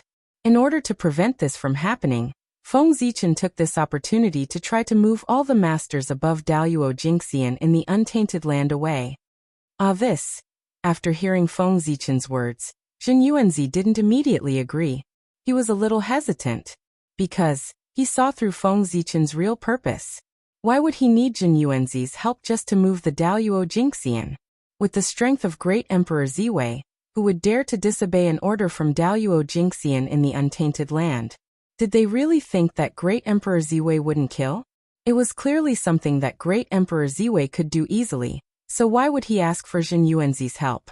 Obviously, his order wasn't targeted at Daoyuo Jingxian, but at the powerful mediums of the untainted land. When it came to the unstable factors of the untainted land, Of course, it was the powerful mediums. Throughout the several destructive catastrophes that the untainted land had experienced, they were all caused by the powerful mediums. Therefore, as long as all the powerful mediums of the untainted land left the untainted land would be countless times safer than before, even if it wasn't 100% safe.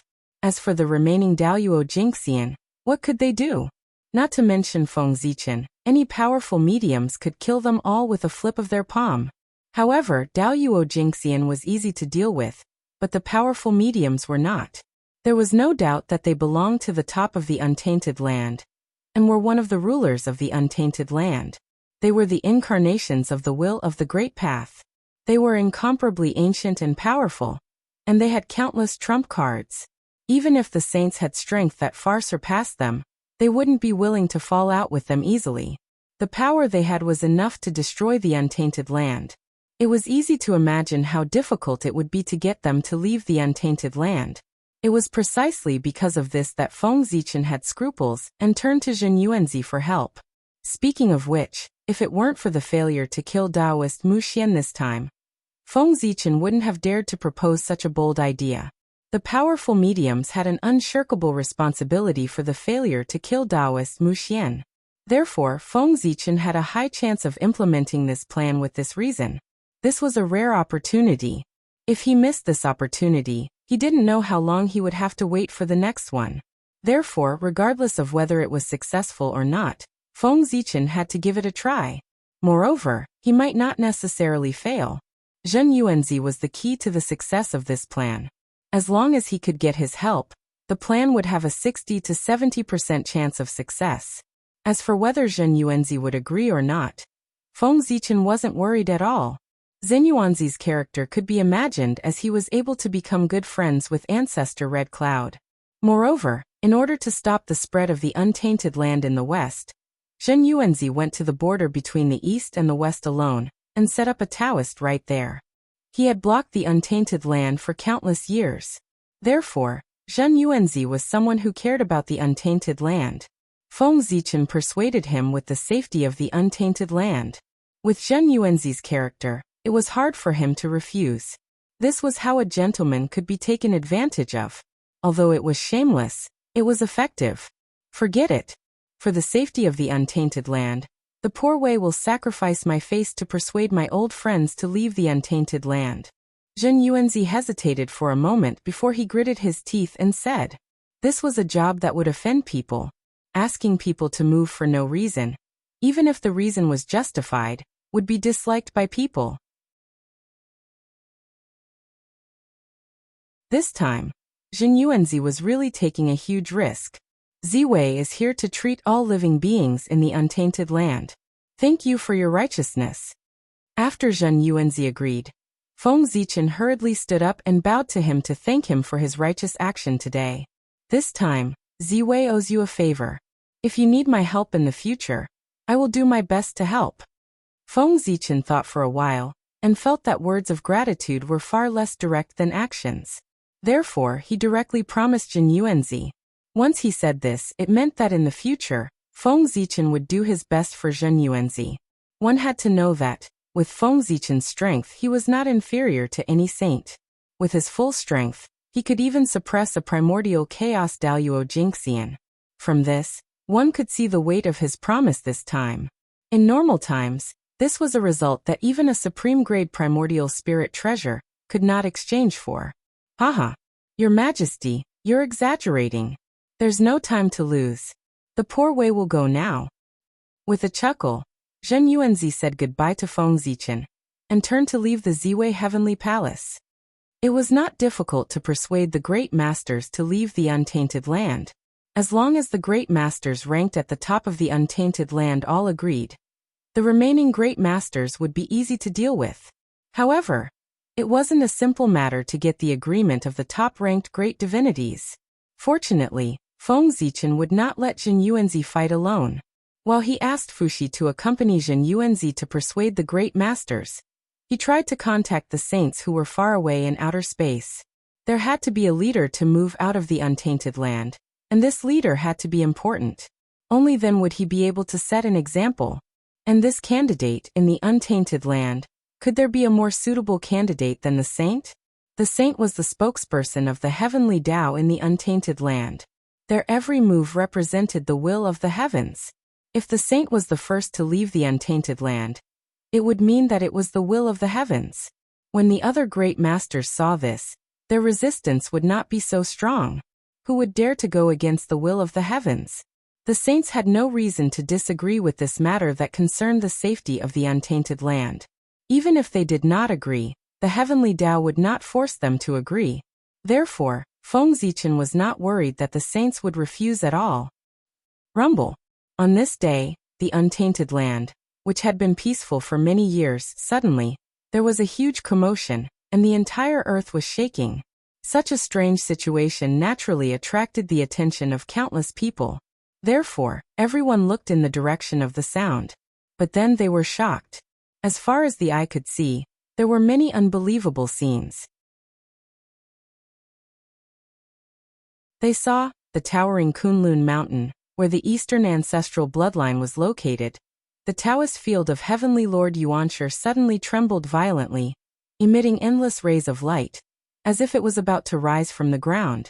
And the change was not only that.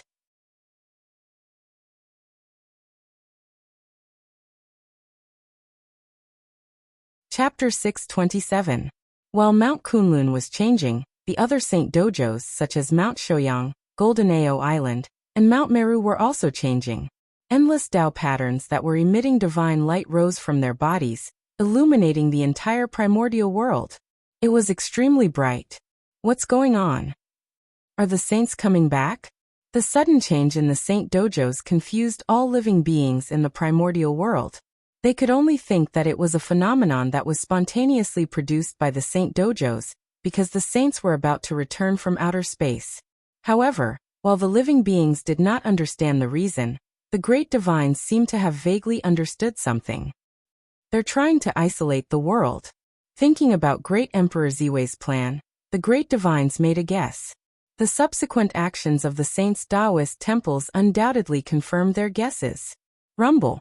Soon after the saint dojos emitted the bright divine light, they began to slowly retract their power. Almost visible to the naked eye, the rising divine light and Tao patterns began to rapidly retract and disappeared without a trace in the blink of an eye. This change did not mark the end of the phenomenon, but it meant that the saint dojos were trying their best to retract their power and store it in their bodies to erupt with stronger waves. Bang! When the power was accumulated to the limit, there was a bang, and several extremely terrifying waves gushed out from the saint dojos. Whoosh! The power exploded like fireworks, giving rise to countless mysterious runes that were embedded in the void. They were densely packed and spread around the sages' dojos. At this moment, all living beings in the primordial world looked at the saint dojos and realized that the supreme holy land that used to be shrouded by the clear Saint Chi could not be seen clearly today, because in the void, countless mysterious runes were densely packed. They were dazzling and mysterious as they emitted divine light.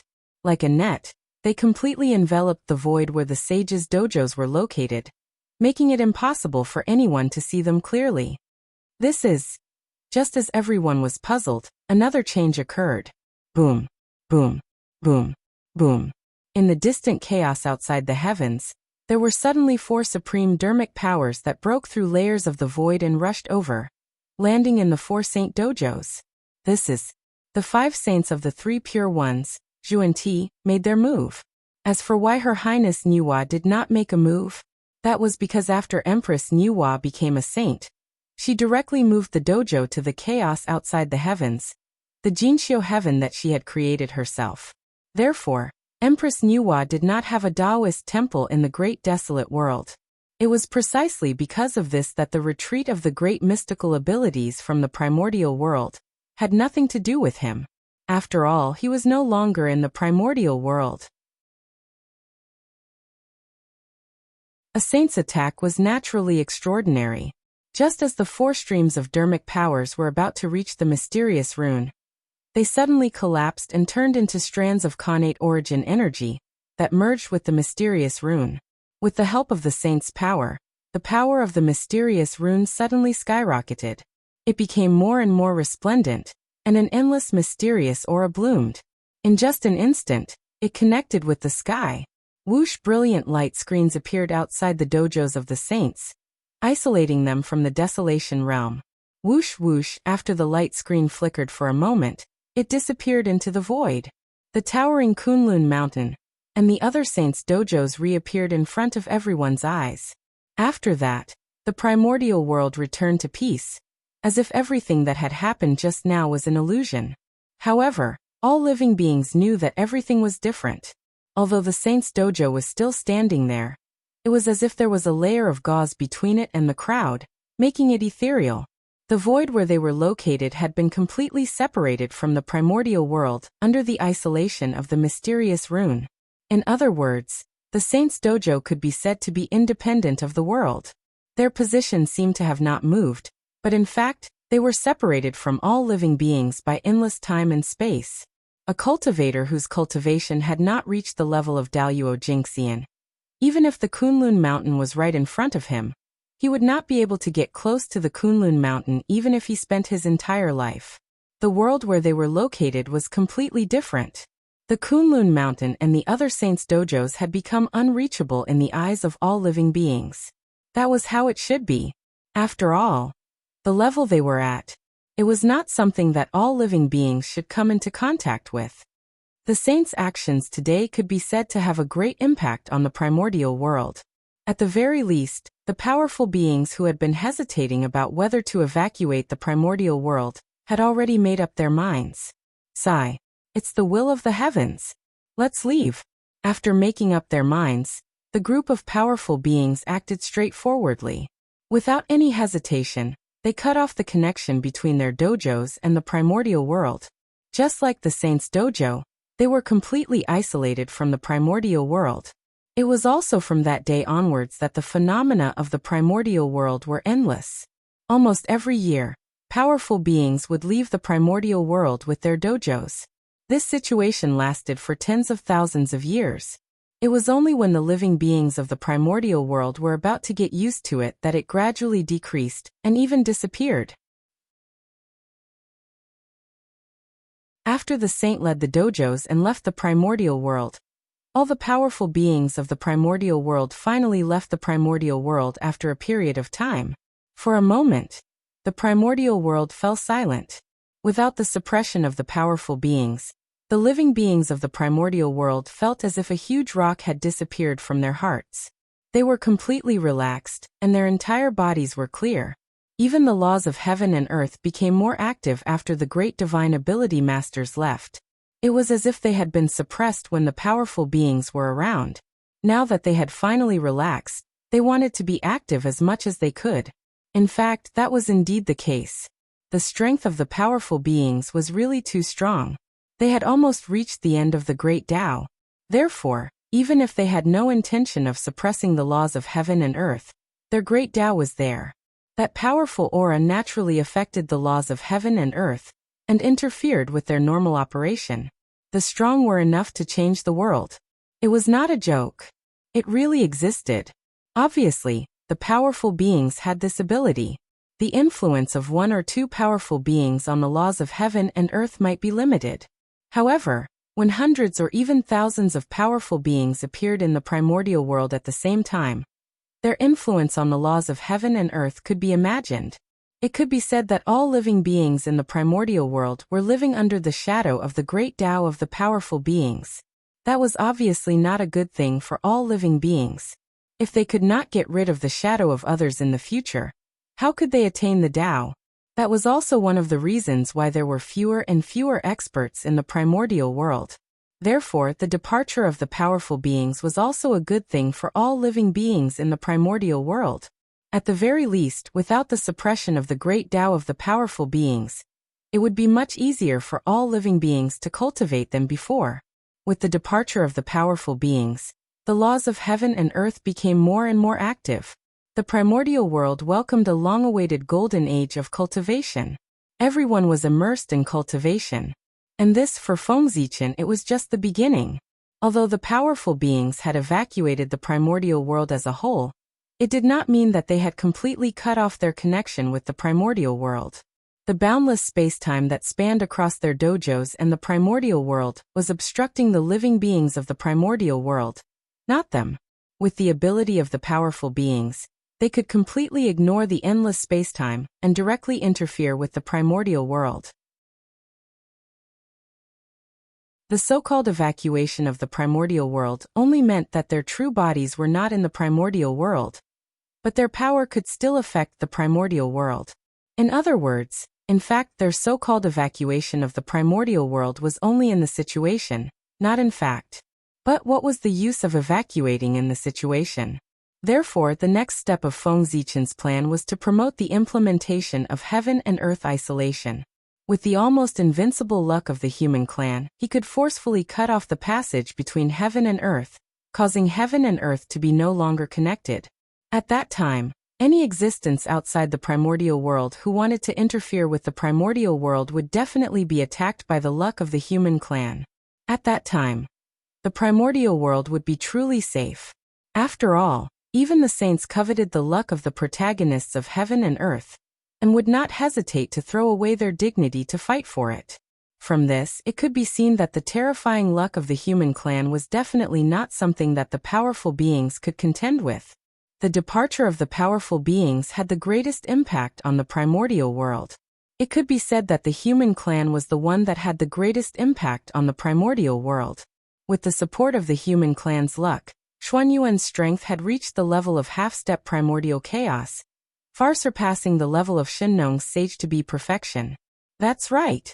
After this internal strife, the human clan had completely suppressed the myriad clans and gathered the luck of the myriad clans. It could be said that their luck had experienced an unprecedented increase. Under this influence, Xuanyuan's strength naturally rose as well. From the original realm of sage-to-be perfection, he had reached the realm of half-step primordial chaos. With such strength, in the era when the powerful beings left the primordial world en masse, he could definitely be called invincible. Yes, he was really invincible. The heavens and the earth did not count. With such an expert holding down the fort, who among the myriad clans would dare to act rashly?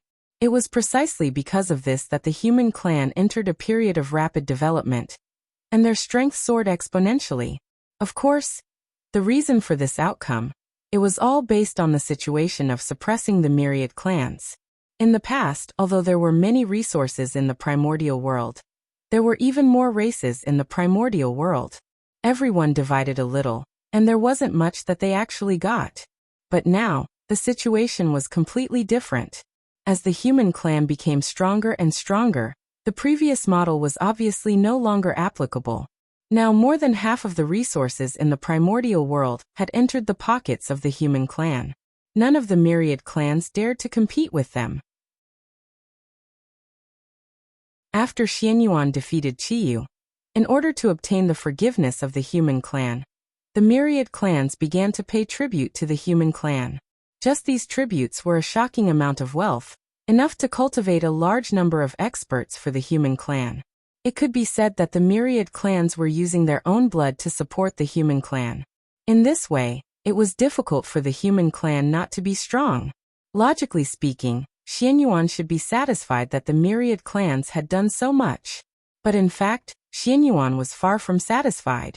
He really wanted to take this opportunity to swallow the myriad clans in one fell swoop, so that he could completely establish the supreme status of the human clan. But the reality made him extinguish this crazy idea. Although the myriad clans were no match for the might of the human clan, this did not mean that the myriad clans did not have the strength to fight against the human clan. If they really wanted to fight, the human clan might be able to destroy the myriad clans, but the price they would have to pay was definitely something that the current human clan could not bear. Perhaps the human clan would be unable to recover from this setback. Therefore, considering the consequences of doing so, Xianyuan had no choice but to suppress the thoughts in his heart and feign civility with the myriad clans. This situation lasted until the 950th year of the human emperor's calendar, which was also the 950th year of Xuanyuan's power, before there was a change. The 950th year of the human emperor's calendar had reached the end of the human emperor's rule. It was also at this time that the human emperor began to gradually put down the power in his hands and focused on cultivating the Tao. For this reason, human emperor Xianyuan specially issued a decree to invite the experts of the myriad clans to come to the human emperor's palace to discuss the Tao. Everyone could exchange what they needed to reach a higher realm. After receiving the order, the experts of the myriad clans did not dare to be negligent. They all set off for the human emperor's palace. At first, as the decree said, human emperor Xianyuan invited everyone over to discuss the Tao with his fellow Taoists. But as time passed, the atmosphere of the Tao discussion gradually changed. The reason was that during the discussion, human emperor Xianyuan had vaguely mentioned more than once that he was reluctant to part with the feelings of his subjects. He hoped that after he ascended to the heaven realm, everyone could leave with him. How could the experts of the myriad clans agree to this? Everyone had families and businesses. How could they abandon their families and businesses and follow human emperor Xianyuan to the heaven realm to start anew? Wasn't this a joke? Besides, if they really left, what would happen to their race? They were afraid that as soon as they left, the human race would swallow their race. Moreover, it was different from the primordial world that had undergone several changes, causing the number of experts to decrease. The heaven realm was where most of the top experts of the primordial world were gathered. With their strength, it was fine for them to dominate the primordial world. But once they reached the heaven realm, they were really nothing. There were many in the heaven realm who were stronger than them. There was a saying that it was better to be the head of a chicken than the back of a cow. Didn't they want to be the overlords of the primordial world? Why did they have to go to the heaven realm to be bullied? Due to the above reasons, the experts of the myriad clans were unwilling to leave the primordial world. As for the easier world, it gradually became unsuitable for Daluo Jinxian's life. The experts of the myriad clans expressed that they did not care at all. With the foundation of the myriad clans, it was impossible to contend against the easier world. However, it was still possible to support a few Daluo Jinxian. Therefore, they had the conditions to stay in the primordial world. Since that was the case, why should they leave? But if they didn't leave, how could they explain to human emperor Xianyuan? After all, he had already hinted. They couldn't just ignore it, right? For a moment, the experts of the myriad clans were in a dilemma. Wait, ignore it. In a trance, the experts of the myriad clans thought of a solution. Just pretend to be stupid. Anyway, you Xianyuan didn't say it directly, so we'll pretend that we didn't hear your hint at all.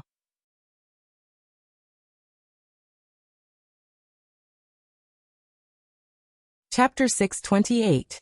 Wasn't it just pretending to be stupid? Who didn't know how to do that? With this thought in mind, the experts of the myriad races also did the same. After that, no matter how Emperor Xianyuan hinted, they all pretended not to understand. And regarding this, Xianyuan didn't show too much anger. His actions were originally a test. The reaction of the experts of the myriad races was completely within his expectations. If the experts of the myriad races agreed so easily, that would be a problem. Of course, this wasn't the only reason why Xianyuan wasn't angry.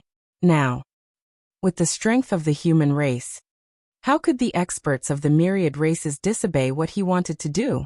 In other words, the reason why Xianyuan hinted to everyone was not to ask for their opinions, but to give them a heads up in advance so that they wouldn't be unprepared when they ascended to the heaven realm with him.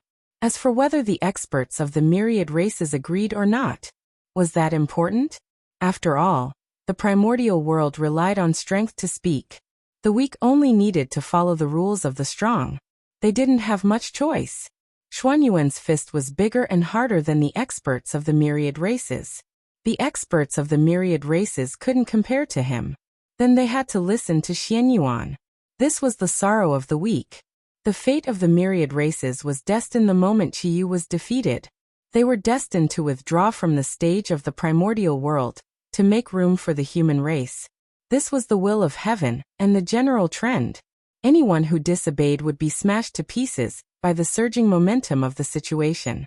The experts of the myriad races couldn't defeat Xianyuan, so they could only follow his rules. Otherwise, they wouldn't be able to bear the price of breaking the rules. It was precisely because of this that Xianyuan wasn't in a hurry. Everything was already destined, so why should he be in a hurry? The pitiful experts of the myriad races were complacent because of Xuanyuan's concession, but they didn't notice the destined future at all. It was really sad. Just like that. Under the perfunctory interaction between the two sides, time passed day by day. The human race would also welcome its first great emperor. Time passed slowly. In the blink of an eye, 10,000 years had passed. At this time, it had been 960,000 years since the human emperor Xianyuan took power. And the human emperor had only been in power for 1,000,000 years. In other words, there were still more than 40,000 years before Xuanyuan's merit would be complete. 960,000 years of the human emperor calendar, the era of Xuanyuan's rule had finally reached the end of the Great Era. On this day, on the North Star, Feng Zichen suddenly opened his eyes. The time has come. It's time for the Motherf * King Human King to reincarnate as well. With a thought, Feng Zichen formed a hand seal and pointed at the void. Suddenly, boundless Tao patterns separated from Feng Zichen's fingertips. They were densely packed and embedded in the void, slowly opening a passage. Rumble. There was a sudden clap of thunder, shaking the void. Streams of terrifying reincarnation power surged out from the passageway, distorting everything. That was reincarnation passage. After so many years, Feng Zichen's understanding of the path of reincarnation had deepened. In the blink of an eye, a reincarnation passage could be opened. On this point, compared to when he opened up the reincarnation passage, he had to rely on the authority of the 6 paths of reincarnation disc. It was many times stronger. Whoosh! Just as the reincarnation passage was formed, a dragon-shaped true spirit suddenly appeared at the origin of the North Star. The dragon-shaped true spirit disappeared in a flash. It was wrapped in an imperial purple chi, and directly entered the reincarnation passage.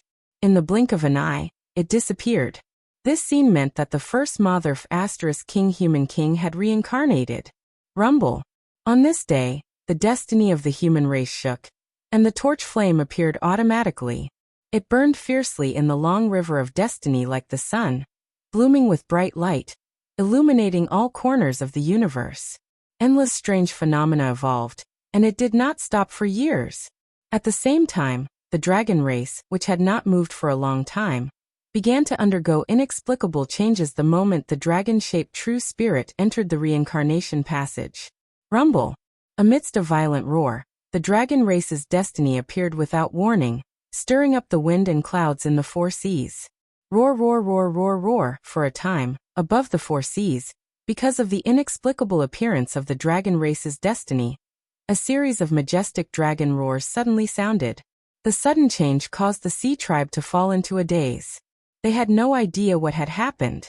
As for the dragon emperor and the elders of the dragon race, when they saw this inexplicable change, they vaguely understood something. They silently appeared in the depths of the void, quietly observing the changes in the situation. Rumble. Just as the sea tribe was in a daze, the scene changed again. Endless dragon chi burst out from the void, forming a huge and glorious door in the sky above the 4 seas. Dragon Gate. The Dragon Gate of the dragon race. Under the situation where no one summoned it, the Dragon Gate appeared automatically, like the door of the great Tao, towering above the 4 seas, exuding endless majesty. Chi in an instant, endless divine light, burst out from the Dragon Gate. It was incomparably dazzling, illuminating the entire 4 seas. Whoosh! The divine light was dazzling and crystal clear. It was like a drizzle, like a stream of light, slowly falling from the void, sprinkling the entire 4 seas. Almost all the sea tribe was bathed in the dazzling divine light. This was a gift. The Dragon Gate's gift to the sea tribe was used to enhance their bloodline. Whoosh, whoosh, whoosh. The divine light entered their bodies and continuously baptized the bodies of the sea tribe, purifying their bloodline, causing them to continuously transform into a true dragon.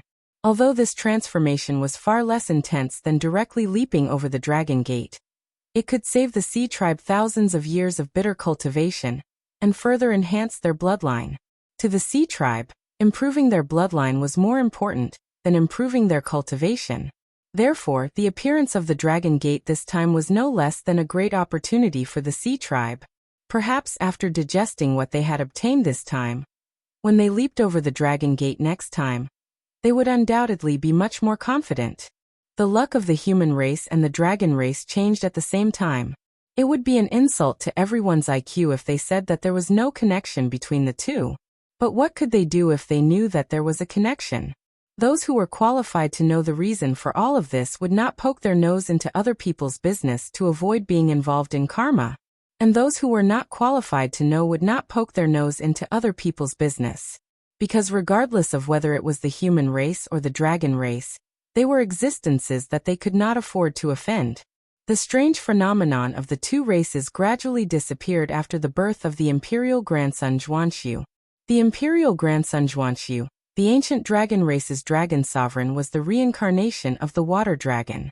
He was the patriarch of the water dragon bloodline of the dragon race, and the best of the 3 generations of the dragon race. His birth marked that the relationship between the dragon race and the human race had taken a step closer, and truly become inseparable. One could see that, with the birth of the imperial grandson Zhuanxu, in the long river of fate, the 9-clawed divine dragon that represented the luck of the dragon race, and the eternal torch that represented the luck of the human race gradually approached each other. A sparkling and translucent thread suddenly appeared, and connected the luck of the two races together. It could be seen with the naked eye. Strands of luck flowed in the thread and flowed into each other's bodies, blending with each other to show the inseparable relationship between the two races.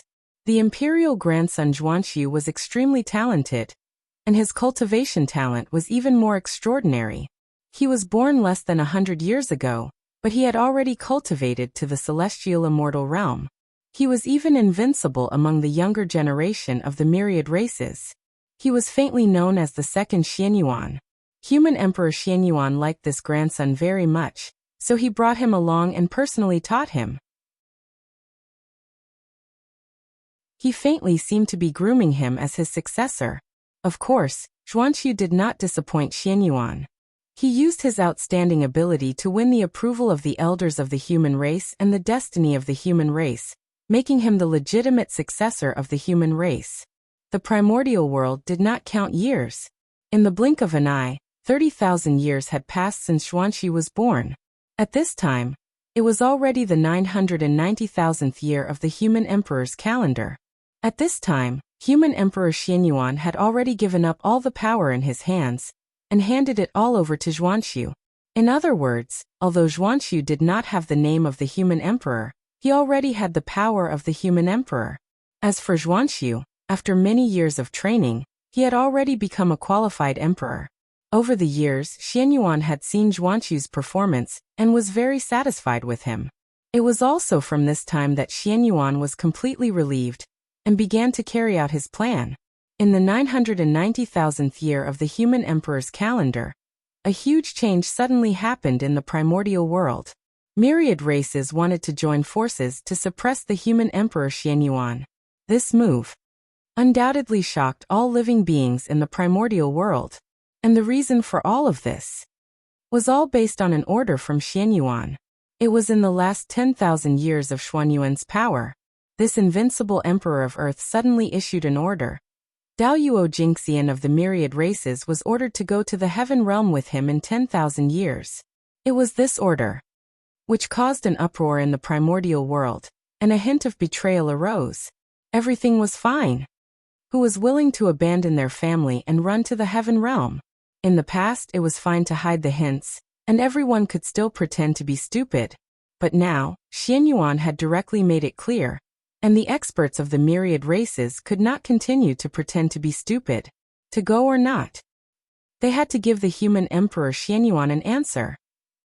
In the beginning, the experts of the myriad races still had a glimmer of hope in their hearts, thinking that Xianyuan would not be so ruthless. Therefore, they all went to the ancestral land of the human race to worship Xianyuan, trying to use all kinds of reasons to refuse to go to the heaven realm. Unfortunately, no matter how reasonable and perfect the reasons they found, they could not move Xianyuan. At this time, the experts of the myriad races already understood that the human Emperor Xianyuan was determined to take them all away. It was also the fault of the experts of the myriad races for going too far back then. For their own interests, they did not hesitate to provoke internal strife in the human race to oust Xianyuan. It was precisely after experiencing this that Xianyuan knew the harm of the experts of the myriad races. In order to not let his experience be repeated by the juniors, Xianyuan had already sworn in his heart that he would take away all the experts of the myriad races at all costs, so that he could clear the obstacles for the future generations. When Shinnong ascended the throne, the experts of the myriad races were dissatisfied. When he ascended the throne, the experts of the myriad races were disdainful. These pierced Xuanyuan's heart deeply. At the same time, this also made him understand that the so-called submission of the myriad races was completely unreliable. The one that the myriad races respected and feared was him. Once he left, the faces of the myriad races would quickly change. This point, when Shinnong and he ascended the throne, the myriad races had already shown it vividly. Therefore, this group of scourges had to be eliminated. Even at all costs, they had to be eliminated. Seeing that Xuanyuan's determination could not be shaken, the experts of the myriad races were naturally unwilling to go to the heaven realm. Therefore, after they returned to the myriad races, they all entered a state of preparation for battle, intending to fight to the death with Xianyuan.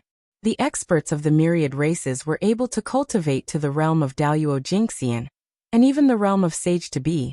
Naturally, they did not lack bravery. Usually the reason why they acted so weak and let Xianyuan do whatever he wanted, that was because Xuanyuan's actions did not cross their bottom line. Therefore, they could endure it. But now everything was different. The experts of the myriad races had been forced to a dead end by Xianyuan. There was no way out. Therefore, of course, they had to fight to the death. The experts of the myriad races were ready to join forces and attack the human Emperor Xianyuan together. This was to express their determination to stay in the untainted land. But before they were ready, someone made a move first. The person who made a move was Great Witch Xingtian. The #1 warrior of the ancient witch race revealed his huge true body of the Great Witch. He waved the ganqi in his hand and brazenly charged into the ancestral land of the human race. Boom, boom, boom. Great Witch Xingtian took a step forward and crossed an infinite distance. In just a few steps, he had already arrived in front of the human emperor palace and Xianyuan. Xianyuan, you little brat, die. In front of the human emperor palace, Xingtian swung down his axe, intending to split Xianyuan and the human emperor palace in half. The axe in Xingtian's hand was transformed from a fragment of Panga's axe. It had the power to split the sky.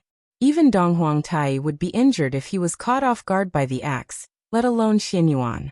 Therefore, if Xingtian's axe really hit Xianyuan, he would be seriously injured even if he didn't die. Great Witch Xingtian, you are too presumptuous. The axe in Xingtian's hand was transformed from a fragment of Panga's axe. It had the power to split the sky. Even Donghuang Tai would be injured if he was caught off guard by the axe, let alone Xianyuan. Therefore, if Xingtian's axe really hit Xianyuan, he would be seriously injured even if he didn't die. Great Witch Xingtian, you are too presumptuous. The axe in Xingtian's hand was transformed from a fragment of Panga's axe. It had the power to split the sky. Even Donghuang Tai would be injured if he was caught off guard by the axe, let alone Xianyuan. Therefore, if Xingtian's axe really hit Xianyuan, he would be seriously injured even if he didn't die. Great Witch Xingtian, you are too presumptuous. The axe in Xingtian's hand was transformed from a fragment of Panga's axe. It had the power to split the sky. Even Donghuang Tai would be injured if he was caught off guard by the axe, let alone Xianyuan. Therefore, if Xingtian's axe really hit Xianyuan, he would be seriously injured even if he didn't die. Great Witch Xingtian, you are too presumptuous. The axe in Xingtian's hand was transformed from a fragment of Panga's axe. It had the power to split the sky. Even Donghuang Tai would be injured if he was caught off guard by the axe, let alone Xianyuan. Therefore, if Xingtian's axe really hit Xianyuan, he would be seriously injured even if he didn't die. Great Witch Xingtian, you are too presumptuous. You're tuning in to the Li Mei's Sword of Destiny YouTube channel. We're so grateful for your support, and don't forget to subscribe to join us on this incredible journey through captivating stories. Your generosity through donations truly makes a world of difference, as it's the primary source of revenue that allows me to expand and enhance this channel for you. Thank you from the bottom of my heart for being a part of this adventure.